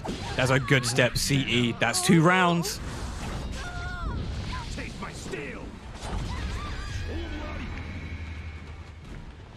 Ever fight a Witcher?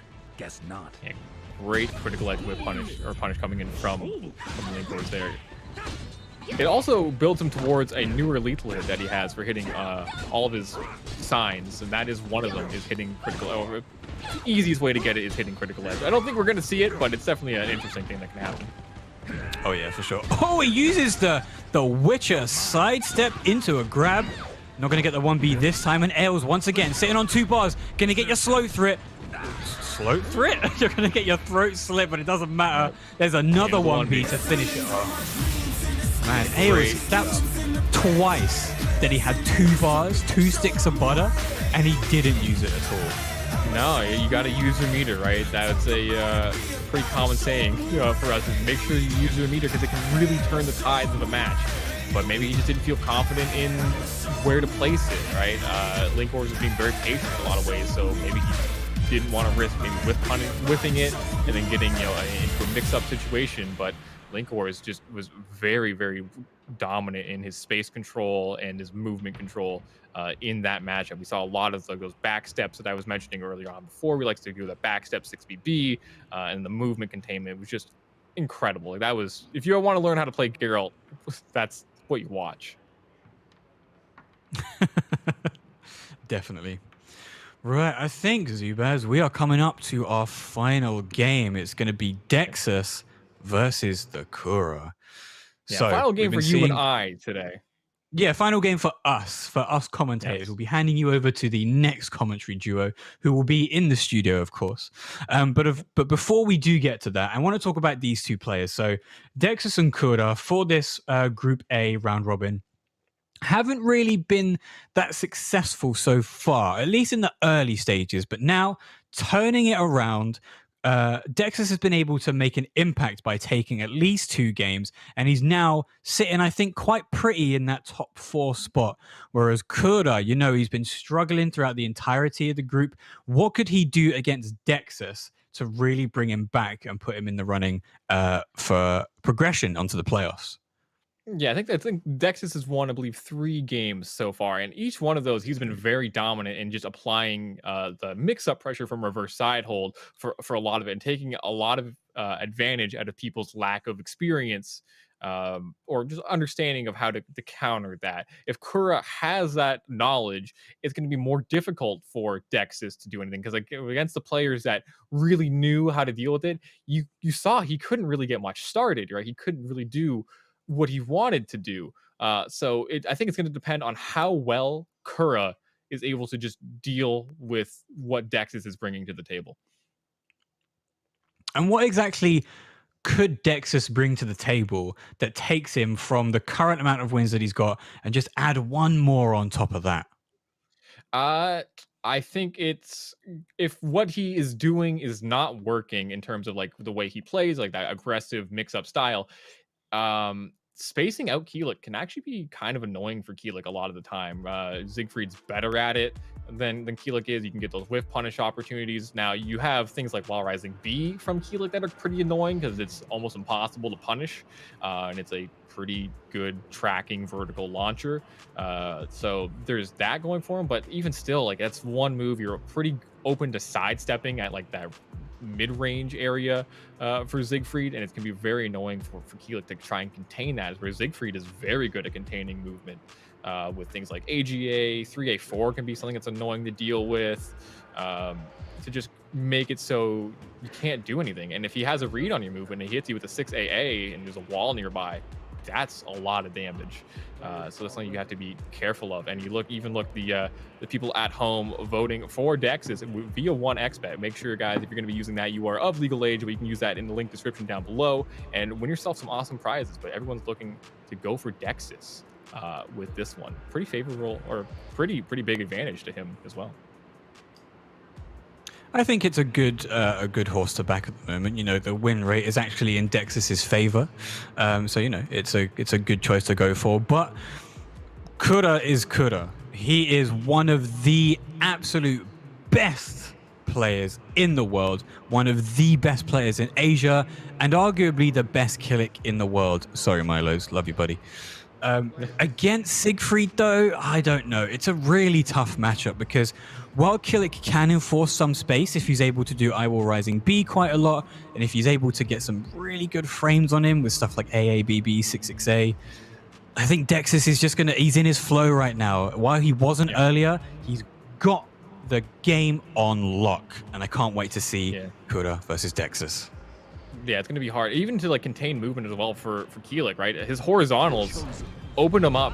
They're pretty predictable and kind of slow for the ones that are going to be competing at that mid-range, so it opens them up to base hole. But there's that instantaneous situation I was mentioning of Wall Rising B being kind of annoying in some regards because it ducked under AGA. There's a good block punish for that. God, that grab range. Yeah, it's pretty good. Kura not looking worried though. Oh my god, these blocks are so good coming from Kura. Yeah, he's been being very patient, kind of in Dexys' face right now, not giving him too many opportunities to do anything. And nice, he just wakes up, he mashes, and he's rolling on the ground. He has the experience in this matchup. You can tell immediately just based on how he's dealing with these situations. And he went for the lethal hit. No, you had the round. You didn't have to do that. Oh no, this could be terrible if Dexys gets this game because of Kura dropping that with punish. But that's the thing. I don't think he actually did go for the lethal because it was like a partial 2-2B hold. It wasn't full. So it might have just been an input error that could have cost him the entire round after being so dominant. But that's a really good thing. Go for the K. Oh, and he doesn't get the guaranteed AA because he's moved too far away. Oh, that's... Yeah, he doesn't mean he's not a lot of damage. Yeah, you know, he came out with the rock, paper, scissors emote when he got introduced, and he's not been doing so hot on it right now. Yeah, the reversal edge, you know, he's not been doing the greatest. Let's see, we've got another opportunity. Who's going to win it out this time? And Kura, again, showing that he is the true master of rock, paper, scissors. Okay, interesting. Spending a bar here. Not confident that the follow-up of AB into B plus K, or, you know, AB into the 4KB would have killed him, so he just gets that CE follow-up. But, you know, he's still got a bar as well, so it's not like he's completely in the dark. What? Okay, interesting interaction there. Doesn't matter. That's a good 2-way to interrupt. Goes for plus frames. Dexys with a great step to avoid any kind of frame trap.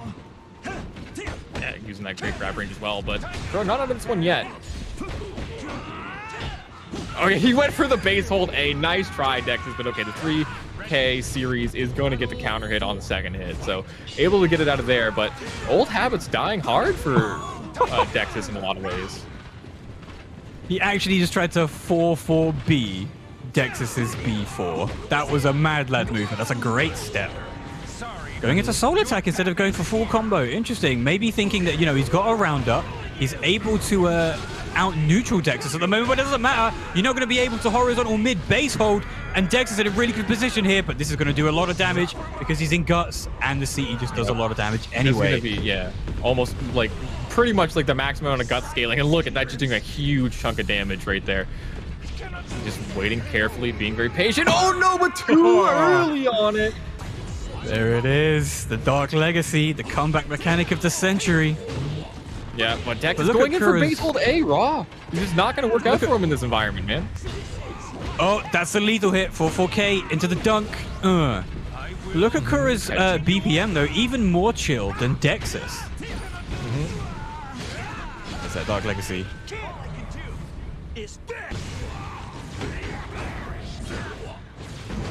Oh, this is going to be really, really dodgy. Here's him with the 6-6A plus B. Oh, manages to recover from the health regain. And a lovely cheeky 2K to finish off the first game for the Kura.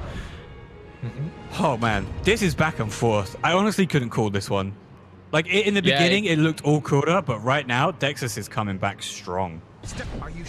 Yeah, I mean, you know, he did lose that game, but I think one thing that's been really beneficial to Kura is just his ability to deal with a lot of these situations that Dexus likes to force on people.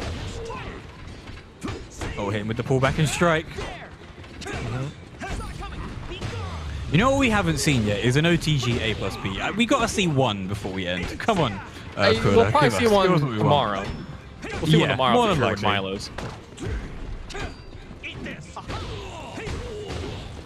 Oh, just about gets it on the last couple of frames of the whiff.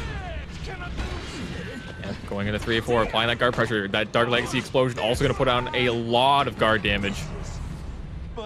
There's that Soul Charge, Okubo's Magic Pixel, ready to save the Kura right now. And there's that 6-6K that Dexus is getting so much mileage out of at the very last second.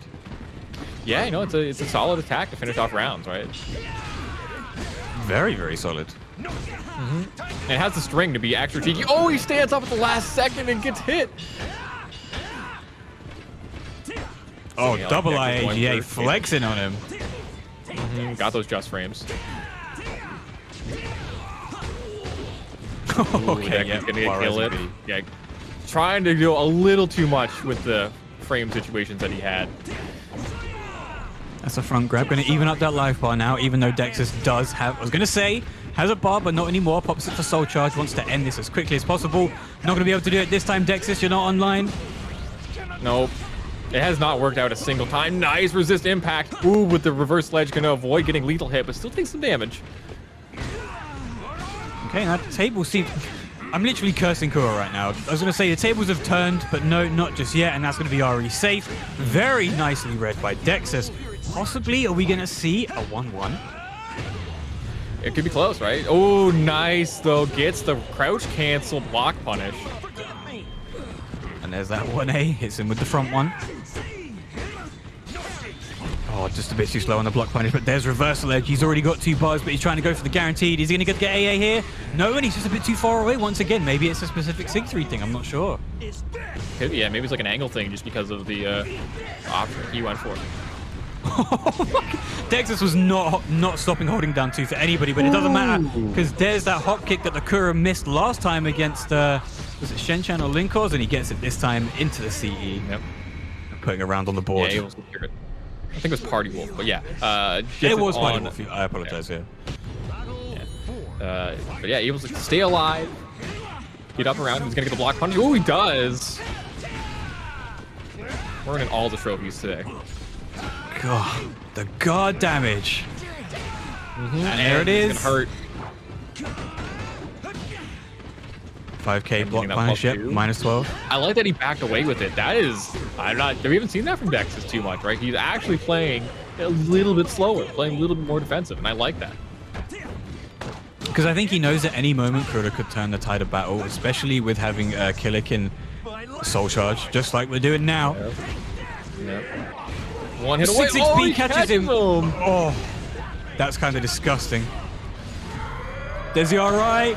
Oh, and he tries to go for a Rio. No! He missed the. Did he have the meter, or did he did have the meter. He had the meter. I think he was late then because he doesn't have the meter now. I think he was just late. I think it a couple of frames too late. Yeah. Man. So yeah, for GIs, context. GIs aren't frame 1; they're frame 2, so it is possible to be late. Yeah, for sure. Oh, doesn't duck the 6-6A. That's a nice 2-2B though. He doesn't try and go for the lethal hit that time. 4-4K. Oh, the break attack though. That was very risky. It is. Ooh, catches him on the spin. Perfect timing there from Kura. Oh, reversal edges on reversal edges. Zubaz, this is going rock, paper, scissors crazy. Goes to the AA follow-up. Ooh, Soul Charge. Gonna knock away this pressure. Doesn't want to yield that Oki situation. Does he get him? No! What a crazy read from Dexys. Oh my goodness. What a great read. Is he dead? Way. He's probably not dead though, right? Nah, he's not dead. He's not dead. That He's still alive. does a lot of damage. Yeah, and he's full screen, and he gets it. Oh, into a huge call-out. let's go. Sakura. Wow. What a Giga Brain read. Absolutely the sickest call-out ever. Oh man, and there you have it. Kura takes it 2-0. Dexys on the cusp of bringing it back with those reversal edge rock, paper, scissors skills, but unfortunately, Kura manages to take it. Yeah, Kura was definitely up in the rock, paper, scissors meta for reversal edge in this set, right? He won far more frequently than Dexys did.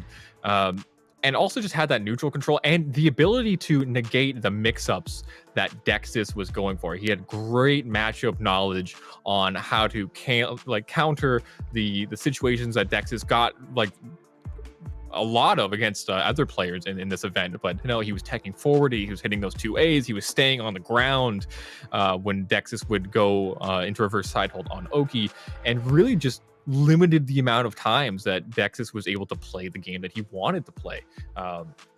So that was a very good job from the Kura, showing off that experience and showing off that he is not someone you can just run a train on. No, definitely not. And this is harking back to what you were saying earlier about trying to contest Siegfried when he's doing his stance dancing, because if you allow him to just run that game plan, you're going to get mixed up 24/7 and you're going to end up dead. So yeah, just well done to Kura for pressing the buttons at the right time. There were some unfortunate slip-ups when he held down 2-2B just a little bit too long on a whiff punish, but you know what? At the end of the day, he was able to make best use of the evil Killick Soul Charge like nobody else I've seen so far. And yeah, that was a great game to end on, Zubaz, wasn't it? It was fantastic, guys. So that is going to be the end for Danerai and myself for today. It's going to be passed over to the analyst desk. So take it away, Kayane, History Behind the Warrior, and James Banks. You guys are doing a fantastic job over there. Take it away.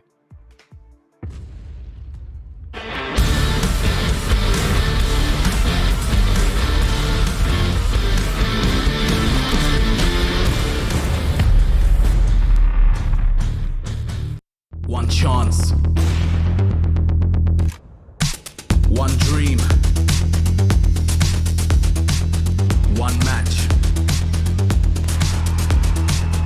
One energy. One fight. One aim. One action. One hope. One expert.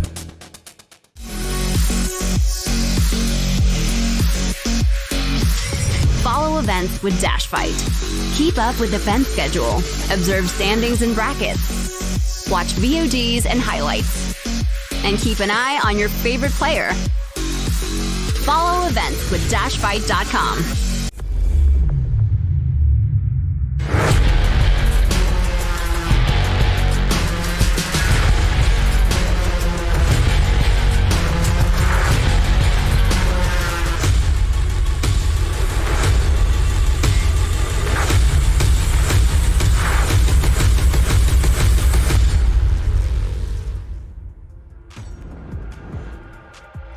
You're back with the most deadliest analyst desk you can find in esports. We are prepared all together as a three now, rocking it from start to finish. Kayane, HBT Warrior, what's going on, guys? This has been a great day so far, and there's only 10 matches remaining, but there's still a lot to play for when we look at the standings. Yeah, I want to say that I'm holding it for Dexys, because this is Siegfried's weapon.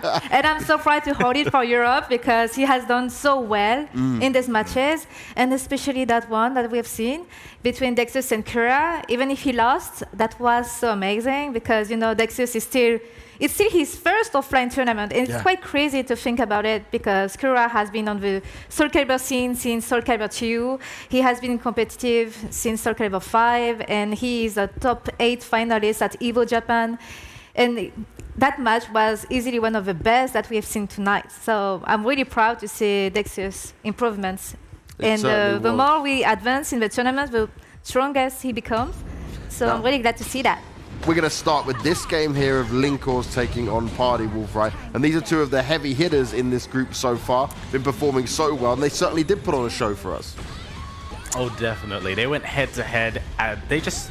there's no way of putting it. It's like the immovable object and the unstoppable force. That's what we expected from these two, and they most certainly delivered.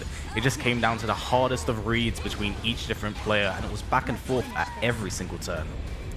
Yeah, Party Wolf has been playing amazing against Linkors, and first Linkors won the first match, but then Party Wolf succeeded to come back, and I felt that Linkors should have picked Geralt or Siegfried against Party Wolf.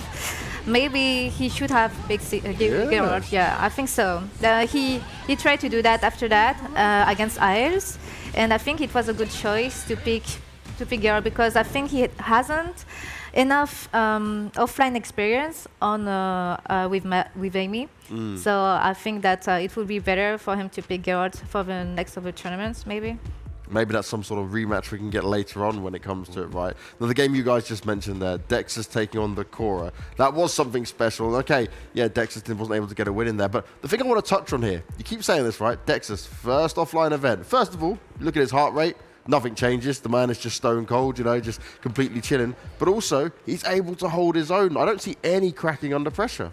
Yeah. I mean, the dude is as cool as a cucumber. Like, there is like laser eye concentration the entire time he plays. And, you know, this match was straight up magnificent. You got to see all the different layers that really existed in SOULCALIBUR 6. And the way that Kuro utilizes Helix's soul charge is honestly something so incredible and unique. I've never seen anyone utilize it. Yeah, the way Kura uses the soul charge and the critical edge from Kelek is really unique.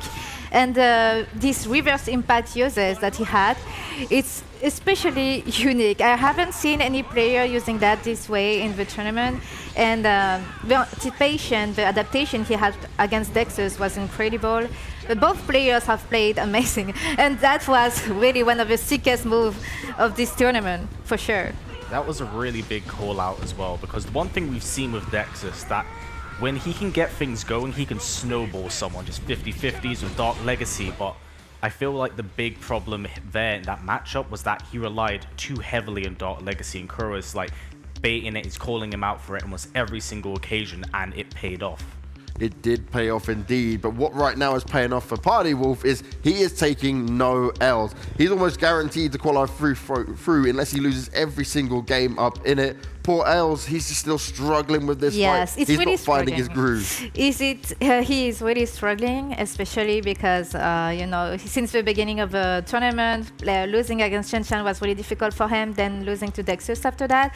But then at the beginning of the set here, he lost against Skill, and losing against someone that you know a lot and you actually often lose in tournaments in France and Europe. It's really hard, and I hope that he can win some matches. There's still one left, so I really hope for him that he can do it. And I do want to touch on Dexus there, because right now, first offline event, and he could qualify for playoffs. That would be a huge statement. But you guys said, right, he's this online warrior. Would you call it an upset, him getting through, or would you just expect it? Do you see that much of a difference? That's hard to call, because I feel like due to like the pandemic, right? Yeah. Everyone's been doing online tournaments, and I feel like this is where Dexus has honestly soared as a player and really made a name for himself. Coming here and actually like putting your best against the best, that's even that in itself is very impressive. But the fact he's beating well-known players and pushing them to the very edge shows what he can do if given a little bit more time. Now, next up, we've got Shen Chan taking on Skill. Oh, wow. That is a matchup that could really go either way with this one. But my money personally is on Skill. Where are you heading with this one? I'm from France. You can't ask me that. I would not say the opposite for sure. I think that it will be very interesting actually to see Skill versus Chen Chen, because it's the kind of matches that we're used to see at EVO US or EVO Japan. But since then, there were a few patches, and Mitsurugi has changed a lot. And I think that Chen Chen may be surprised to see Skill's improvements with this new Mitsurugi. Okay, well, we can see it on your screens right now. Guess the winner, and Skill is favored in that one. Warrior, are you agreeing with us here? I have to, for the sole fact that Skill has been very consistent, and Shen, you know, he's been here and there, but we haven't seen signs of brilliance throughout him tonight, so it's going to be very back and forth, but as of right now, it's hard to disagree with the amount of momentum on Skill's side with just how many tournaments he's won. Well, there's a lot of experience in there, and also we will be changing over commentators for this one as well, bringing our live commentators up into it. Wow. It's time for us to go into our next game. It's time to make some noise, and they're going to bring the hype live from the venue. We've got Jobin and Eternal Dragon. Versus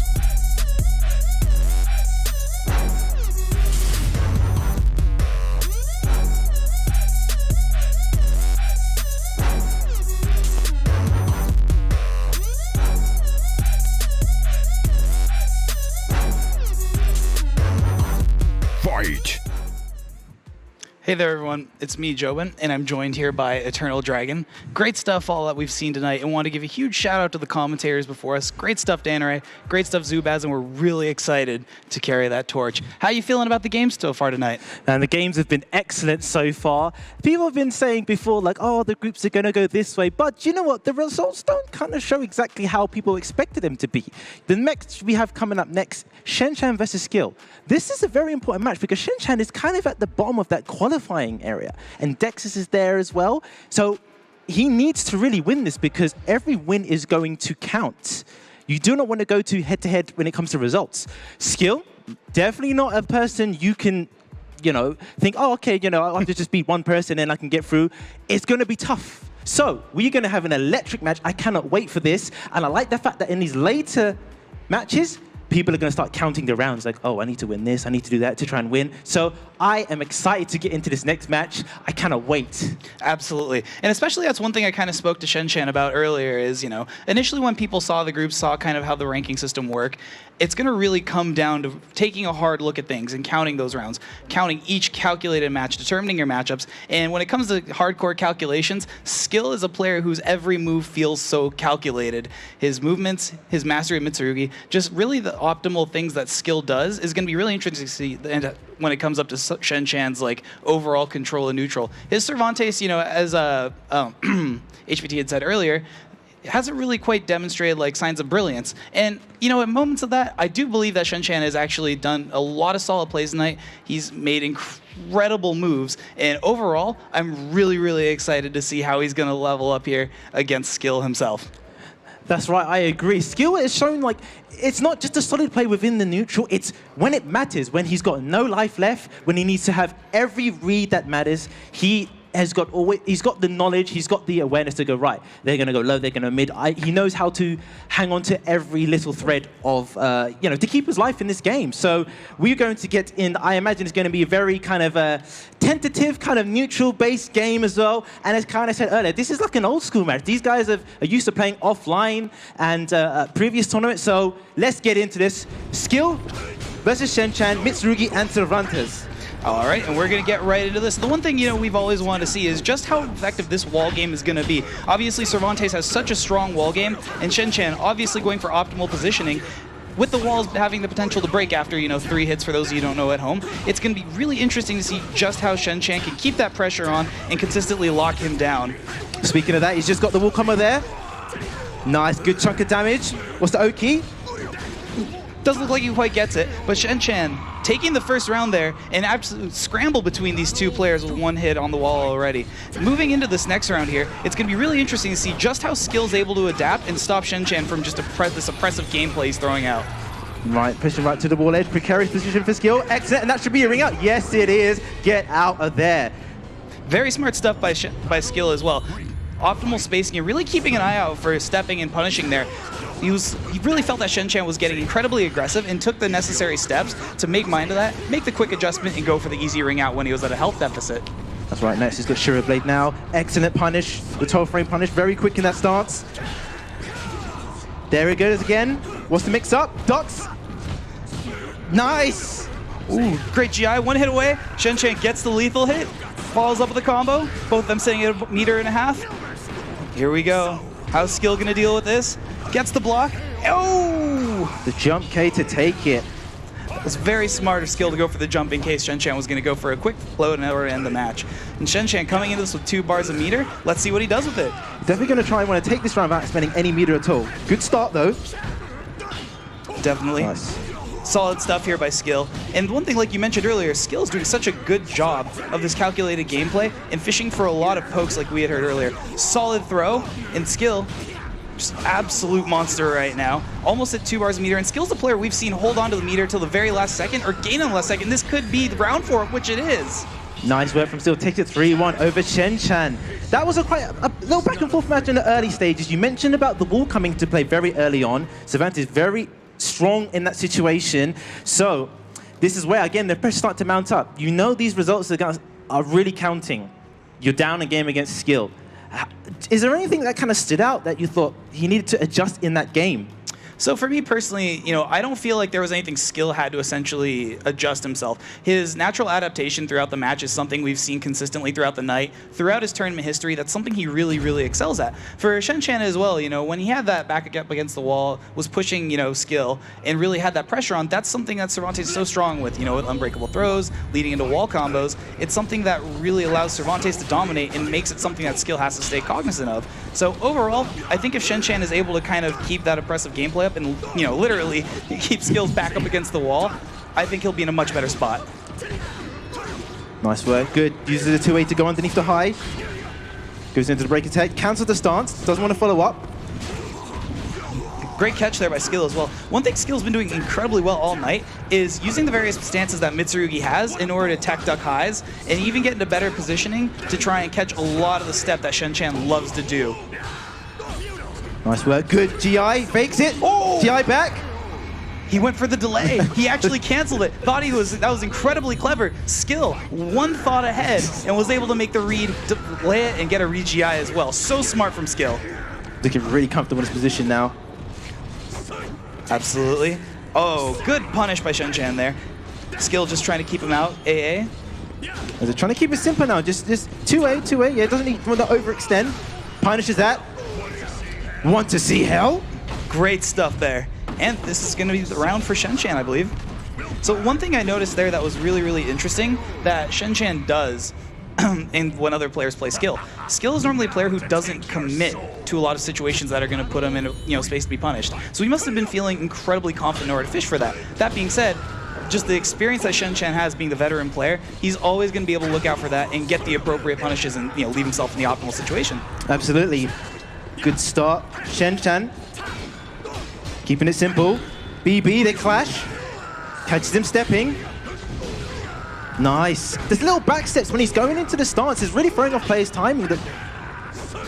Absolutely. That is something that has been consistently throwing off players' timing. We've seen it a lot with kind of the people joking about, step 2G for those who don't know at home. That's essentially when you go to make a quick back step or step down or guard, or 4G you might have heard throughout the night where you take a quick step back and guard. It's really effective at kind of just covering your movement options, putting you in an optimal space as a player, and really just kind of messing with the cadence of your opponents and throwing off a lot of their offensive game.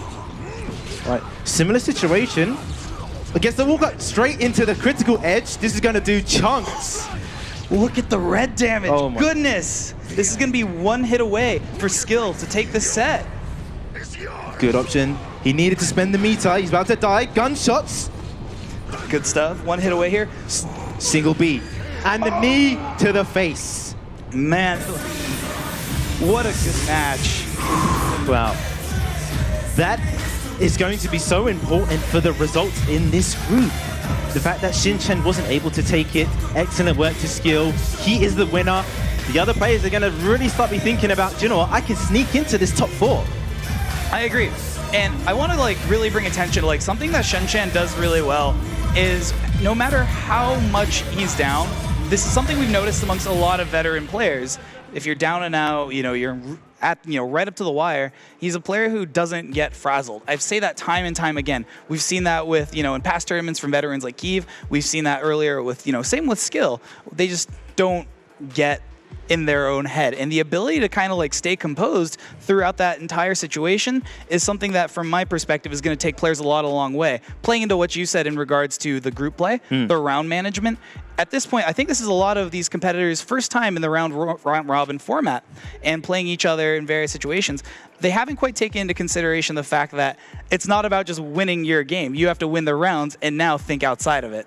That's right. There's a whole different strategy when it comes to these tournaments. This is not your typical double limb. You're going to have to think about, right, I need to win. I need to win big with a big lead. So the other players are going to really start thinking, you know what, Shen-Chan dropped that game. This is my chance to take out some of the competitors that, you know, the pressure's starting to mount on them because they think, you know, I'm expected to get through. Players like Dex is there. We're going to go into some highlights of that match. So this is kind of what we were talking about as well. Just like skill being so on top and being able to think ahead, you know, being able to jump, get those, you know, hop kicks, avoiding the lows, thinking ahead and just exerting his pressure. And even in situations like this where he was able to read Shen-Chan's attacks and get the counters and really making hard reads. Shen-Chan here as well, you know, the one thing I want to give credit especially is he had optimal meter usage. I don't think there was ever a time where he wasted meter. We've seen players go down without using all their resources, and huge props to them. That's right. When you talk about wastage, in that match, skills, movement, it's very rare that you see wasted. Every move is deliberate. Every step is considerate. It is doing it, and that's what kind of throws you off. He plays this character that's so fundamentally sound. It's really intimidating, and there's people that are, when he's going into these stances and not kind of really dealing with it because like, oh, it's the intimidation of this guy's going in my face, going into the stances, what do I do?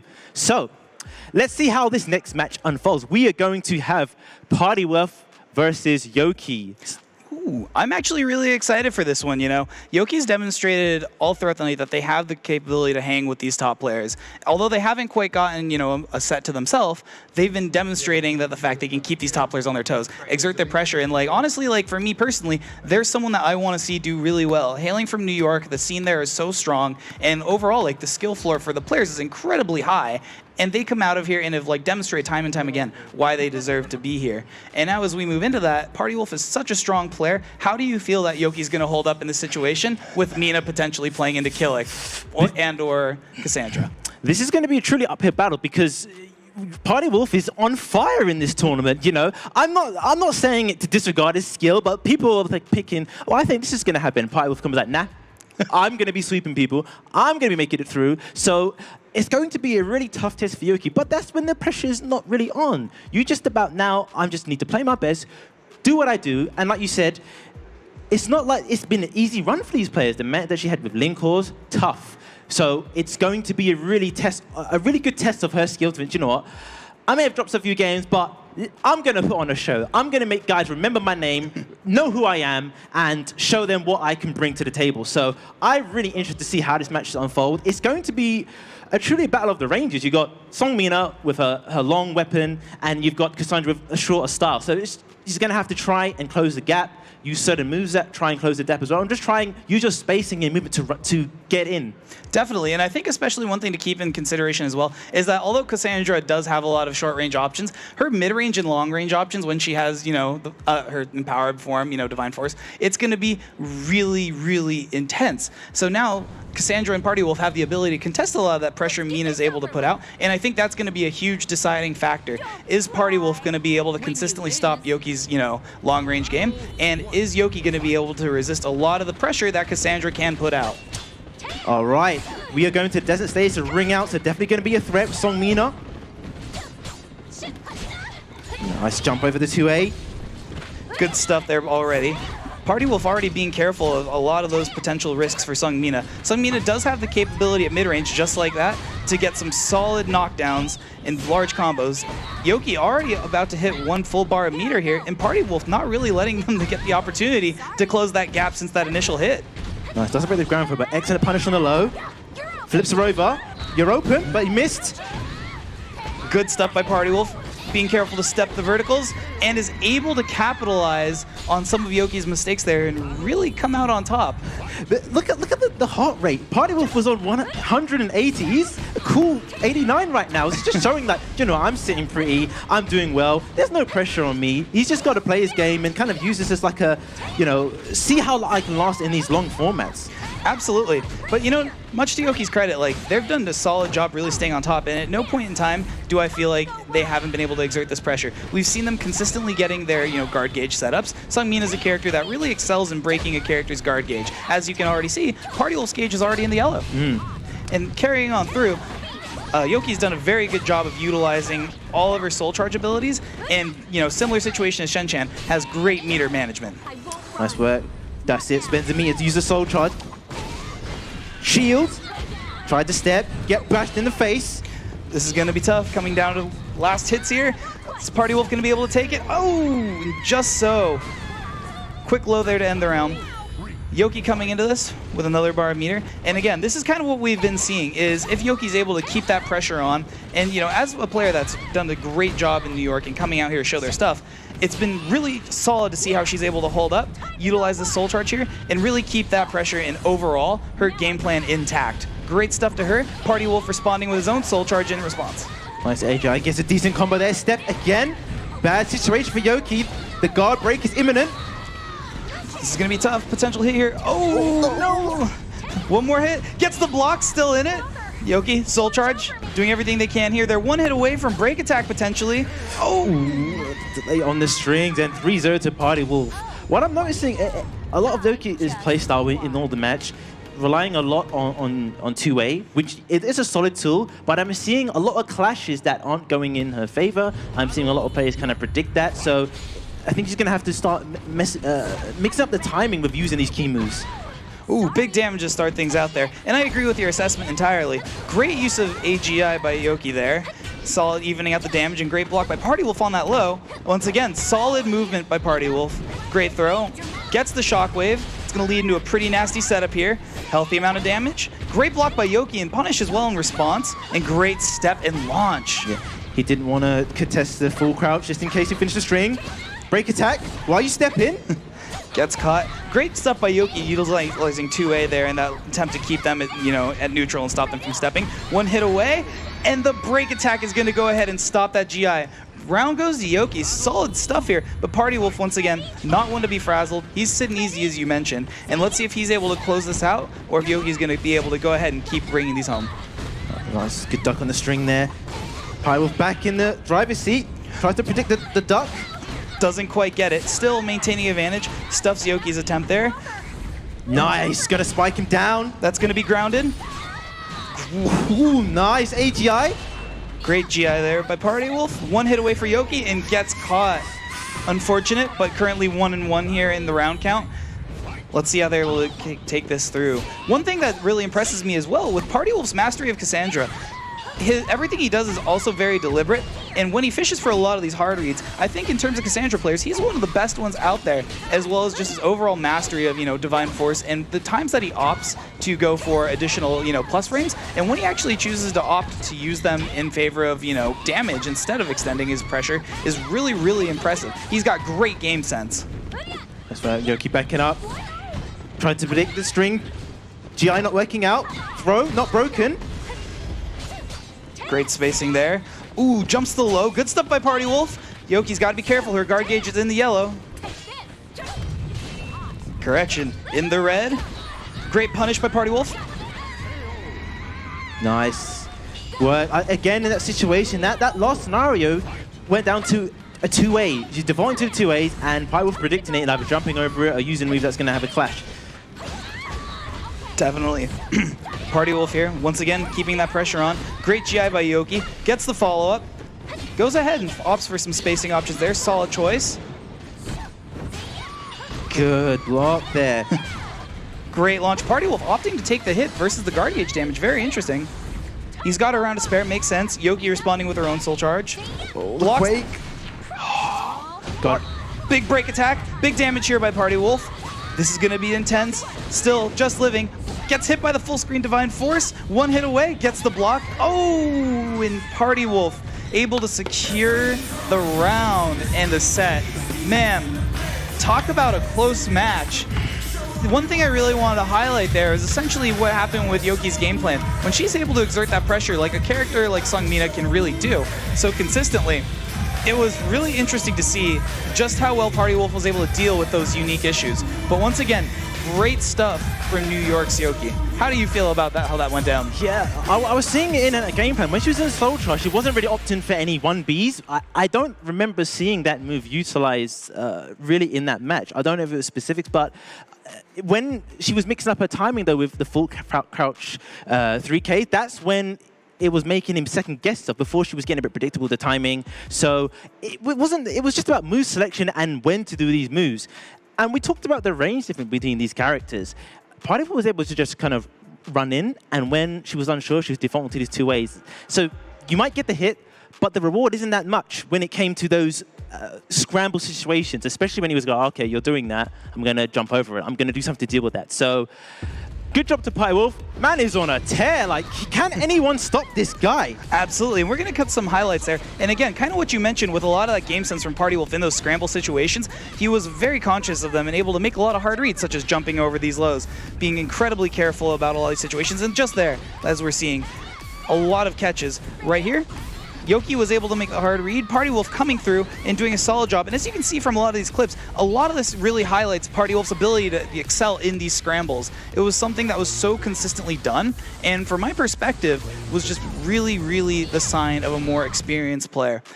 Other thing I really wanted to highlight as well with Party Wolf is one thing he did incredibly well was he is a lab monster. He was looking out for a lot of those AGI situations, had a lot of moves with those properties, careful for them, and really wasn't allowing Yoki to get away with much. He was really capitalizing on a lot of the scramble situations that we were seeing earlier, and most importantly, just able to completely shut down so much of our long-range game plan by the use of those long full-screen lightnings that we saw that they get access to through Divine Force, and just solid gameplay overall. Very true. So now, Party Wolf, from what we've seen Group A, he's the guy to beat. The momentum's all on his side.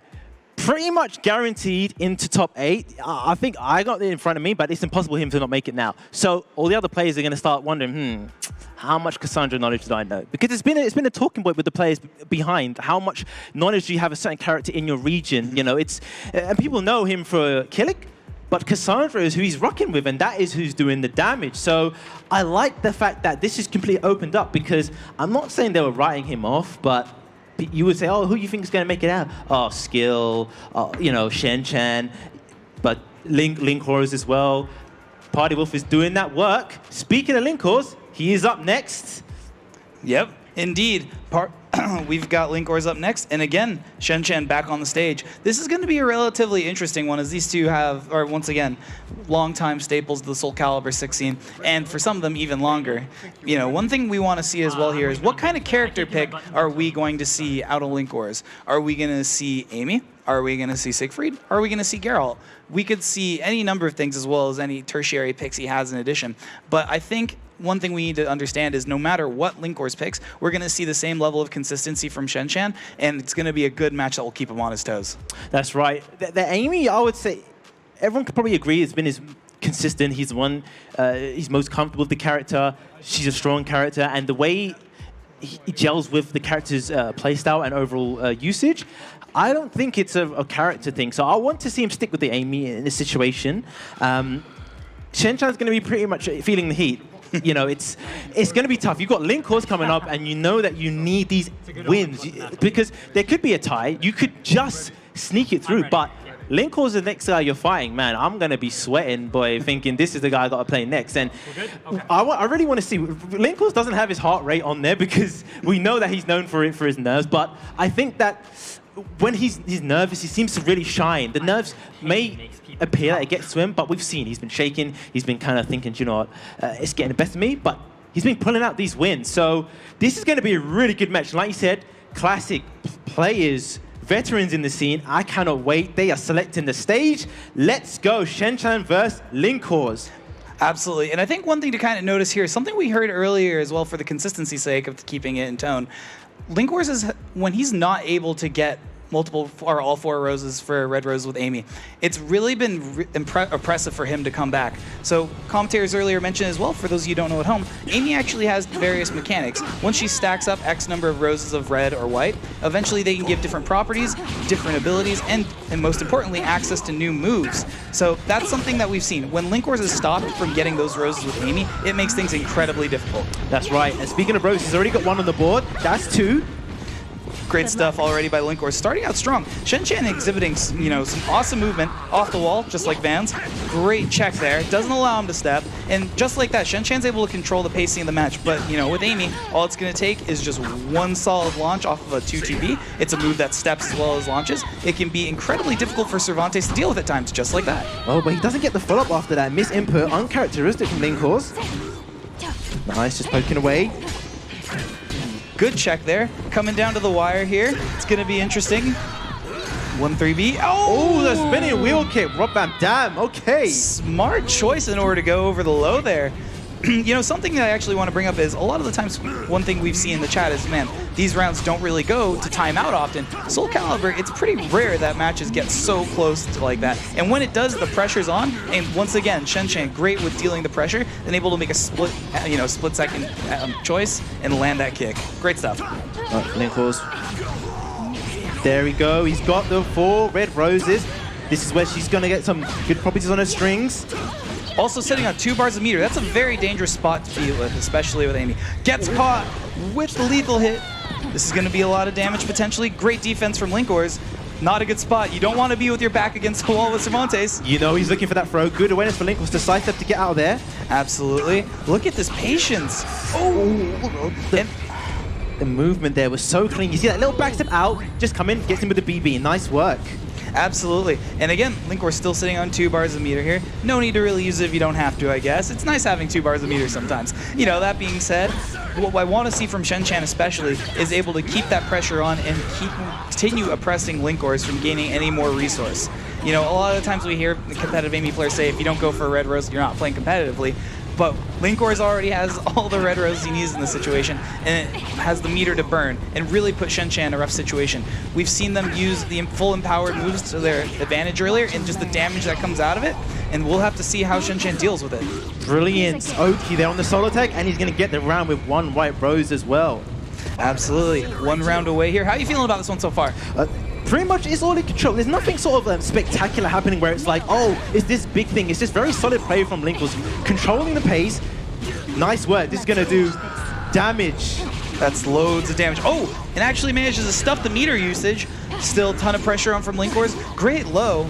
And consistently shutting him down here, interrupting, keeping the pressure on. Shen-Chan answering back, and once again taking control of the match. Gets launched, not able to capitalize off that, you know, off-center hit. Good usage. Tried to spend the meter, but he's got not much life to work with. He does not anticipate that he was going to finish the string. Linkor takes that very comfortable first game from him. Great stuff. And that's like one thing we wanted to mention as well is great call out on Linkor's getting that, you know, resource and able to properly utilize it.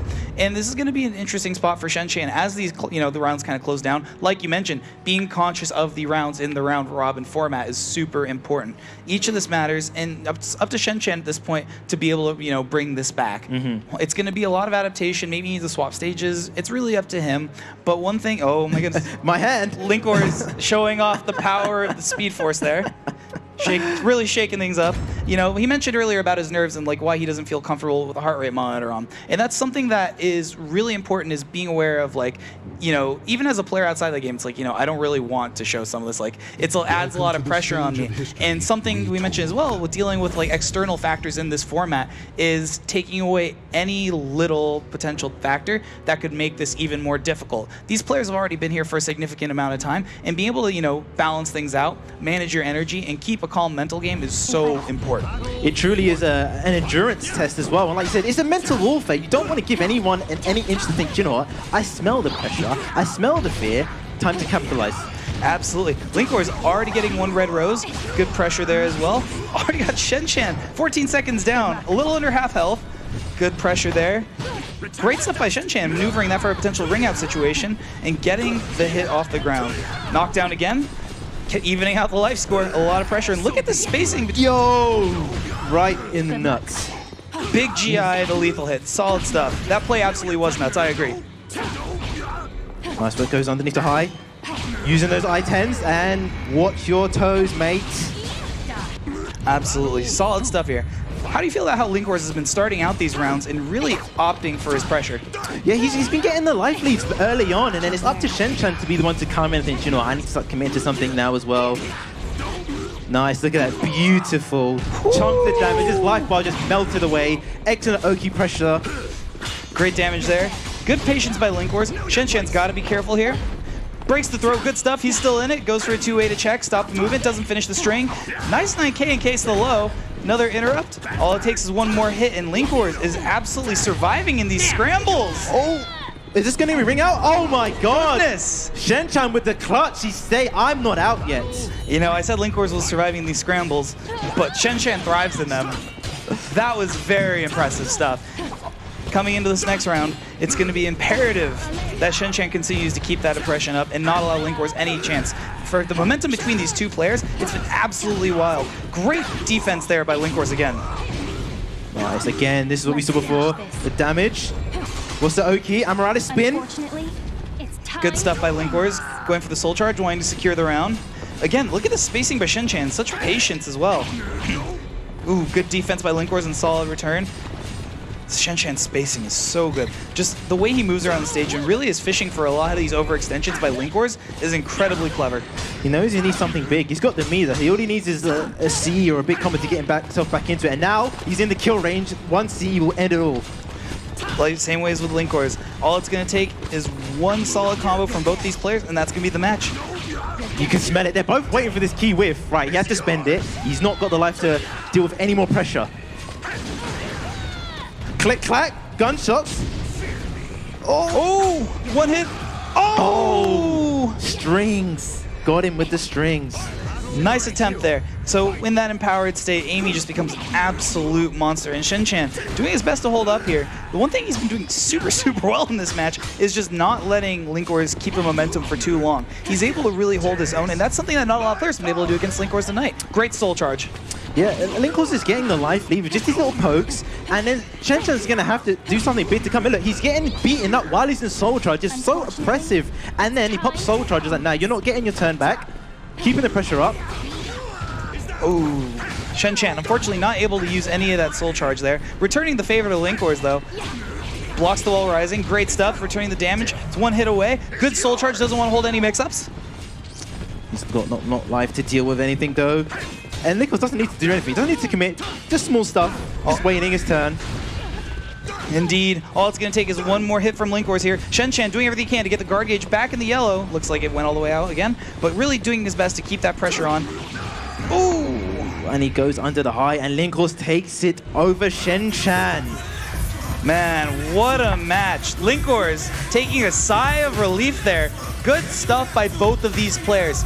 Once again, what we've seen, Shen-Shan not able to quite, clench it out, but does a solid job across the board, utilizing the optimal, with Cervantes, you want to play the movement game. Being in his effective ranges against a character like Amy, that can be such a headache at close range, and even at mid-range, once they have, additional properties unlocked by their roses, he did a great job of not letting Linkwars to start up so much of his oppressive gameplay. That being said, Linkwars did a wonderful job playing the field, solid control, doing everything he could to get those 4 roses and just come out of the gate swinging. I was really impressed by both of these players. Yeah, these guys really put on a great show, but Linkwars going to be happy with that. He's got another win under his belt. Everything is so important in this tournament now. We're getting to the later stages. In that match, it wasn't like he was losing out to these big moments. It was pokes, it was just 2As, it was spacing, it was just traditional, just with punishment, just very considerate SOULCALIBUR action. And then when he had the life deficit, Shen-Shan had to opt to spend the soul charge. You know what? Now I need to come back, now I need to spend the meter. And then when he had to deal with Amy with red roses, very offensive character, and in soul charge, there was most of the rounds where he had 4 red roses, and this is the first round. Absolutely. And one thing we want to notice too is just the insanity that Shen-Shan was able to make so many hard reads with solid mental, getting that ring out we saw there. Additionally, other things we want to make note of is just how solid Linkwars was for so many punishes, and going for his mix-ups just hit. They were like magic. That's right, you can see here, just spacing, doesn't need to come in, doesn't need to do anything. He's got the roses, he's got the rounds, the pressure not on him, goes underneath the high, takes it. Linkwars pretty happy, look at him, he's so happy. Look at that. You love to see those emotions there. And there's another side of the emotion. Shen-Chan just nodding like, all right, you got me, you got me. Absolutely. So one thing, that's really always a fun thing to see with all the character variety we've seen tonight. Correct me on this one, chat, as well as you mentioned. I believe we've seen, 8 characters used tonight. We've seen a pretty healthy amount of the roster, and this is a matchup that I was actually really excited to see, was the Amy and Cervantes matchup. And I think I got exactly what I expected. Not quite as much wall shenanigans, but Linkwars did such a good job keeping himself out of that positioning.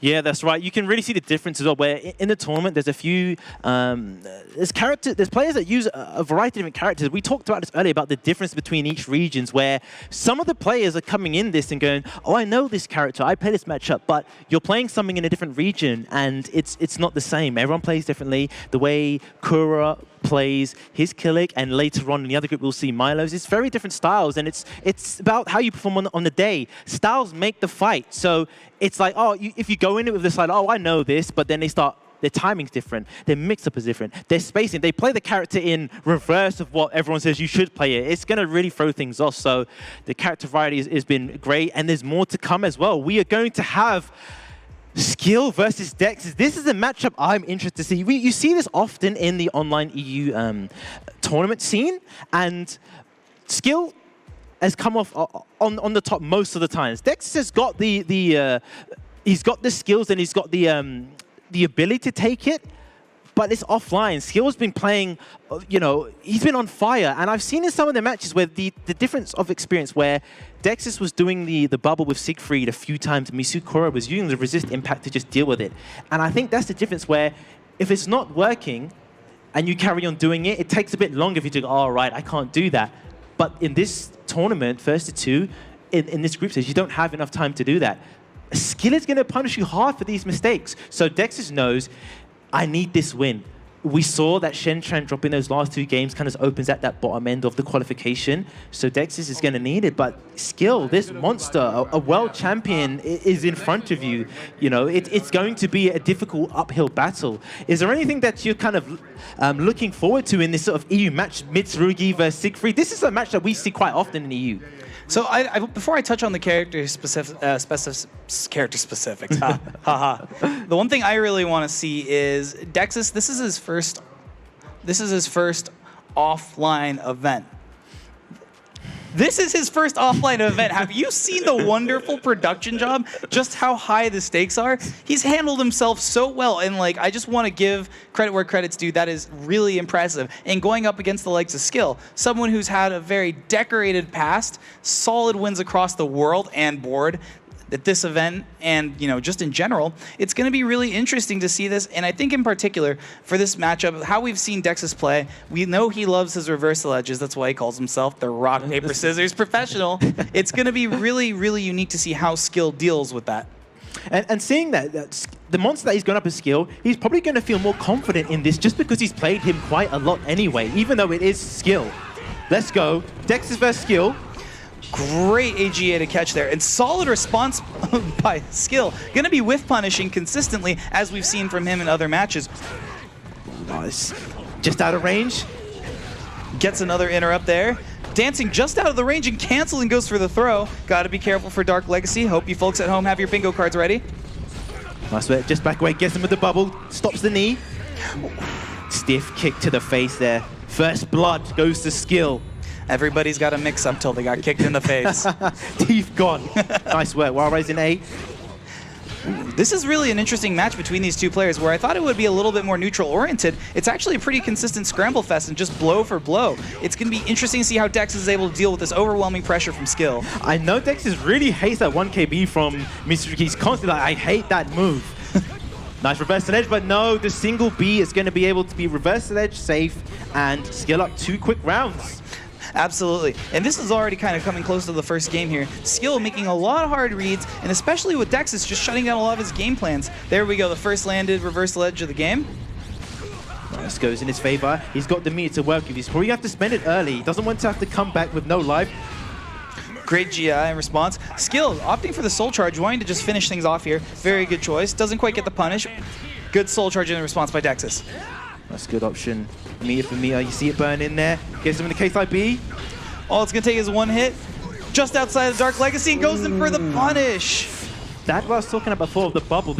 In a few of these rounds where there's a couple more scrambles, more scenarios, more times to keep yourself in the game. He's doing the bubble, and it's kind of hurting him in these times. So I think he just needs to dial that back a little bit. Just, have confidence in your neutral and your play style, because he's kind of resorting to that. And again, it's experience of this tournament environment, these nerves.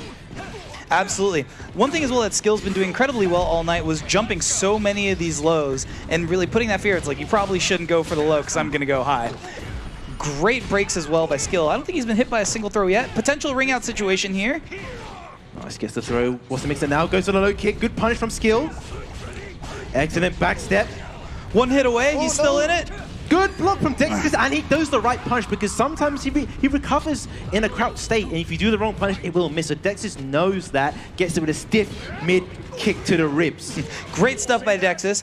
Once again, strong way to start out by Skill. Skill's so strong when he comes out swinging, and he's consistently put his opponents at a life deficit so early against Dexus. It's going to be really interesting to see just how Dexus is able to, put that pressure out and adjust his usage of Dark Legacy, because Skill, as you can see from his movement, is actively going out of his way to stay out of the range of that bubble. Nice, hits him with a soul attack. Cancels the stance into block. Skill responding with his own soul charge. Spacing now. There's the bubble. Plus frames. Great defense from Skill. Calls him out on the stance transition, is able to take the round. Solid stuff by Skill, and Dexus already making adaptations that have made this matches even closer. And because he's such a user of reversal edge, he's down and out, but he's always got meter. It's such a smart option. Yeah, I might be losing, but I've got more meter to come back with it as well. Excellent spin. Break attack to keep him in place. Ooh, great defense from Skill, and this is exactly what we were talking about. Dexus is making these transitions into a more neutral-oriented focus and playing a little bit more honestly here. Great defense from Skill again. That's going to be the round in favor of Dexus. Nice work. He's definitely going to be feeling himself with that. Excellent. The wall hit really worked in his favor. Good spacing here again, slowing things down. Mitsu 1A with that sweep, able to catch him at max range there. Good catch by Dexus. Gets the mix up. Starts dancing on him.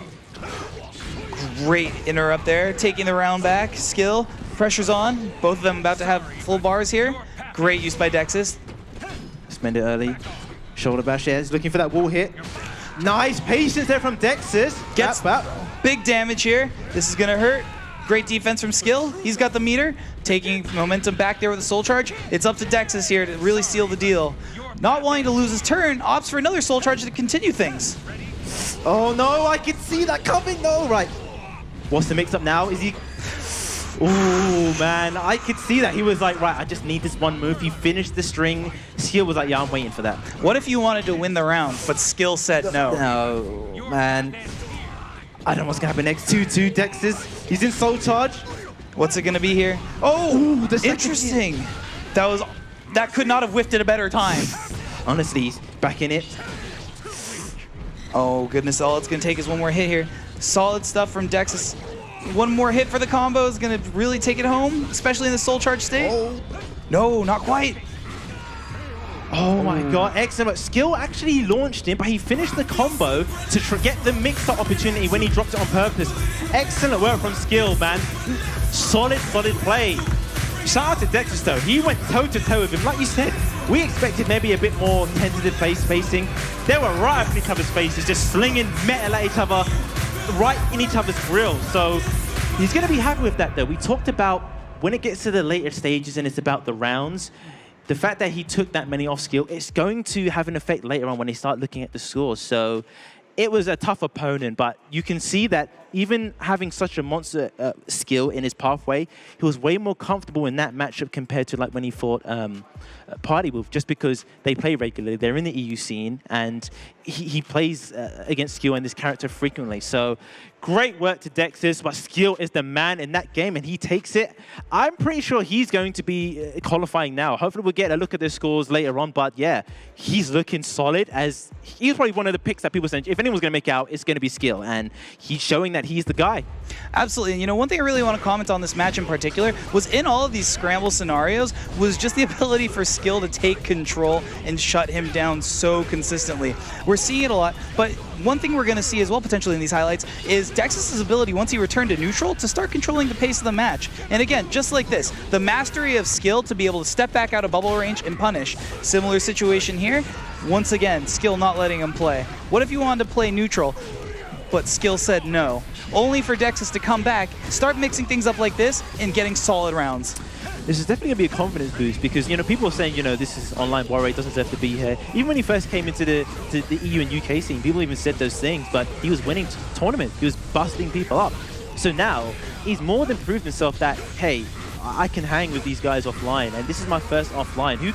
How is this anyone's first experience on offline? Usually it's like, I'm just going to my locals, you know, double imp tournament, no one knows about me, but it's like, yeah, mate, you're coming halfway across the world to play in this tournament. And he's really representing himself well, and he's representing Sweden well because there's not really a known scene in that region, and that's what people want to see, representation through different regions. You know, we claim him as UK as well because he lives there, and, you know, we're just going to cling on to anyone to give us glory, but that's just what we do. I respect it. I respect it. You know, one thing as well as I really want to comment on is just the pride that we've got in between all of these different regions, all of these different countries. Not only, like, even in America, you know, we don't just fight for, you know, our country against each other. It's like, yeah, man, I come from this scene, I come from this scene. And I really want to highlight once again just how valuable the New York scene has been in creating the absolute monster that is Yoki. They are a great player, and it's going to be really interesting to see how they face off against Kura here. That's right. These locals are really what cultivate talent, and like you said, the New York scene are being a strong scene, and people that enter that can level up very quickly, and we're seeing that across the region. Very impressive Yoki. You might look at the scores and go, oh, look at this number and that, but the experience that she's getting from this, how she's playing phenomenal. And again, about putting things on a map of recognition, you don't see many female players in the scene as well, and she's showing, look, we can hang with these guys. We've got these skills, and I'm just really impressed with a Songmina and going toe-to-toe with Lincoln's in that match as well with a Siegfried. It really kind of made him sweat. I heard him in the back. He was like, why you got to make it this hard? He's like, why you got to make it this hard? And it's to show that the respect that they have as well. So by no means you can't underestimate anyone in this tournament.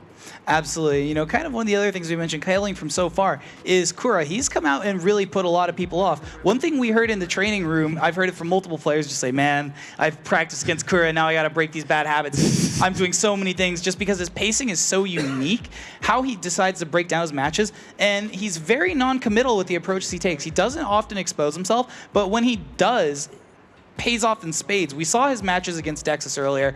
Wonderful stuff, great punishes, and in his use of Soul Charge, Killick is almost unparalleled amongst a lot of the players we're seeing out there currently. So really excited to see what he's got, and more importantly, I'm excited to see how he deals with just this absolute nasty pressure that Yoki's able to consistently put out. Absolutely. Right, we go into this match. Two long-range characters flinging sticks at each other. Let's go. Songmina, Killick. I guess it's a staff meeting, huh? This guy. Anyways, starting the round out, looks like already Kura's being very mindful of being caught by some of Songmina's nasty long-range lethal hits. Speaking of range, they're very close to each other. Nice, but a bit too late on the punish there. There, get whipped. Where you going? I think one thing that's going to be really interesting during this whole match is Kura's a player that likes to play a lot of small caliber, and against, you know, a character like Songmina, where their definition of small caliber long range can translate into such strong lethal hits, it's going to be a very difficult situation for them to deal with and potentially force them to play a lot of aggressive and scramble-based situations. Yeah, that's right. Nice block on the tricky bow. Oh, get Josh frame. Bang, right on the back of your head. First blood goes to Kura. That was a really close match already. Let's see how this one's going to shape up. Yoki just running up and going for the horizontal. I respect it. Unfortunately, Kura is able to answer back. Look at that damage. That's a lot of damage. 50% gone, more now. Once again, great defense there by Kura. Even better punish with that lethal hit. It's a lot of solid defense that we've seen from Kura all night. No break on the throw. Like you see, because he's so considerate and he's calm, it's almost like he's like, you know, I know what you're going to go for this low. Lethal hit, punish ready. And that's what we want to see. More of this range stuff from Yoki. That's it. You do these moves to make him think about stepping. Lethal hit on deck, and just like that. Up in health. Soul Charge. Excellent, but doesn't get much off of that. capitalizing on Soul Charge, one hit away here. Yoki just dominating this round, goes for the GI, gets the reverse ledge, still one hit away. Again! Oh my god, look at, oh my god! What is going on? The defense from Kura is insane. Soul Charge, this is going to be a nasty situation for Yoki to deal with. Big wall combo. This is going to be a lot of damage and the potential to go out of the ring. And once that wall gets broken, great Soul Charge in the response. Look at the health. This is anyone's match. Oh my god, look at this. Evil Killick versus Soul Charge Mina. Slidey. Oh no! No! So close. The comeback potential from Kura was so solid. I felt I needed a heart rate meter on myself. I thought I was gonna have a heart attack there. Yoki able to secure the round and leave Kura with no resources coming into this one as well. Oh, he's catching a duck in. Bad position at the walls right behind. Great spacing. Yoki really seeming to slow a lot of things down here and really trying to mess up her timing in an attempt to catch Kura off guard. Solid adaptation. There's such a long-range weapons. They slip right up in each other's grill. That's it. Soul Charge for Soul Charge. Great duck. Great launch. Oh no! Wait. Oh!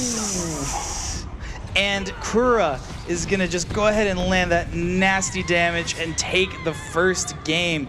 Yoki was, I'm not gonna lie, I thought she was on top of it and was gonna be crouching there, so mindful, but Kura just wanted to keep an eye out for it, was not gonna let her have such an easy way out of things and bring it back.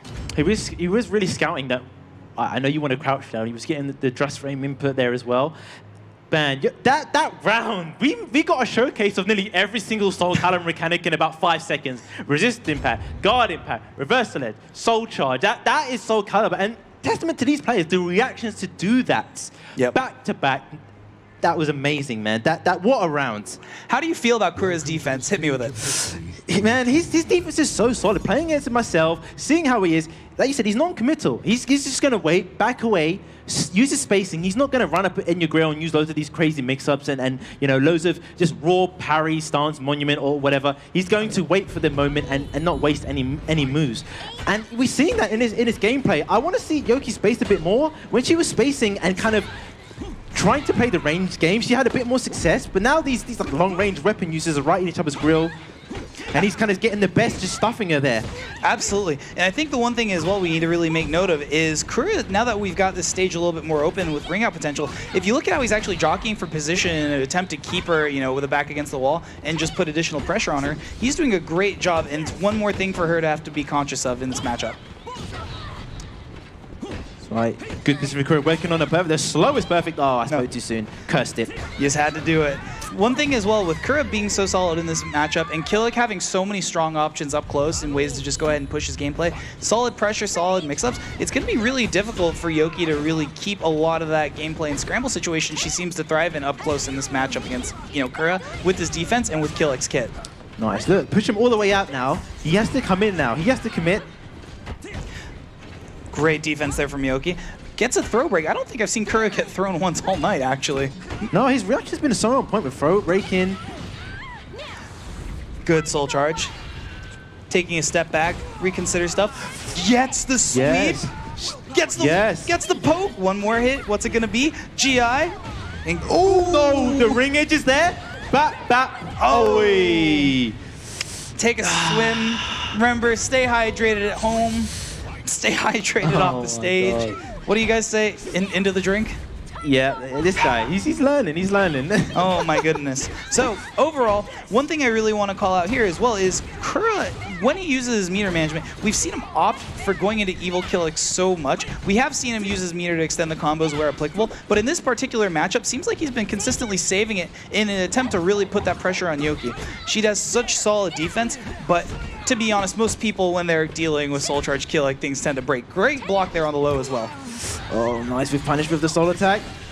Reversal edge. His guard gauge is pretty beat up and he's losing his life. Oh, Yoki now in the yellow. This might scale. She might still live, potentially. Bloodlust. All right, here we go. What's the mix-up going to be here? Is she going to live? Is she going to catch? Here we go, Yoki. Solid stuff to space out. Like you said, great stuff spacing out. But unfortunately, Kura is just, he's calm incarnate. he is absolutely unshakable. There's a reason that he decided to go with the name, the hero of Korea. Excellent work from Kura. Like, in that situation, he didn't need to do much. Just Yoki that's taking a bit more of these risky plays. Like, if that move whiff, he's got like almost a week to punish. He's got so much time, and that's kind of what we saw in this. The key things that I saw in this matchup was that for such range characters, it was right up in each other's face. But there was a couple rounds where Yoki thought, you know what, all right, let me play the range game until it needs to be up close. When it needs to be up close, then we do that. And then when she was in Soldier, she was opting to use the horizontal all the time. Every single match that she's been using Soldier, she's running and using the horizontal. When she ran up and did and full crouch 3K, that's what was getting people because they're expecting her to do this. Everyone's paying attention. So great work to these, and I have to say that round has got to be one of my favorite. Like, we just saw every single mechanic in the game in about 5 seconds. That is SOULCALIBUR, and that's how hype it can be. You might get overrun with these mechanics, but they really gel well with each other, and it's got counterplay to a lot of the things that you see. So, man, there's been a lot of good action, and it's non-stop. We still have so many good matches coming up, but that's the thing, though. The scores, they're really getting down, and we're fleshing out who is going to be making it into that finals day. Absolutely. And, you know, kind of one thing I want to mention as each of these round counts go through, this is something super important because Kura was so willing, just like we're seeing here, to fight to the last breath in order to capitalize on these rounds. Every round matters, and just like that, we saw him come back from the brink of destruction twice in this match. And it's really smart the way he decided to go for a lot of his choices. One thing I really need to give credit where credit's due with him is how he dealt with Yoki opting for a lot of like those long-range horizontals that can cause a lethal hit. He did a really solid job of just not letting himself get caught after the initial few and really trying to, like you said, play that up close caliber, focus on really exposing Yoki's weaknesses and stopping her from playing a lot of that solid neutral game that she has exhibited all night. Absolutely. So the next match we got coming up is, talk about, you know, player of the even MVP, Mr. PartyWolf. He has just been playing so sick today. He's going up against Ailes, and it hasn't been Ailes' his night, but he's a really strong player in EU, and it's just, I've seen a sort of a difference in his play style. It might be when it comes to the nerves, and I heard him talking about, it's just, his reactions, it just feels a bit slow today. But this is where, do you know what, I might not be going to qualify. I'm playing against the guy that's doing the best in the tournament. This is, as you said, if you're not going to make it out, be the most memorable. It's true, you know, and one thing I really wanted to say, like, there's been a lot of fun with a lot of these names. So they've picked so many wonderful names tonight. PartyWolf going for the Wolf of Salt Tweets. Couldn't have done it better myself. And Ailes taking his namesake from taking out his deep-seated rage as a Tira player on the punching bag. As you can see, you know, I believe your fellow countrymen dubbed him the substitute teacher, and really substituting that out. You know, Ailes, he's getting ready to substitute your life with death. He's going to take these rounds and put the pressure on PartyWolf potentially. And overall, in this matchup, it's going to be really important to see how Ailes is able to come around and really do the work that he does with Tira. He's a great player, mixing things up with her innate tools, you know, being so throw dependent in certain situations, and even a player who I really feel like is able to capitalize on so many little movements at mid-range and mistakes with Tira that not a lot of other players can. Yeah, shout out to Silent Joel. Doesn't say much, but he came up with that awesome one-liner. The substitute teacher is mad. He's embraced it. He's got the shirt tucked in. He's making sure, have you done your homework? And you're really a fan of Tira as well. Like, he's one of your sort of players to watch, one of your favorites as well. How do you feel going up against PartyWolf? It's kind of like the guy's on fire. Yeah. So, I mean, here's the thing, right? PartyWolf is always such a solid player. He's, you know, technical. He's very, very, very intense when it comes to game sense. And for me, when I watch Ailes play with his Tira, he's very careful in when he chooses to attack. So essentially, one thing I really like about Ailes is he labs so many things in response as well. I remember listening to, I believe it was Akapo playing another Tira player who we're going to be seeing tomorrow, and various players finding out little gotchas and hearing Ailes look at, you know, Kura when he found out that Akapo is now the reason why Korea knows all of Tira stuff and saying, hey, you're not allowed to be teaching our secrets out. It's that kind of thing where Ailes spends that much time in the lab optimizing his situations. It's going to be interesting, but it's going to be a lot of knowledge checks, and especially counter hit fishing from Ailes. If PartyWolf is able to fully capitalize on his bountiful knowledge, which he has, I think it'll be a very difficult matchup for Ailes, but I do believe in him. That's right. This is this chance, man, you know, to show that I've got the skills. The results may show it today, but look, I'm a threat. Let's go. starting right up. It's going to be interesting to see as well how much of a scramble this is, because from what I've seen in their casuals, it hasn't quite been that situation. It's been a lot of counter hitting by Party Wolf and fishing for tech ducks, tech steps, as well as just general, divine force abuse, more so than other matchups. And now, one thing with Ails is he's really going to have to be conscious of is how to stop Party Wolf's game plan. Ails really likes to use it, like I said, the 6B series, but I think that his timing today has been quite, everyone's trying to caught onto it. He's been using that series, and the players are knowing, Twitch duck in, opting to deal with it, and it hasn't really had the success that he's kind of used to having with that string. Absolutely. Coming into round 2 here, Ails already has 3 instances of mood swap. He's a player who I've seen use Coda to great effect, but that being said, Party Wolf we're seeing a similar situation to what we saw with Linkors and Amy. If you do not stop them from building up their mechanic, it's going to make your life an absolute nightmare, so much so that they're willing to spend the meter here and secure that game plan early on. That's right, spend it early. Nice. Good two-way just to stop. Ducks underneath the high. Solid use by Party Wolf consistently throughout the day, and is going to be able to almost close out the match there. One hit away on Ails. Oh, that same string. It's such a good way to end that round. People are just, they're anxious in the last seconds of the game, and you're pressing button, but that delay just catches him. Absolutely. It's really going to be up to Ails to really play a lot of small calorie and be more conscious. Ooh, this might be a potential ring out. And it is. Ooh. He's got to be more conscious of Party Wolf looking to duck those strings, play a lot smaller caliber. If a lot of the things he's opting for is so read-based, it is so difficult to make any reads if Party Wolf is playing solid, and you're the one being conditioned. If you're not the one in control of the match and not able to get away from them, and Cassandra, once they're on you, they can be like glue. They have such a diverse range that they can function in. It's going to be really difficult for Ails. And Party Wolf, much to his credit, is playing so well. Yeah, definitely. And like this up-close battle, Party Wolf is just being so successful in it. Nice. Gets the throw break though. While you step in, 2A. Nice. This is the kind of round that Ails wants. Now he doesn't need to do much. He can play a bit more of a range game. Headbutt. Gets the throw. So tell me about how you feel when Ails is landing a lot of these throws. Do you think it's throwing Party Wolf at all now that he's off fishing for a lot more of them? I expected him to do this at the start because this is what I know Ails. He runs up and he throws. It's a lot of throwing, but I haven't seen it that quite a lot today. And I'm starting to see it in this round, and this is where he had the success. He got the round when he started to implement these throws. It starts to plant that seed and it makes him start ducking. Absolutely. And once again, Ails breaking throws, taking a step back. Solid spacing there. Big pressure here. Putting Party Wolf back against the wall. Might see potential respacing there. It is not wanting anyone to be on the receiving end of a wall combo. Party Wolf with the meter to spend. Gets the mood swap. Big damage there. Continuing on, still in Gloomy. Oh no, that's those moments of overextending. Like, he had the life lead, he tried to chase him down, and no, man, Party Wolf is ready with that critical edge. Absolutely. And that's something that Party Wolf, we've seen him do tremendously well, is landing these various Cs and not letting anyone get away with any cheese. So especially right there were other punishes they might have been able to do, but I believe that was the best one. Especially really send a message to Ails. You can't get away with any form of overextension, and if you do, here's what's going to happen to you. Exactly. Ails is kind of getting chipped away. Nice. Single B. Oh no, gets caught there. Ails, guard gauge in the yellow. Party Wolf is just not letting him play. Solid offense there. Great throw break, and even better response. Big damage. The string, the 1B, that's it. Soul charge, he had to spend it, but he's got not much life to work with. The Quake. Mood swap. Oh, and went for the throw and soul charge. Unfortunately, Party Wolf saw every frame and was able to intercept that with a quick interrupt. It's not looking good, Party Wolf, man. Like, can anyone stop this guy? He's too good at the moment. He's on fire. Let's see if the substitute teacher can bring it home and give him detention. Where you going? Out the air, good block. Ooh, big pressure there by Party Wolf. Ails taking momentum back. This might be game point for Party Wolf here if he's able to do it.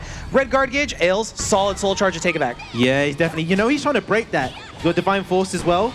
There it is. Big damage here. This isn't good. Another launch, continuing the string, and he's gonna get hit with the unblockable setup. Oh my god. You said Party Wolf was on fire, but I didn't think you literally meant it. Well done. Wow. Great stuff by Party Wolf. There's the same ending as when he fought Dexys with the same unblockable as well. Oh, like, after today, this is the guy to beat. He has just been on fire. I think he's got to be 6-0. I don't think he's lost, to my mind, and Great triumph from Els. It just wasn't his night. You can see that he's a stable player when it comes to EU, but I just think he hasn't been able to really get his foot in the game. We talk about his counter-hit play style. Often he's the one getting counter-hit, and his game plan kind of revolved around the 6B series, and the players just were ready to deal with that, and he wasn't able to kind of mix up his play style and to play a different way. It was kind of run up in your face, 6B, 2 ways. He wasn't really defaulting to his usual throw game as well. Or just completely slow it down. And you know what, I'm going to throw it off completely, just hang back a bit and just kind of change the pace, because these matches, and I think that it plays to the nerves of the players, they want it over quickly. They want to get in there and just smash them up, and it's right up close. We're not seeing these long, drawn-out battles where sometimes you just need to go right. Let me just take it down a notch. Absolutely, and I think, you know, when in terms of like taking down a notch, one thing we were able to see consistently was the use of Party Wolf's various ducking and punishing for so many of Ail's high attempts, throw attempts, and really just tech ducking so much of his other moves in general that it really disrupted his game plan. It might be a main factor as to why Ail's wasn't going for his iconic, you know, heavy throw usage. All right, and with that, we're going to toss it over to our three wonderful folks over at the analyst desk. Take it away.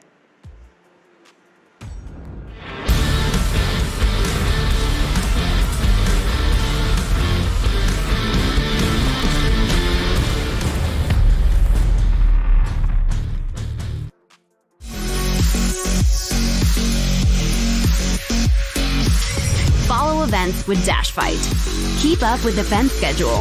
Observe standings and brackets. Watch VODs and highlights. And keep an eye on your favorite player. Follow events with dashfight.com. One chance. One dream. One match. One energy. One fight. One aim. One action. One hope. One expert. Unfortunately, does drop the combo. What's going to make him pay for it? 40%. Basically, 3 for 3.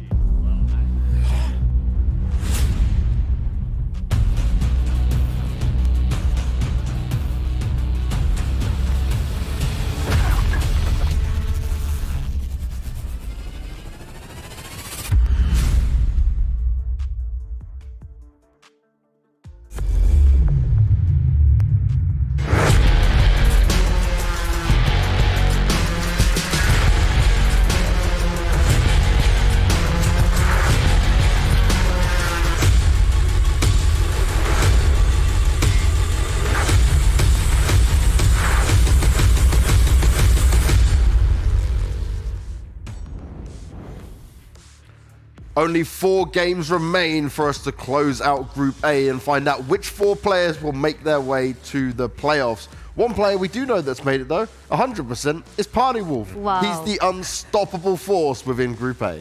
Yeah, actually, I didn't expect this because, you know, the group was so stacked that I didn't expect anyone, even Skill or Linkors or Chen to go 6-0, you know, and I think Party Wolf with his Cancela has played amazing all night.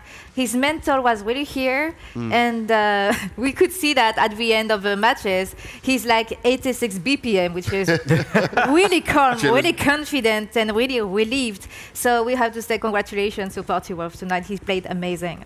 Other players we've got to talk about, though, and the first match we're going to start with here is Linkors going up against Shenchan. Now, it may have been a 2-0 for Linkors in it, but Shenchan certainly did put up a fight. But overall, it was a very good matchup. They did fantastic stuff against each other. The thing is with Shenchan, he makes these really bold call-outs. He's not overextending at any point in time. But the problem is with Linkors, it's like this whole little meta game he's playing and being really smart with landing all of the red roses he needs in the first game to make the rest of it so much easier for himself. Yeah, Shenchan Linkors is a match that we are used to see at EVO Japan, EVO US. And last time that they played each other was EVO Japan, and Linkors played Geralt, and Shenchan played Tira. So that was an interesting pick from Shenchan because we are not used to see him playing another character besides Cervantes.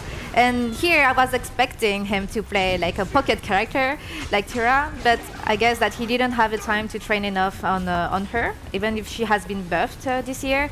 But Linker's Amy, even with another character, he has played amazing against Shin-Chan and go for 2-0. And one thing, right, we see his shaking hand, he shows it off to the cameras, but like, I'd be missing inputs all day long if that was me. If my hand was shaking that much, I wouldn't be hitting anything, man. I don't know how you even do it. The thing is, when Linkor's hands may shake like that, it just means that he's way more alert than anyone else in the room is. Which is why he's been super on point, to be fair. And I mean, he's won a majority of his matches, and things are looking really, really good for him. Well, let's take a look at our next game, which is Dexus taking on Skill. And this was a chance for Dexus to do something special. And he is this guy who's come into his first big offline event. But he's also going up against Skill, which is no easy task. Not easy task, and especially because they are both from the European scene, so they're really used to play each other. And Skill has played a lot of matches against Dexus, so he's really used to his unique aggressive style with Siegfried. So he knows exactly how to play against him. And Skill has been in tournaments for so many times, so he has the offline experience. But I guess that Dexus has played amazing for the World Tournament too, so it's okay to lose like this against Skill because they know each other, but I'm pretty sure that Dexus will surprise a lot more in the future. It's definitely an uphill battle, but even in saying that, even in losing, Dexus allows, he gets to test himself, he gets to see how far can I really go and see how I stack up against the very best? Yeah. You know, someone who's won multiple titles across the globe, done extremely well. And you know what? Dexus was adapting really well in that second game, making changes to his game plan that really pushed Skill to like change and alter his game plan, be a little bit wiser with his approach and kind of slow down the game to his pace. Now one game we want to look at, and not for just a horrible reason. I know Ails is not having a good time, but it's Ails going up against Party Wolf, and we're looking at this one, right? To understand, you know him, right? You know Ails can play a lot better than this. Got a bit of nerves around him, but we got to talk about the lack of meter usage in most games. Oh yes, oh god, I wanted to yell at Ails. Please use your meter, but it's not the only time he's not using it. Yeah. It's been like 4 matches like that, dying with 2 meters, and I feel really bad because, you know, I think that tournament nerves is really happening to Ails, and I think it's not something that you can train when you play. It's something that you can train outside of playing, like practicing sport or something, music, I don't know. But you need to train on something outside of the game to get better when you travel and participate to offline tournaments, because I really feel like he's not playing at his best, but because of the tournament pressure of today. Yeah, no, 110%. As someone who's familiar with Els and actually a really big fan of his terror, it does seem like it's either tournament nerves or he may just be having a bad day. Well, talking about having a bad day, it is not just him. Yoki's down there as well, but they will face off against each other on the remaining 4 games, so one of them has to be able to grab a win here. But right now, our top 4. Party Wolf, Skill, Linkors, and the Kura. But look, right now, Dexus is tied up with him, and how that will work, it will count the rounds, if they're exactly the same on the rounds, then it'll go to the head-to-head side of things. So it's still all to play for, they've still got more games to go in, and obviously Shin-Chan's down there as well with a shot at it as well. So this 3-way tie, we had it before, didn't we, Warrior? We did. Yes, we did. We can't escape it. We can't escape it. Always Group A. Group A to cause the problems, right, with it all going down. For Party Wolf, though, he's sitting pretty. The nerves have definitely gone. You mentioned it, right? Yeah, BPM he's just gone. disappeared. He's relieved now. At the beginning, it was like, yep, this is tough. And he was like, oh, and it just slowly drops. The more wins he gets. The best BPM he had was 190. And now he's like 80 BPM. Now he's learned, right? He started to deal with all the pressure going up into it. Now on that 3-way tie, who do you think is going to be able to take it over the line? Because that is still all to play for. Wow, it's so difficult to say. It really is. It's like, do we go with experience or new blood as well? Because we can't deny Dexus has, I wouldn't say pulled off like huge upsets because we know how good he is. But considering how he's been able to like tunnel his vision and maintain composure the entire time really well, it's great. But there's also Shen, and Shen's a really good player, but the problem is he hasn't been consistently playing the game quite as much because, of course, as we have joked about, he's like family man, he's got family life as well. So he can't quite put the time into the game that he used to have. But, as we have seen, he does know the game. There are these shines of brilliance that do come through. It's just unfortunately the execution isn't quite there to follow through and closing out the games. And there's something that we forgot to mention, but here it's 2 a.m. Yeah. we need a lot of stamina to get out of this pool, and it's really incredible to see all the players playing, all these champions, one after the other, and that's something we forgot to mention, but the pressure here is insane, and being able to play so many strong matches here against amazing opponents is really hard, so I really cheer for the last players remaining here today because the pressure must be very high and they must be very tired too. Yeah, there's no easy games in this when you've got a stacked invitational as we come into this. But I've got to remind everyone at home that our media partner, Dash Fight, they're here covering the WePlay Ultimate Fighting League and many other fighting games around the world. They're on their website right now choosing which game they next want to cover. So what you might notice in the FGC, there's not really many good websites that are covering everything in depth, interviews, content, extra stuff for you to look at when it comes to the esports scene within the FGC. Well, Dash Fight, they are doing it all, but they want you to vote on which title you want to take next. And I have a feeling, Twitch chat, that you're going to know which ones you're going to vote for here, because there's Dragon Ball FighterZ, there's Guilty Gear Strive, and then oh yeah, there's SOULCALIBUR, so you probably picked that. Yeah. It's a no-brainer. Look, Kayane's telling you how it should all be going. But the next no-brainer is for us to go into our next matchup. It's time for us to continue with the last 4 games and see how Group A is going to end. We're going to go back with Jobin and Eternal Dragon to bring you the rest of the matches. Versus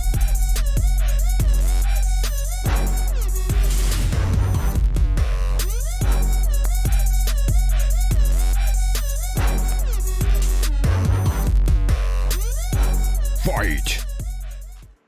Thank you to our amazing analysis from the 3 amazing analysis we have on the stage there, man. I can't even get the words out, man. I'm just so excited.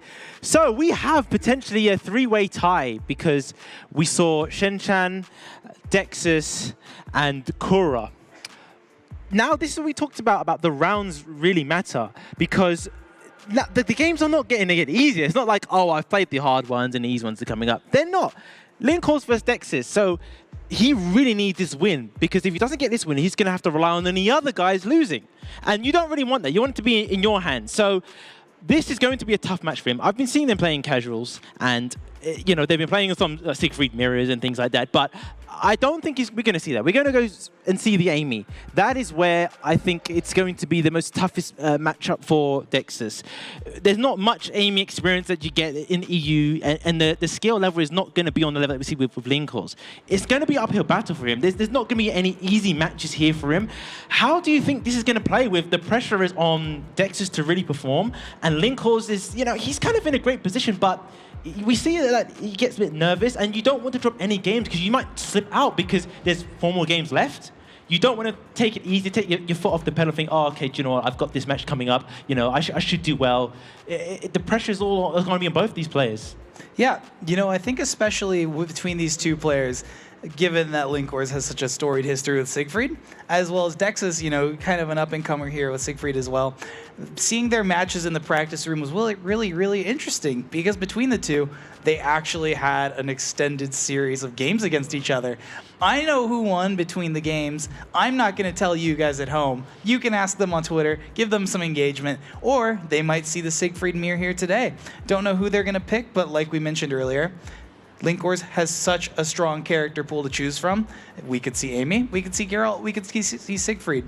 And either way, it's going to be interesting to see how Dexus, like the analyst had previously mentioned, able to hold it down, tunnel, and keep his eye on the prize. We could even see, he's been playing blue a lot. Who knows? He might even pull out Aswell for fun.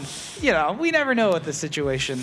And looks like he's actually going to go with another Linkhorst classic, Grow.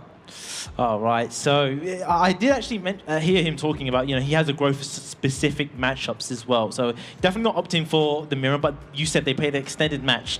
Probably a bit of sandbagging going here and there, but this is where it counts. This is where it really matters. So let's see how he deals with this. There is a really strong growth player in the EU, Andy Rue, which he would have had the experience to play, but he hasn't played, I believe, Linkhorst as much offline. Absolutely. Great block there by Linkhorst and solid punish already. Back up against the wall. Gonna be getting a solid throw and a lot of dominant pressure right out of the gate, breaking through that reversal edge. Wow, just a raw reversal edge. They're called out straight away with a break attack. Solid stuff and great interrupt there by Linkhorst. Once again, solid defense and steps the reversal edge. Dexys, a player so well known for reversal edge, having his primary mechanic being used against him by Linkhorst. Yeah, usually I would say, like, do you know what, stop using it, but it's always known for, it's just about when he's using it. But when you have a mechanic that you rely on so much, people know, that's where people can start predicting it and kind of, right, oh, he's going to use it, I'm just going to step. Excellent work from Linkhorst with the GI, keeping the pressure up against the ring edge. Nice step. Nice attempted punish there by Dexys. Linkhorst down on health, popping the soul charge, wanting to get that explosive damage that Grow has and can demonstrate. Teleports behind you, nothing personnel, kid. Oh my god, it's just snowballing, and that's what he's saying. That new council that he had in one of the updates is really making people fall for that, and he just mixed up with the other option, and quick 2 games for Linkhorst. Now you can see exactly why he has growth for certain matchups. Absolutely. Dex is coming into this with 2 full bars of meter, going to win the reversal edge exchange. This is going to be a really tough situation to end in. I know Dexys has been incredibly explosive with his CE usage when his back is up against the wall, and it's up to Linkhorst to really maintain his pressure and seal things out with such a low life lead, or with such a life deficit. Great step. All right, some more reversal edge. Block. Oh, nice. Interrupt. Pop soul charge. Doesn't want to do with anything. Great step. Solid punish there. 1 hit away. Dark Legacy, and that's going to be the round in favor of Dexys. That's a bingo card checkoff. Yeah. Coming into this match, Dexys already back up 2 bars still. Oh, what was that? Ooh. I'm not quite sure. But looks like Linkhorst is going to keep the pressure on. Yes. Spends soul charge early. Ducks under it, but he's a bit too late to actually punish with anything. Great response there, taking momentum back. And solid step there, hitting back turn. This is actually turning into a huge scramble fest. Ari, the Dexys special professional rock, paper, scissors player. And Linkhorst ducks the high. Wow, he's so much meter usage just from these reversal edges. Oh, it gets kicked from the second hit as well. Ducks underneath the high. Dexys in the mix-up. Oh! Dexys able to secure the round, fully capitalizing on that base hold K that was empowered by Soul Charge. Now he's got to be the one in trouble here. Linkhorst is absolutely demonstrating that Grow is a monster with meter. Oh, Ducks on the 2A. Good start for Dexys. Hard read. Gets the transition.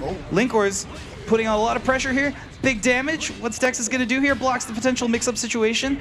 Solid defense in these scrambles, but Dexys has to be careful because of his guard cage. Spends it, yeah, red and yellow. Oh, catches him in the back step. Oh. Attempts to base hold, gets it broken. Solid defense as well, but Linkhorst gets the spin. He knew it was coming, blocked the back turn vertical, and just so much knowledge that Linkhorst has being, a Siegfried player himself, and these two having played so many matches, Dexys loves that back turn setup. He loves it with all his heart and was willing to attempt it, so I respect him staying true to himself. Linkhorst really showing that Grow pick, playing out in spades for him here. Absolutely right. Siegfried, a player himself, he's going to know that. Nice, good start there. Keeps him in place with the break attack. Good 2-8 interrupt. Good step, solid punish on the reversal edge, putting the pressure back on. Big break attack, guard gauge already into yellow for Dexys. Nice wall raise in A. Great step and punish. Oh, a bit too early on the Okizemi. Looks like it's going to be another situation for Dexys to put that pressure on. Linkhorst returning the favor with the reversal edge. Interested in K. And first round, yeah, we're seeing quite back and forth reversal. It's just not just Dexys employing this game plan. Yeah, I think one thing I've always found relatively interesting with Dexys is his use of, reversal edge is one of the best out there. And he is able to incorporate it so well into his conditioning and pacing that it catches so many top players off, off guard. And it even, most importantly, catches them offline. That's right. Nice, nice, nice. Spin. Ooh, big lethal hit. Chunks. Nice, look at that. No wall hit there, but great position. Great response by Linkhorst in an attempt to take things back over. Wasn't willing to go and get hit with the jumping attack. Didn't want to get countered there by a low. Putting the pressure back on into Avenger. This is going to be tough. Oh, the bubble. My hand. One hit away here. Oh, that is going to seal it. 1-1 now. Both flashing yellow. How you feeling about this matchup? This is so back and forth, and it's interesting to see Reverse Ledge come into play with Linkhorse. Great start for him, though. Almost 50% gone with 5 seconds. Good answer, responding with his own little charge. Doesn't want Linkhorse to have too much of an advantage. Got to be careful with that guard gauge damage as well. And stuffing this man. Goodness, it's like a US holiday turkey. He's not letting him push anything. Man, this is going to be a mountain of him to climb. No, interrupts. And what going to consistently shut Dexys down. They're not allowing him to get some of that explosive gameplay momentum control that he's known for. Linkhorse putting so much pressure on. Once again, consistently stuffing the break attack with the, or the reversal edge. Great chance for Dexys to take this opportunity back, get his back up against the wall. Yeah, he was looking for that lethal hit. Barely 10 seconds gone, and Dexys is in a precarious position. Oh, tried to press buttons on the second one. Resist impact.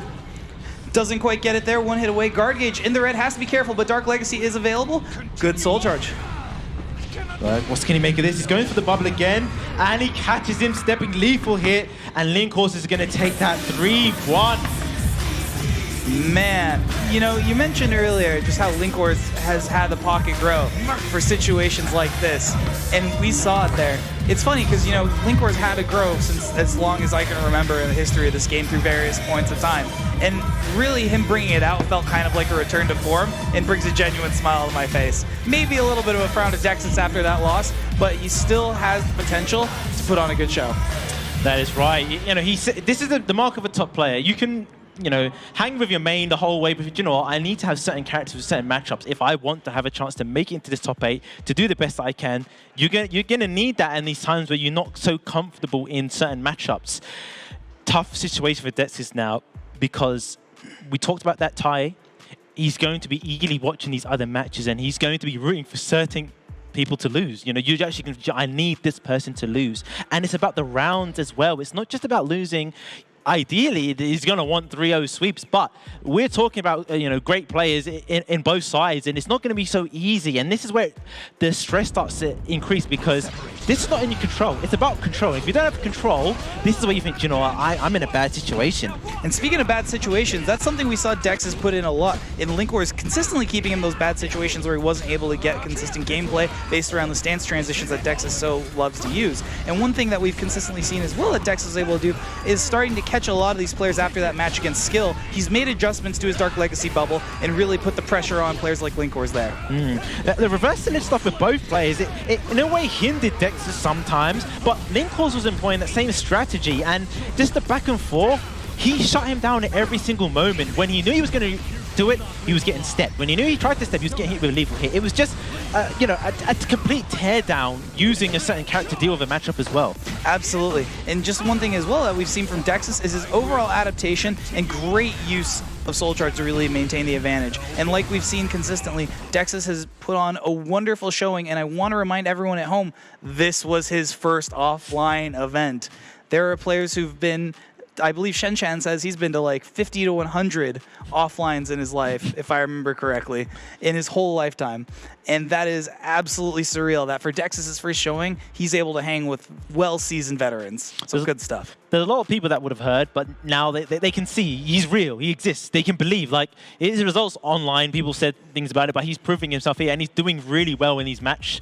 And speaking of doing really well, man, like I said, the man of the day, we got Party Wolf coming up against Shen-Chan, and this is going to see the first clean sweep, undefeated in the bracket. That is going to send a message to all the players, even the other ones, because we talked about, he's a veteran in the scene, and it's not even just about the skill, as in the raw skill in the game. How do you manage your nerves? How many offlines have you been? How many times have you been in these massive sessions of people screaming behind you, and you have to play and keep your composure? He's done it all before. This is nothing to him, and he's really showing that. He's so relaxed, he's so calm. We see he's got 180 beats, but he's like, that's just normal to me. It's normal.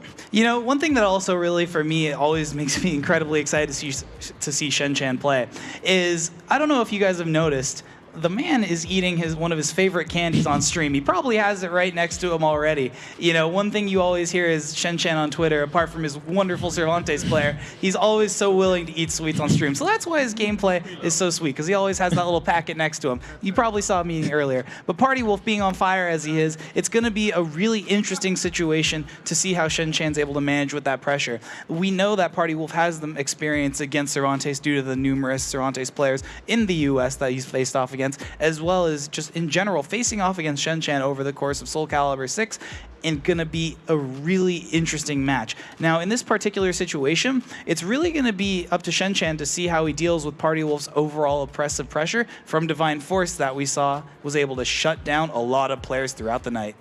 Yeah, Party Wolf has been very, very fundamental, knowing when to turn up with the mix-ups, but other than just shutting you down, locking you down. And that's the playstyle that Shen-Chan has been having throughout this tournament, but he's always been on the receiving end and trying to claw back the life deficit where he's now, right, I've been poked out for a few scenarios, I have to come back. He's going to use something Soul Charge, and that's where Party Wolf is just going to be ready to capitalize on that. So it's going to be a tough battle. He's sitting pretty there, making his way into that top 8. And Shen-Chan, he's going to be able to throw a wrench in some of the other players' plans because it's about the maths now.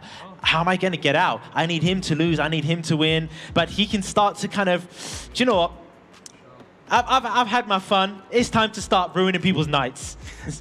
Absolutely. And one thing, especially with this match before we get into it, both of these players and these characters have such unique AGI tools. For those of you who don't know, AGIs are basically moves that have an automatic guard impact property on them. These players have used them to great effect tonight, and especially with these characters, they can benefit so strongly by incorporating them in a very disrespectful game plan and really excelling.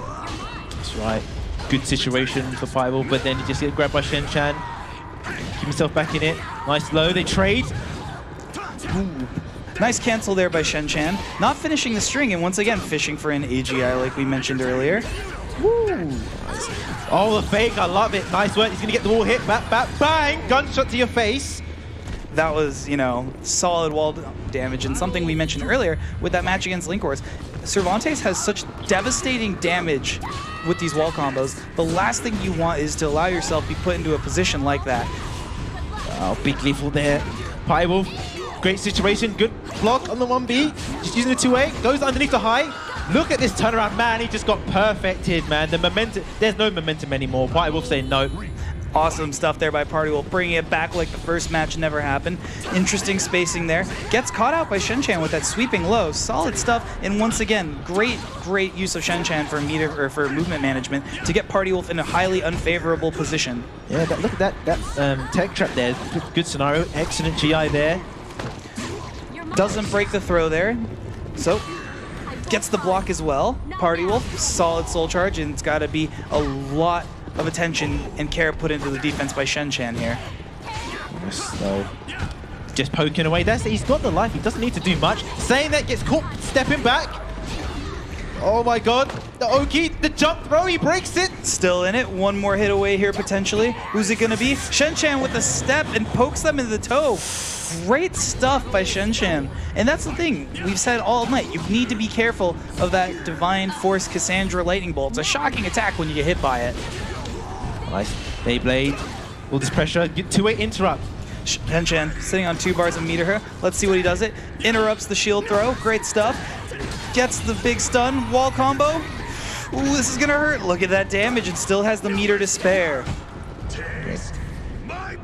Spends a soul charge. He needs to get back to the center. Teleports. This is what he needs. What's he going to do next? Wants to secure the round. One more hit. Oh, the range is a bit off. Got to be careful here. Gets caught with the long-range lightning blast. Soul charge just about to run out. Gets. Oh no, he's a bit slow on the duck and punish. Still in. Party Wolf going for the soul charge in an attempt to secure the round. One more hit. That's all it's gonna take. Oh no! Low blow, Party Wolf. Low blow. But securing this round and still able to stay in with his impeccable record, depending how this match goes. Man, how is he staying calm? His heart rate's going down to just like resting. 54, man. Party Wolf is simply built different. Great soul charge by Shen-Chan. This is going to be a lot of pressure for Party Wolf to deal with. And as you can see, he's really being more careful with his spacing as well, not wanting to get caught out and whiff at any particular range due to Cervantes' nasty mid-range to long-range whiff punishment. Oh, a bit off. While rising A. What's the mix now? It was low. Excellent step, but no, a bit slow on the punish. Gets caught there by Party Wolf. Utilizing some of that Divine Force. Once again, spacing, resetting back to neutral in Party Wolf. Awesome Soul Charge in order to exert this pressure once again. Yeah, answers back with his own. This is going to be potential match point here, or game point. One more hit Salt's going to take. Oh, and Party Wolf secures it just at the end there. Great stuff there, and this isn't the first time that he's come back from the jaws of defeat. And he's playing so solid now. Like you said, he's winning. He's in the lead and he's dominating. He's down and out and he's coming back. He's just got so much stage awareness, some control. He's just really in control of every scenario, whether it's up close battles, knowing when to use tech crouches as well, knowing when to just really be oppressive. Nice work. Chucks him. Oh. And doesn't quite get the break. Look at that damage. And you know, one thing as well with this particular matchup is I feel significantly like this is a lot less scramble and a lot more spacing between these two players compared to what we've seen earlier throughout the night between both of these in their earlier matchups. Great cancel and a lethal hit by Shen. Follows up for a lot of damage. Wall combo and secures that first round. Talk about a shot in the dark. Yeah, this is what he really needs. He needs to get these first games on the board to stop some of that momentum. Excellent work on the lethal hit. Good situation now. Just trying to poke from long range with just a single ace. Nice choice there. Catches him out of the air with the kick. Solid anti-air. Shen about to get into one full bar of meter here in Party Wolf. Taking the break attack. Wall combo. Big damage by Shen. Oh no, I'm pretty sure he could have got more off that. Well, you know, he got the satisfaction of landing the wall combo. That's the important part. Party Wolf taking the momentum back. Oh no. Nice, just single hits now, right in each other's face, 2-8 to interrupt. Good stuff there as well. Ducking and getting a punish, great stuff by Shen. He's got the meter to burn, Party Wolf responding and taking the round.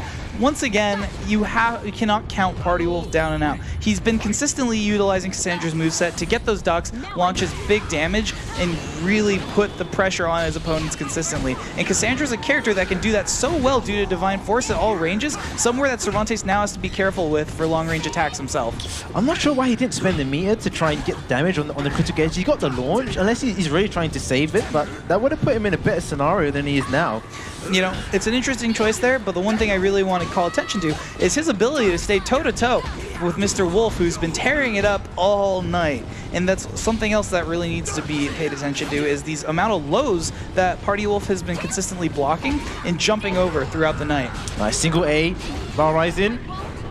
Oh, he cancels it, he jumps over in the back. Oh no, that could have been a back throw, and he gets it anyway. There it is, here we go. Good amount of damage. Playing the slow game. Nice. One more hit, potentially, is all it's going to take. Soul attack. Oh! I love that. Party Wolf is like, what are you ducking in my face for, man? Did I just catch you having fun on my stage? When I'm doing this well, I don't think so. But Shen-Chan's coming in with 2 full bars of meter here, and it's going to be quite difficult for Party Wolf to secure this out against Shen-Chan, a player who's so consistent with getting players off of him who have that momentum lead. Nice. This is what you need. Great use of Shen-Chan to maneuver around Party Wolf for that hit.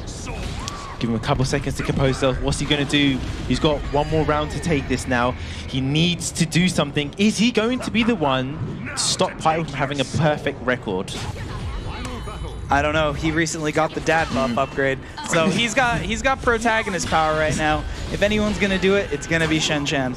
You know, that being said, it's really interesting to see Shen-Chan's movement kind of put an end to a lot of Party Wolf's scramble game. He's putting a lot of distance between them, being very careful and very conscious, and doing everything he can to mitigate Cassandra's absolute power that they can exert.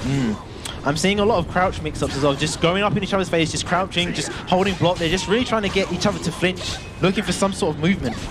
Great stuff. Good low there by Party Wolf, keeping Shen-Chan from moving and really trying to incentivize to block low and go for those crouch throws. Look, and he's just the spacing just to try keep that bad positioning for Shen-Chan. Nice. Oh, that could have been a punish. No, he didn't pull the trigger on it. Look at the spacing by Shen-Chan. Party Wolf with the read. This is going to be a good amount of damage, and he secures the round. Wow, and you see that Party Wolf, man, he is so happy, man. This guy, this is his night. He's been playing so sick. He is unstoppable, man. Shen-chan, excellent work. You put up a good fight. He just hasn't performed well as hoped. I can see he had his hands in his head a little bit, kind of a bit like, what? How did that hit me? But man, it is all about Party Wolf, man. This guy is on fire. Absolutely. And I think that's something that we consistently saw throughout the night is Party Wolf's ability. Look at that smile. Look at that smile. Hang on. We got to call attention to that. Great stuff between these two players. But Party Wolf's ability to adapt throughout the night has been something that's really shining.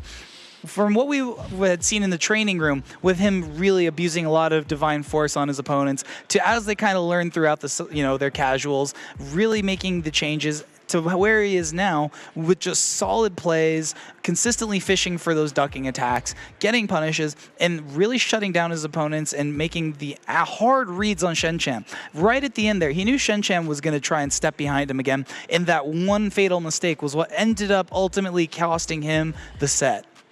Yeah, that's right. Unfortunate for Shen-chan, it's the two players that were in that tie, we were saying that they had to win, but they had Party Wolf and Linkors as their opponents. So you know that Kura is eagerly going to be looking on what happens in this, because he might have that chance to sneak his way up there. Absolutely. And speaking of sneaking your way up there, this is one thing that I really appreciated from Party Wolf, was just his ability to stay in and sneak in those little hits, add things up, and just dominate wherever he could, especially in the forms of like a lot of the scramble situations that we saw.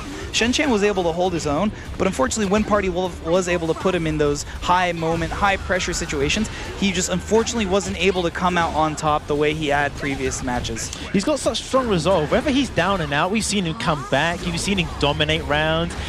And the fact that he's still doing this and it's still undefeated, you saw when he won, he held up the 7-0. He's just playing so well, and I think he's the guy to beat, man. We've got some strong plays, coming up tomorrow, but look at that. Just so good, so calm. His heart rate's gone down to 52, man. He's just not, he's not feeling the pressure. He's zen, and I think, well done to Party Wolf for his overall securing of this group. He played so well and dominated. And coming into these next few matches, the pressure is on, like you and the analysts had mentioned. It's going to be a battle down to the rounds as to who's going to make it out. Kura, like you said, might be able to squeeze by, but, coming up in these other matches, I'm really excited to see Ailes and Yoki coming into it. You got some investment in these. Yoki from New York, you know a lot about her, and Ailes is a personal favorite. How do you feel about seeing these going up against each other? Because in one angle, Ailes, we haven't seen perform as well as we've hoped and what we expect. And this is a big test for Yoki. She's played really well individually in matches, but just haven't got the results. So this is about, entertainment now. You come out, you have fun, you've played your best, put on a good show. It's going to be a quite interesting match between Seongmina and Tira. Have you got any sort of insight into seeing Yoki and Tira, who you like quite a lot about Tira, and you kind of like this matchup, and you know a lot against Yoki as well? Yeah. So here's kind of my perspective on this. I have a lot of attachment, and I know the scenes have a lot of attachment to these respective players. When you're at the, there's at this point in time when they've got this many losses, but that being said, they've demonstrated they can play at the high level in the group stage. They've put people on their toes. Like you mentioned earlier, Linkors looked at Yoki and said, you didn't have to make it that hard. I have so much respect for these two players and the mental fortitude they have to come out here and still show everything that they've got. In the Seongmina and Tira matchup, I always have found it really enjoyable because from my perspective, it really enables a lot of creative freedom for these two. Tira obviously can be incredibly nasty at mid-range and close range, and Seongmina obviously disgusting at mid to long range. There's a lot of tech jumps that Seongmina has that Tira has in an attempt to go over a lot of Seongmina's moves. And there's a lot of really unique things that they can do once they're in Soul Charge to really return, a lot of that long range pressure back to Seongmina. Now, for Yoki to kind of deal with Ailes, I think she's going to be incredibly solid as she plays relatively compact with a character that really kind of helps to cover a lot of the weaknesses that Ailes likes to exploit in terms of counter hit fishing for a lot of those throws. And Yoki, man, we've seen her go full crouch sweep and do it so consistently that I do believe it's going to make life a little hard for Ailes. How do you feel about it? What you said about the creativity, I agree, because now the pressure's off a little bit. The things that you said, oh, I didn't do this, I didn't do that, in a way, it doesn't matter now. Just play your game. Think like you're at any sort of offline session. It doesn't matter. I think we're going to see the players really kind of play to the styles in the way that we're used to seeing them play. Key points I want to see. Yoki, for a while, she abandoned using like the 1B at range, take some damage off before. She was opting to run up, right in her opponent's face. And like you said, Tira's more stronger in that range. I hope that we don't see that so often. Keep him out. Let him come in. Let him take a few hits before he's right up in your face and mixing you up. We know Els likes to use a 6B series, so it's up to her to be able to deal with that, to the Twitch duck, to deal with it, not let him employ that. And like you said, the counter hit option. Yoki, I've seen, likes to do step 2G a lot. She likes to scout those, so he's going to have to predict that, make sure he doesn't get caught with those highs. Man, we've gone to a really small stage as well, so not a lot of movement for both players. Let's see how this goes down. Let's see, Yoki already starting out with a really strong 6A, and it's going to be imperative that she stops, Els from going for any, mood transitions at range, because that's going to be so it's such a huge determining factor for if Els is able to control the match. Is he going to be able to get Coda? Is he going to be able to stop Yoki from really keeping him oppressed? And as we can see earlier, we're already seeing a lot more unconventional play, and these guys are all over the place, and that is what I was excited to see, where these players' personalities are really coming to life here at the end. Yeah, I like this, like she's playing a bit more of a keep out as well. Now you're up close, she's putting the pressure in, but that's it. The little back step into lethal hit. Nice work. First blood goes to Yoki. It still don't have to be like max range, but you're just kind of teasing with that mid to long range. Absolutely. And now what we're going to have to see from Els is just how he's going to keep Yoki from really keeping him out like that. He's, in the past rounds, we've seen him really get creative with his approaches, mix things up with those throws, fishing for certain lows and faking it out into his various launchers, and doing a really good job of making his opponent think twice before they commit to any mid-range pokes. And it looks like right now he is going absolutely wild. Complete turnaround now. Els on the offense. Doesn't opt to punish there, just backs away, trying to look for him to step after it. Nice B. Good interrupt by Els. That could have ended pretty bad there, but consistent follow-up and really shutting down Yoki's game plan and not really allowing her to interrupt him as much as she had in the first round. Both running up to right in the face. But and that's, again, the over usage of the 2As is coming back to haunt her. This is going to do chunks. Big damage. Oh my god. Mood swap. Oh, great step and launch in return by Yoki. Not allowing Els to completely control this round. And like you mentioned, it's got to be careful with those lows because Els will jump them. Just backs away. Oh, no. Headbutt. No transition. Good soul charge. Yoki looking to secure the round. Is she going to get it? Els gets the knockdown. Oh, and a solid vertical catch there on Yoki's wake up. Yes, opts to play it safe and just go for the vertical. Good knockdown there and even greater block there by Els. Yoki is just really stopping Els from any attempted offense here with that 6B string. I say that as they get hit, the curse. Oh, that little nice AGI. Good damage there for Yoki. Big damage as well. Good throw break by Els. Els, solid job really staying in and keeping that pressure on. Time to guess here. Good low. Really scramble situation now. Tough situation to be in, and Els is going to take the first game. Right, first blood. Els. Man, that was such a back and forth match. There were so many times I thought, right, Yoki's in control here. But we saw the difference. Like in the first round, she really controlled that. But I started to see the Els I'm used to. He started to employ a lot of throwing in early stages. Another point with Yoki, when she's using her Soldier, she's always using the horizontal, always, and her opponent have no reason to duck when she's coming in. She's not using 1B just to tease with that as well. It's not, they're just standing up and just, all right, I know you're going to use that, so I want to see her kind of mix it up a little bit more. But Elle's probably feeling a bit comfortable about that, but Yoki's going to be feeling good as well. It wasn't like it was complete domination. I think the one thing that I really appreciated from Yoki is there's a reason her nickname is Yoki Zene. When she gets that opponent knocked down, much to Sungmina's strengths, she continuously pressures that, and Els has been dealing with it relatively well compared to some of the other people we've been seeing tonight. And give credit where credit's due. His absolute movement I think is one of the reasons that Yoki and a lot of these players and veterans, she's been using that soul charge horizontal string while she's running at them. She wants to catch any movement in a state of the game where every player would like to be, you know, stepping. Yeah. Doesn't opt to punish the 2-2-A, just backs away, look for a bit more. Ooh, good patience here. Again, punishing, trying to look for something big. I respect it. Now we're back in a small caliber here between these players. Oh, that was risky by Ails, and Yoki forcing him to block that as well. Good stuff. Jumps the low potentially. Great block by Ails. One more hit's all it's going to take and gets the low. See, that was the first time she done that in this round, but it's the setup that Ails knew that was coming after that. He's seen that setup before. Indeed. Good amount of damage there from Yoki. Ails doesn't have any mood transitions yet as well. He's going to have to be mindful of that if he wants to get Coda. He wasn't able to get it the last match, but he might not need it. Nice, goes in his favor. Soul charge. I like Yoki's usage of it. She's not afraid to spend it early. You're going to build it back. Indeed. And the one thing that Yoki's doing really well here is forcing Ails to play more carefully with this life deficit that he has. It's really going to be up to her to lock him down and force him not to be overcommittal. Unfortunately, it looks like he won that trade and is going to get a grip of damage from it. Yeah, messed up the combo there. Then that's it. Teaser with the, that's it. Teaser with the 1B. Cancels. Just to mix up the moves. I haven't been seeing that move at all.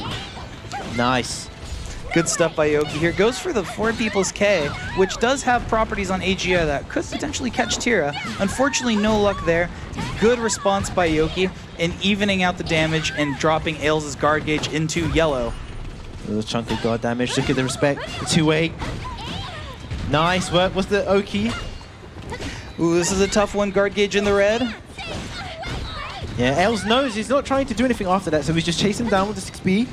Ails opting for consistent offense in order to mitigate that potential guard break that's coming in. He does have the meter to contest it.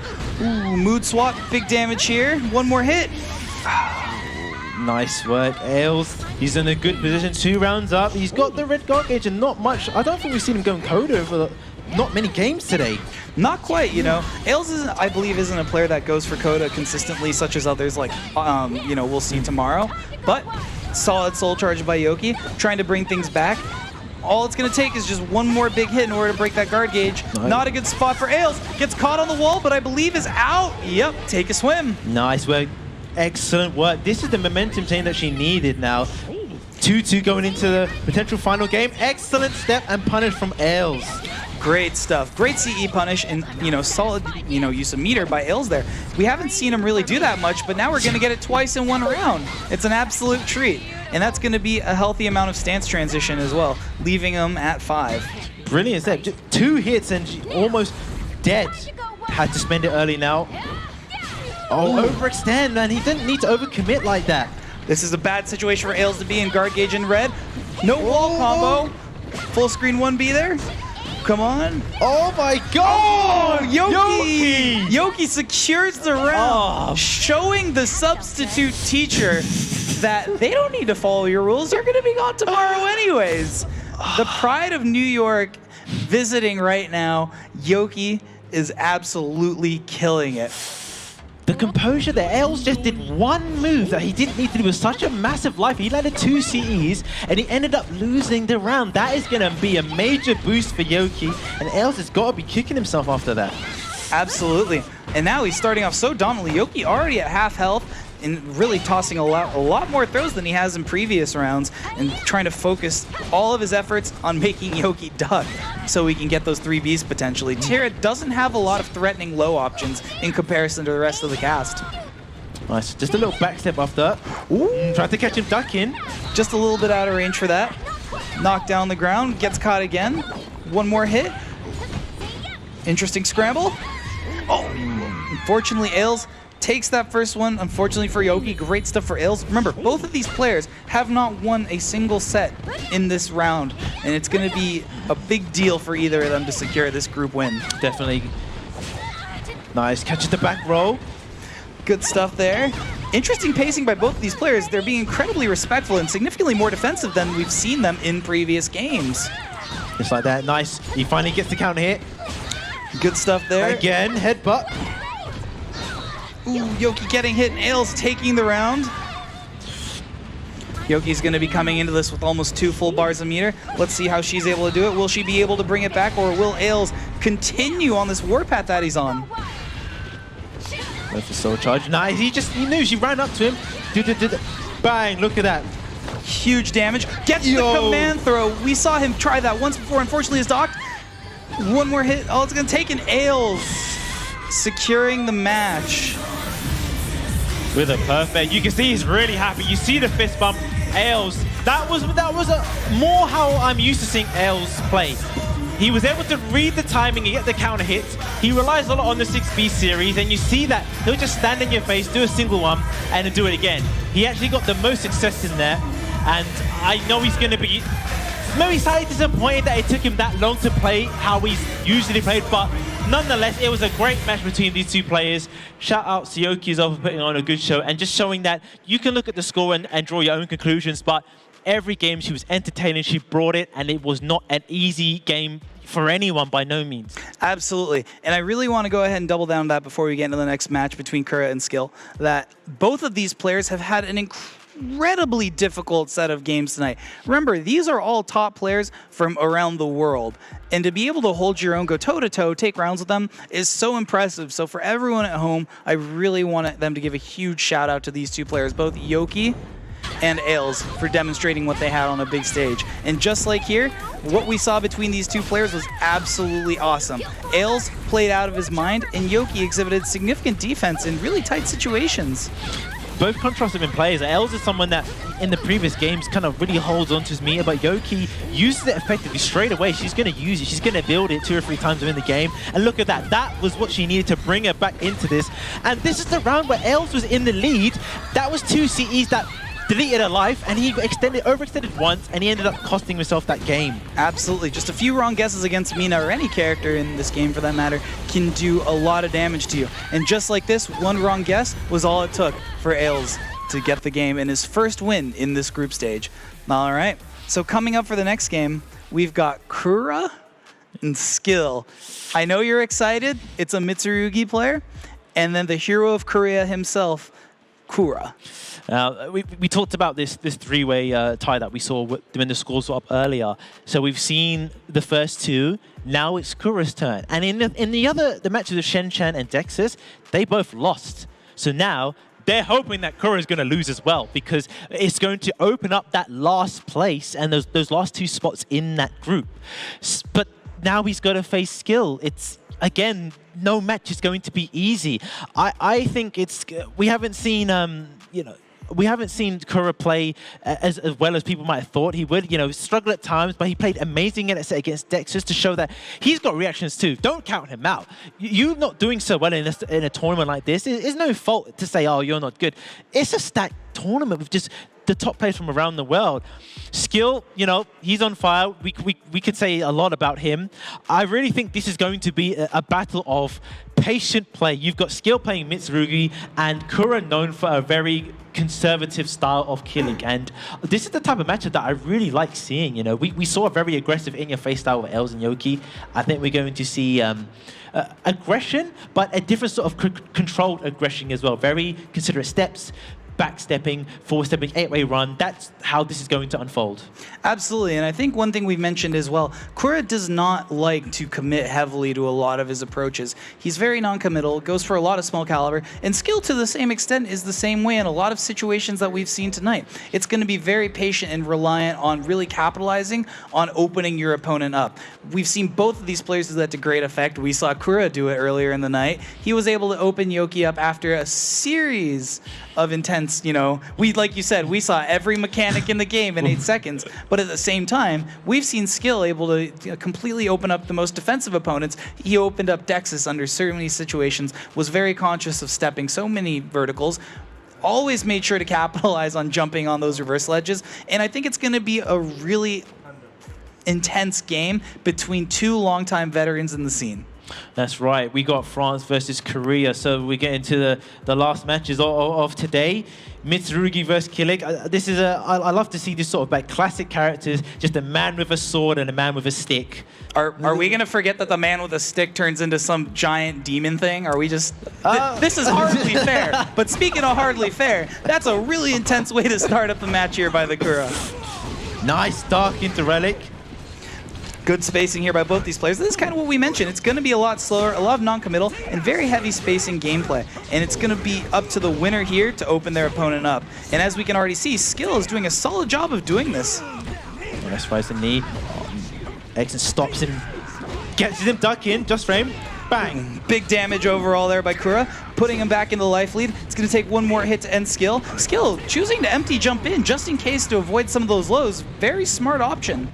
Look at the movement on Kura, all the way right in front of him to his back as well. He really uses the movement of Killick so well. Absolutely. Kura's also one of the Killicks we've seen, you know, in consistent tournament play. Ooh, big lethal hit to, you know, build up towards Killick's lethal hit. In response, really bad spot for him to be in. Skill fishing for another lethal hit off of that launcher and dominating this round altogether. Nice. Using the 1A and the 4A to keep him locked down. Good stuff and good spacing. Great launch. Oh. Finishes the string. Great block by Skill, and look at that. Trying everything he can not to get his back against the wall. Both of them have a meter to burn here. Excellent, like we said, they're not really committal. Skill anticipating doing something. No, Kura's like, no, I'm just going to backstep way, ready to punish. And no, he's got a pixel left as well. Skill has come back from less before. So let's see how this goes. A lot more of those empty jumps. Oh, he's a bit too slow on the punish. Oh, this is really tense. What's the option going to be here?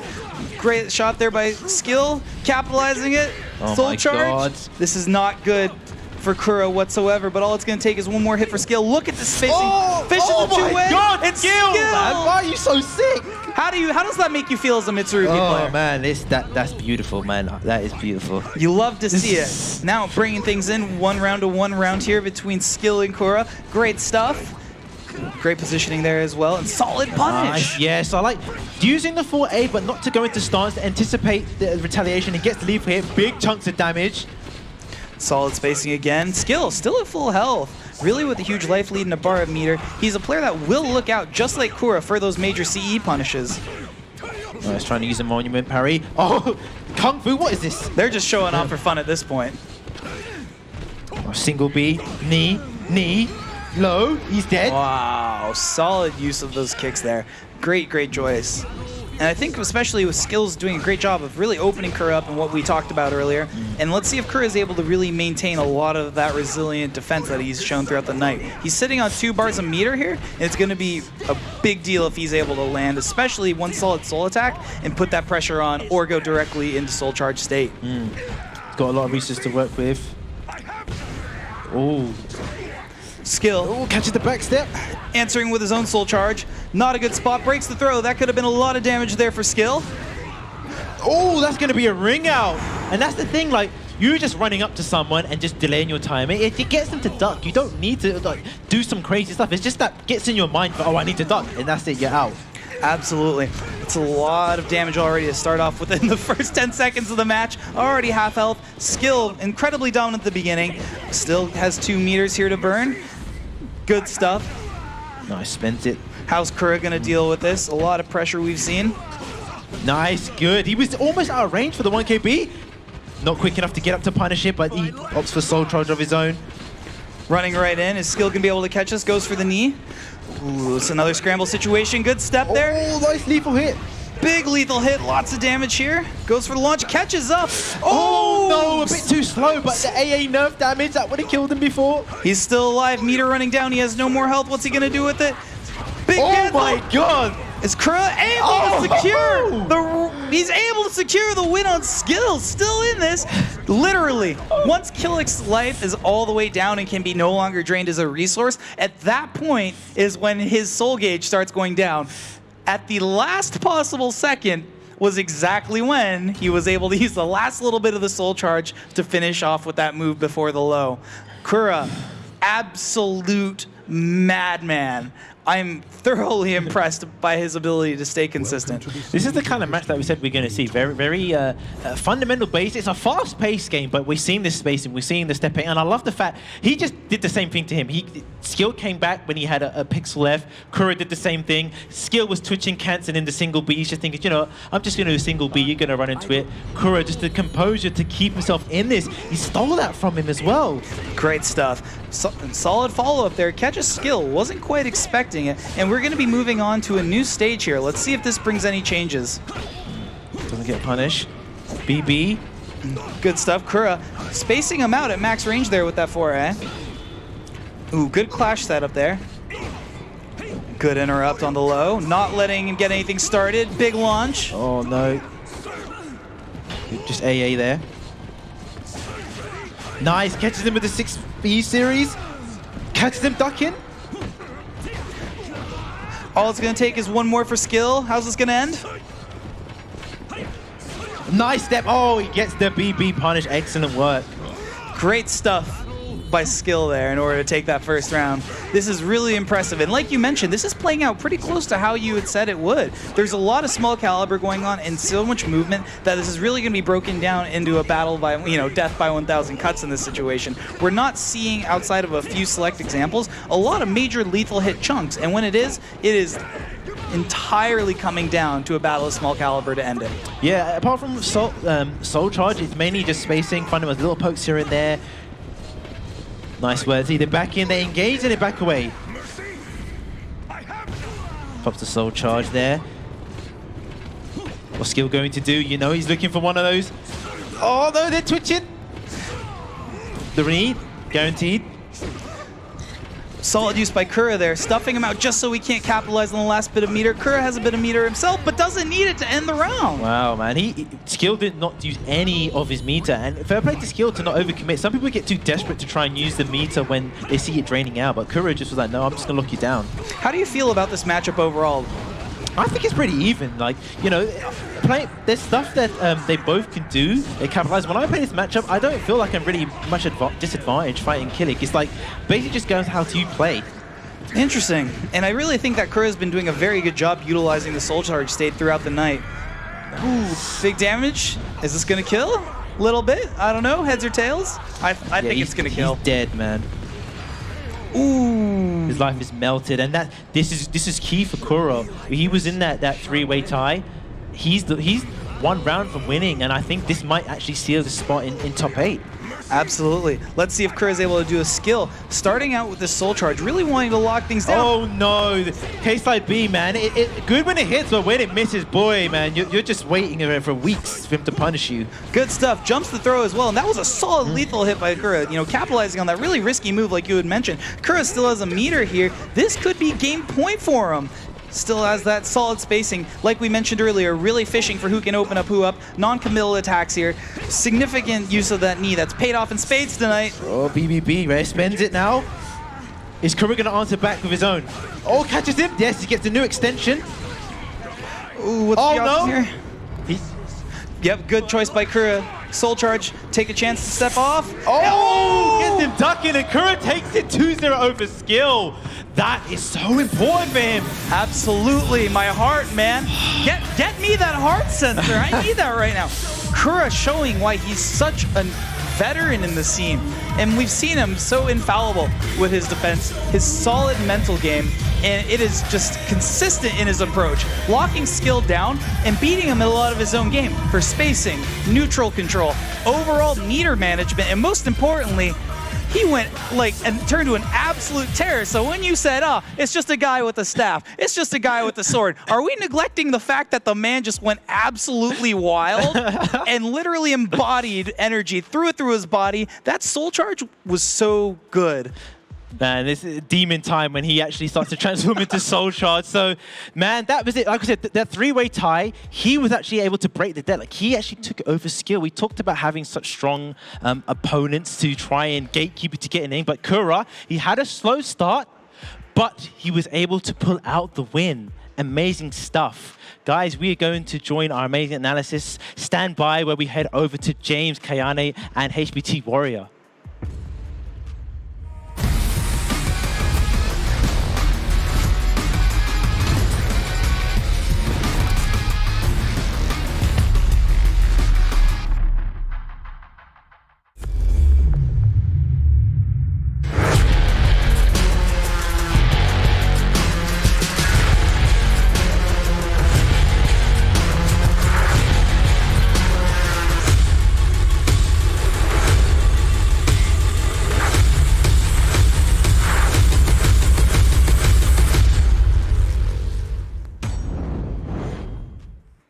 And that is all the matches done for Group A. And we'll soon see which 4 players have made it all the way through. But that was the Kura showing us what he can do best there, even when his back was right up against the wall. That was an impressive last game. Yeah, this last game was wonderful, and it is a nice way to end the Group A. And I actually lived it like an Evo moment, you know, because these players, they have the same level, and they really played about the fundamentals of the game. It was really based on movements, wave punishments. It was really interesting to see. And I feel like Kura is going to be the French Slayer. Because, you know, Kura has played against Kyiv at Evo 2012. And he was actually the only player that Kyiv lost to. So since he's qualified now and that Kyiv qualified tomorrow, I would love to see a rematch because Kyiv only lost to Kura in 2012 in winner and losers. So he's salty about Kura, and I can't wait to see this revenge happening, hopefully. Now this one, we were loving this when we got to see it because Linkors came out the gate with his grow and he looked beastly. He looked absolutely amazing. I know this is like a bit of a pocket character for Linkors, but he didn't make it look like it. I mean, he just snowballed Dexus in one of the games because, you know, one of the strong aspects about Grow is once he's in that soul charge, he's easily one of the most dangerous characters to go up in the game. And it really could have given, right, Dexus, this game was his way of having a chance to fight and be within the playoffs. Losing this put him into that awkward tiebreaker situation. And now we know he's not going to make it.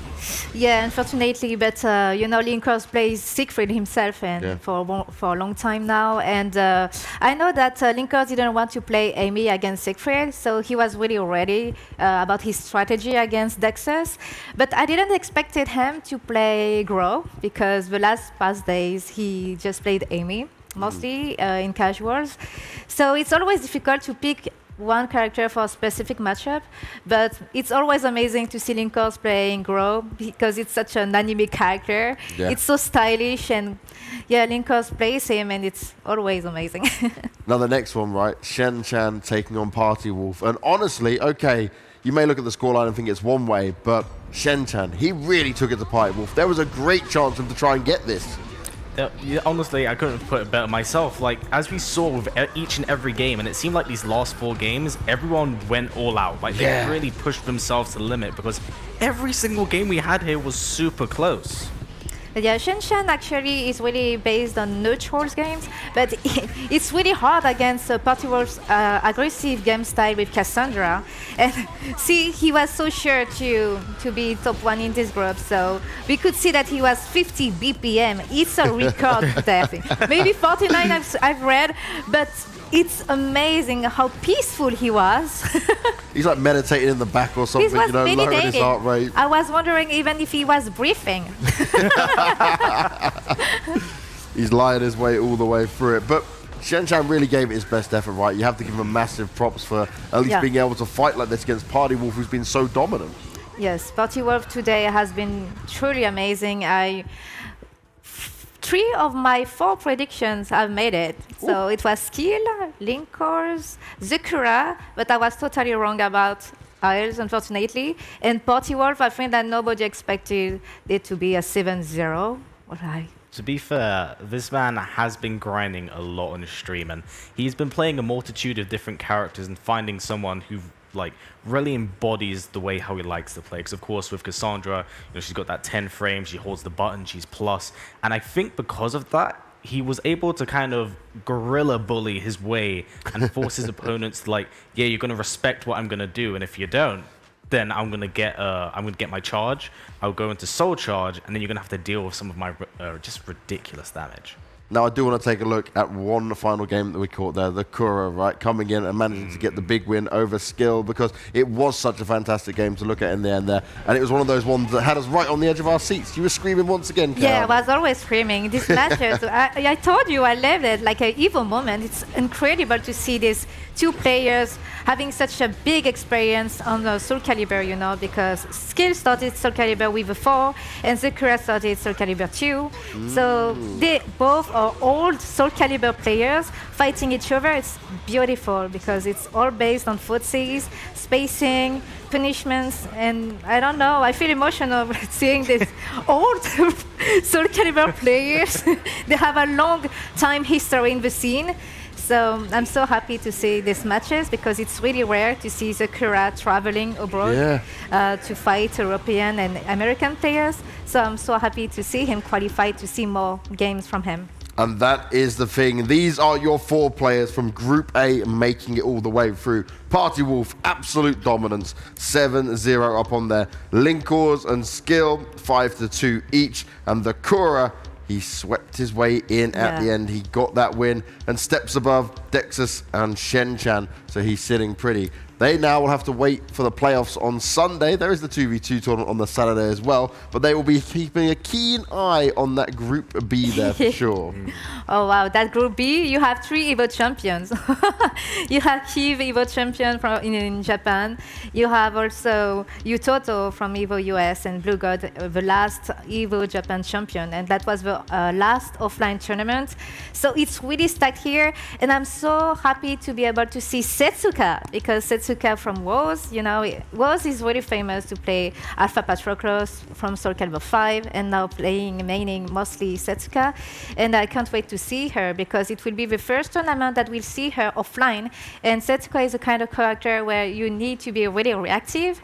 And that's beautiful to see her offline. And I can't wait to see Akopo from Korea because it's said that he's the best hero in the world, and he hasn't had the chance to travel much, so I can't wait for that action. Yeah, I'm looking forward to it. And you know, one of the crazy things is when I was in the player lobby actually, and I was watching the players kind of actually talk about Setsuka. She's a very execution-heavy character. You know, there's just frames really put out like tons of damage to her in comparison to like the easier options that they do have on the table. So when I've seen these players come from playing online to offline, they're like, wait, she actually feels way more vibe. I can use buttons. I don't have to worry about delay or lag.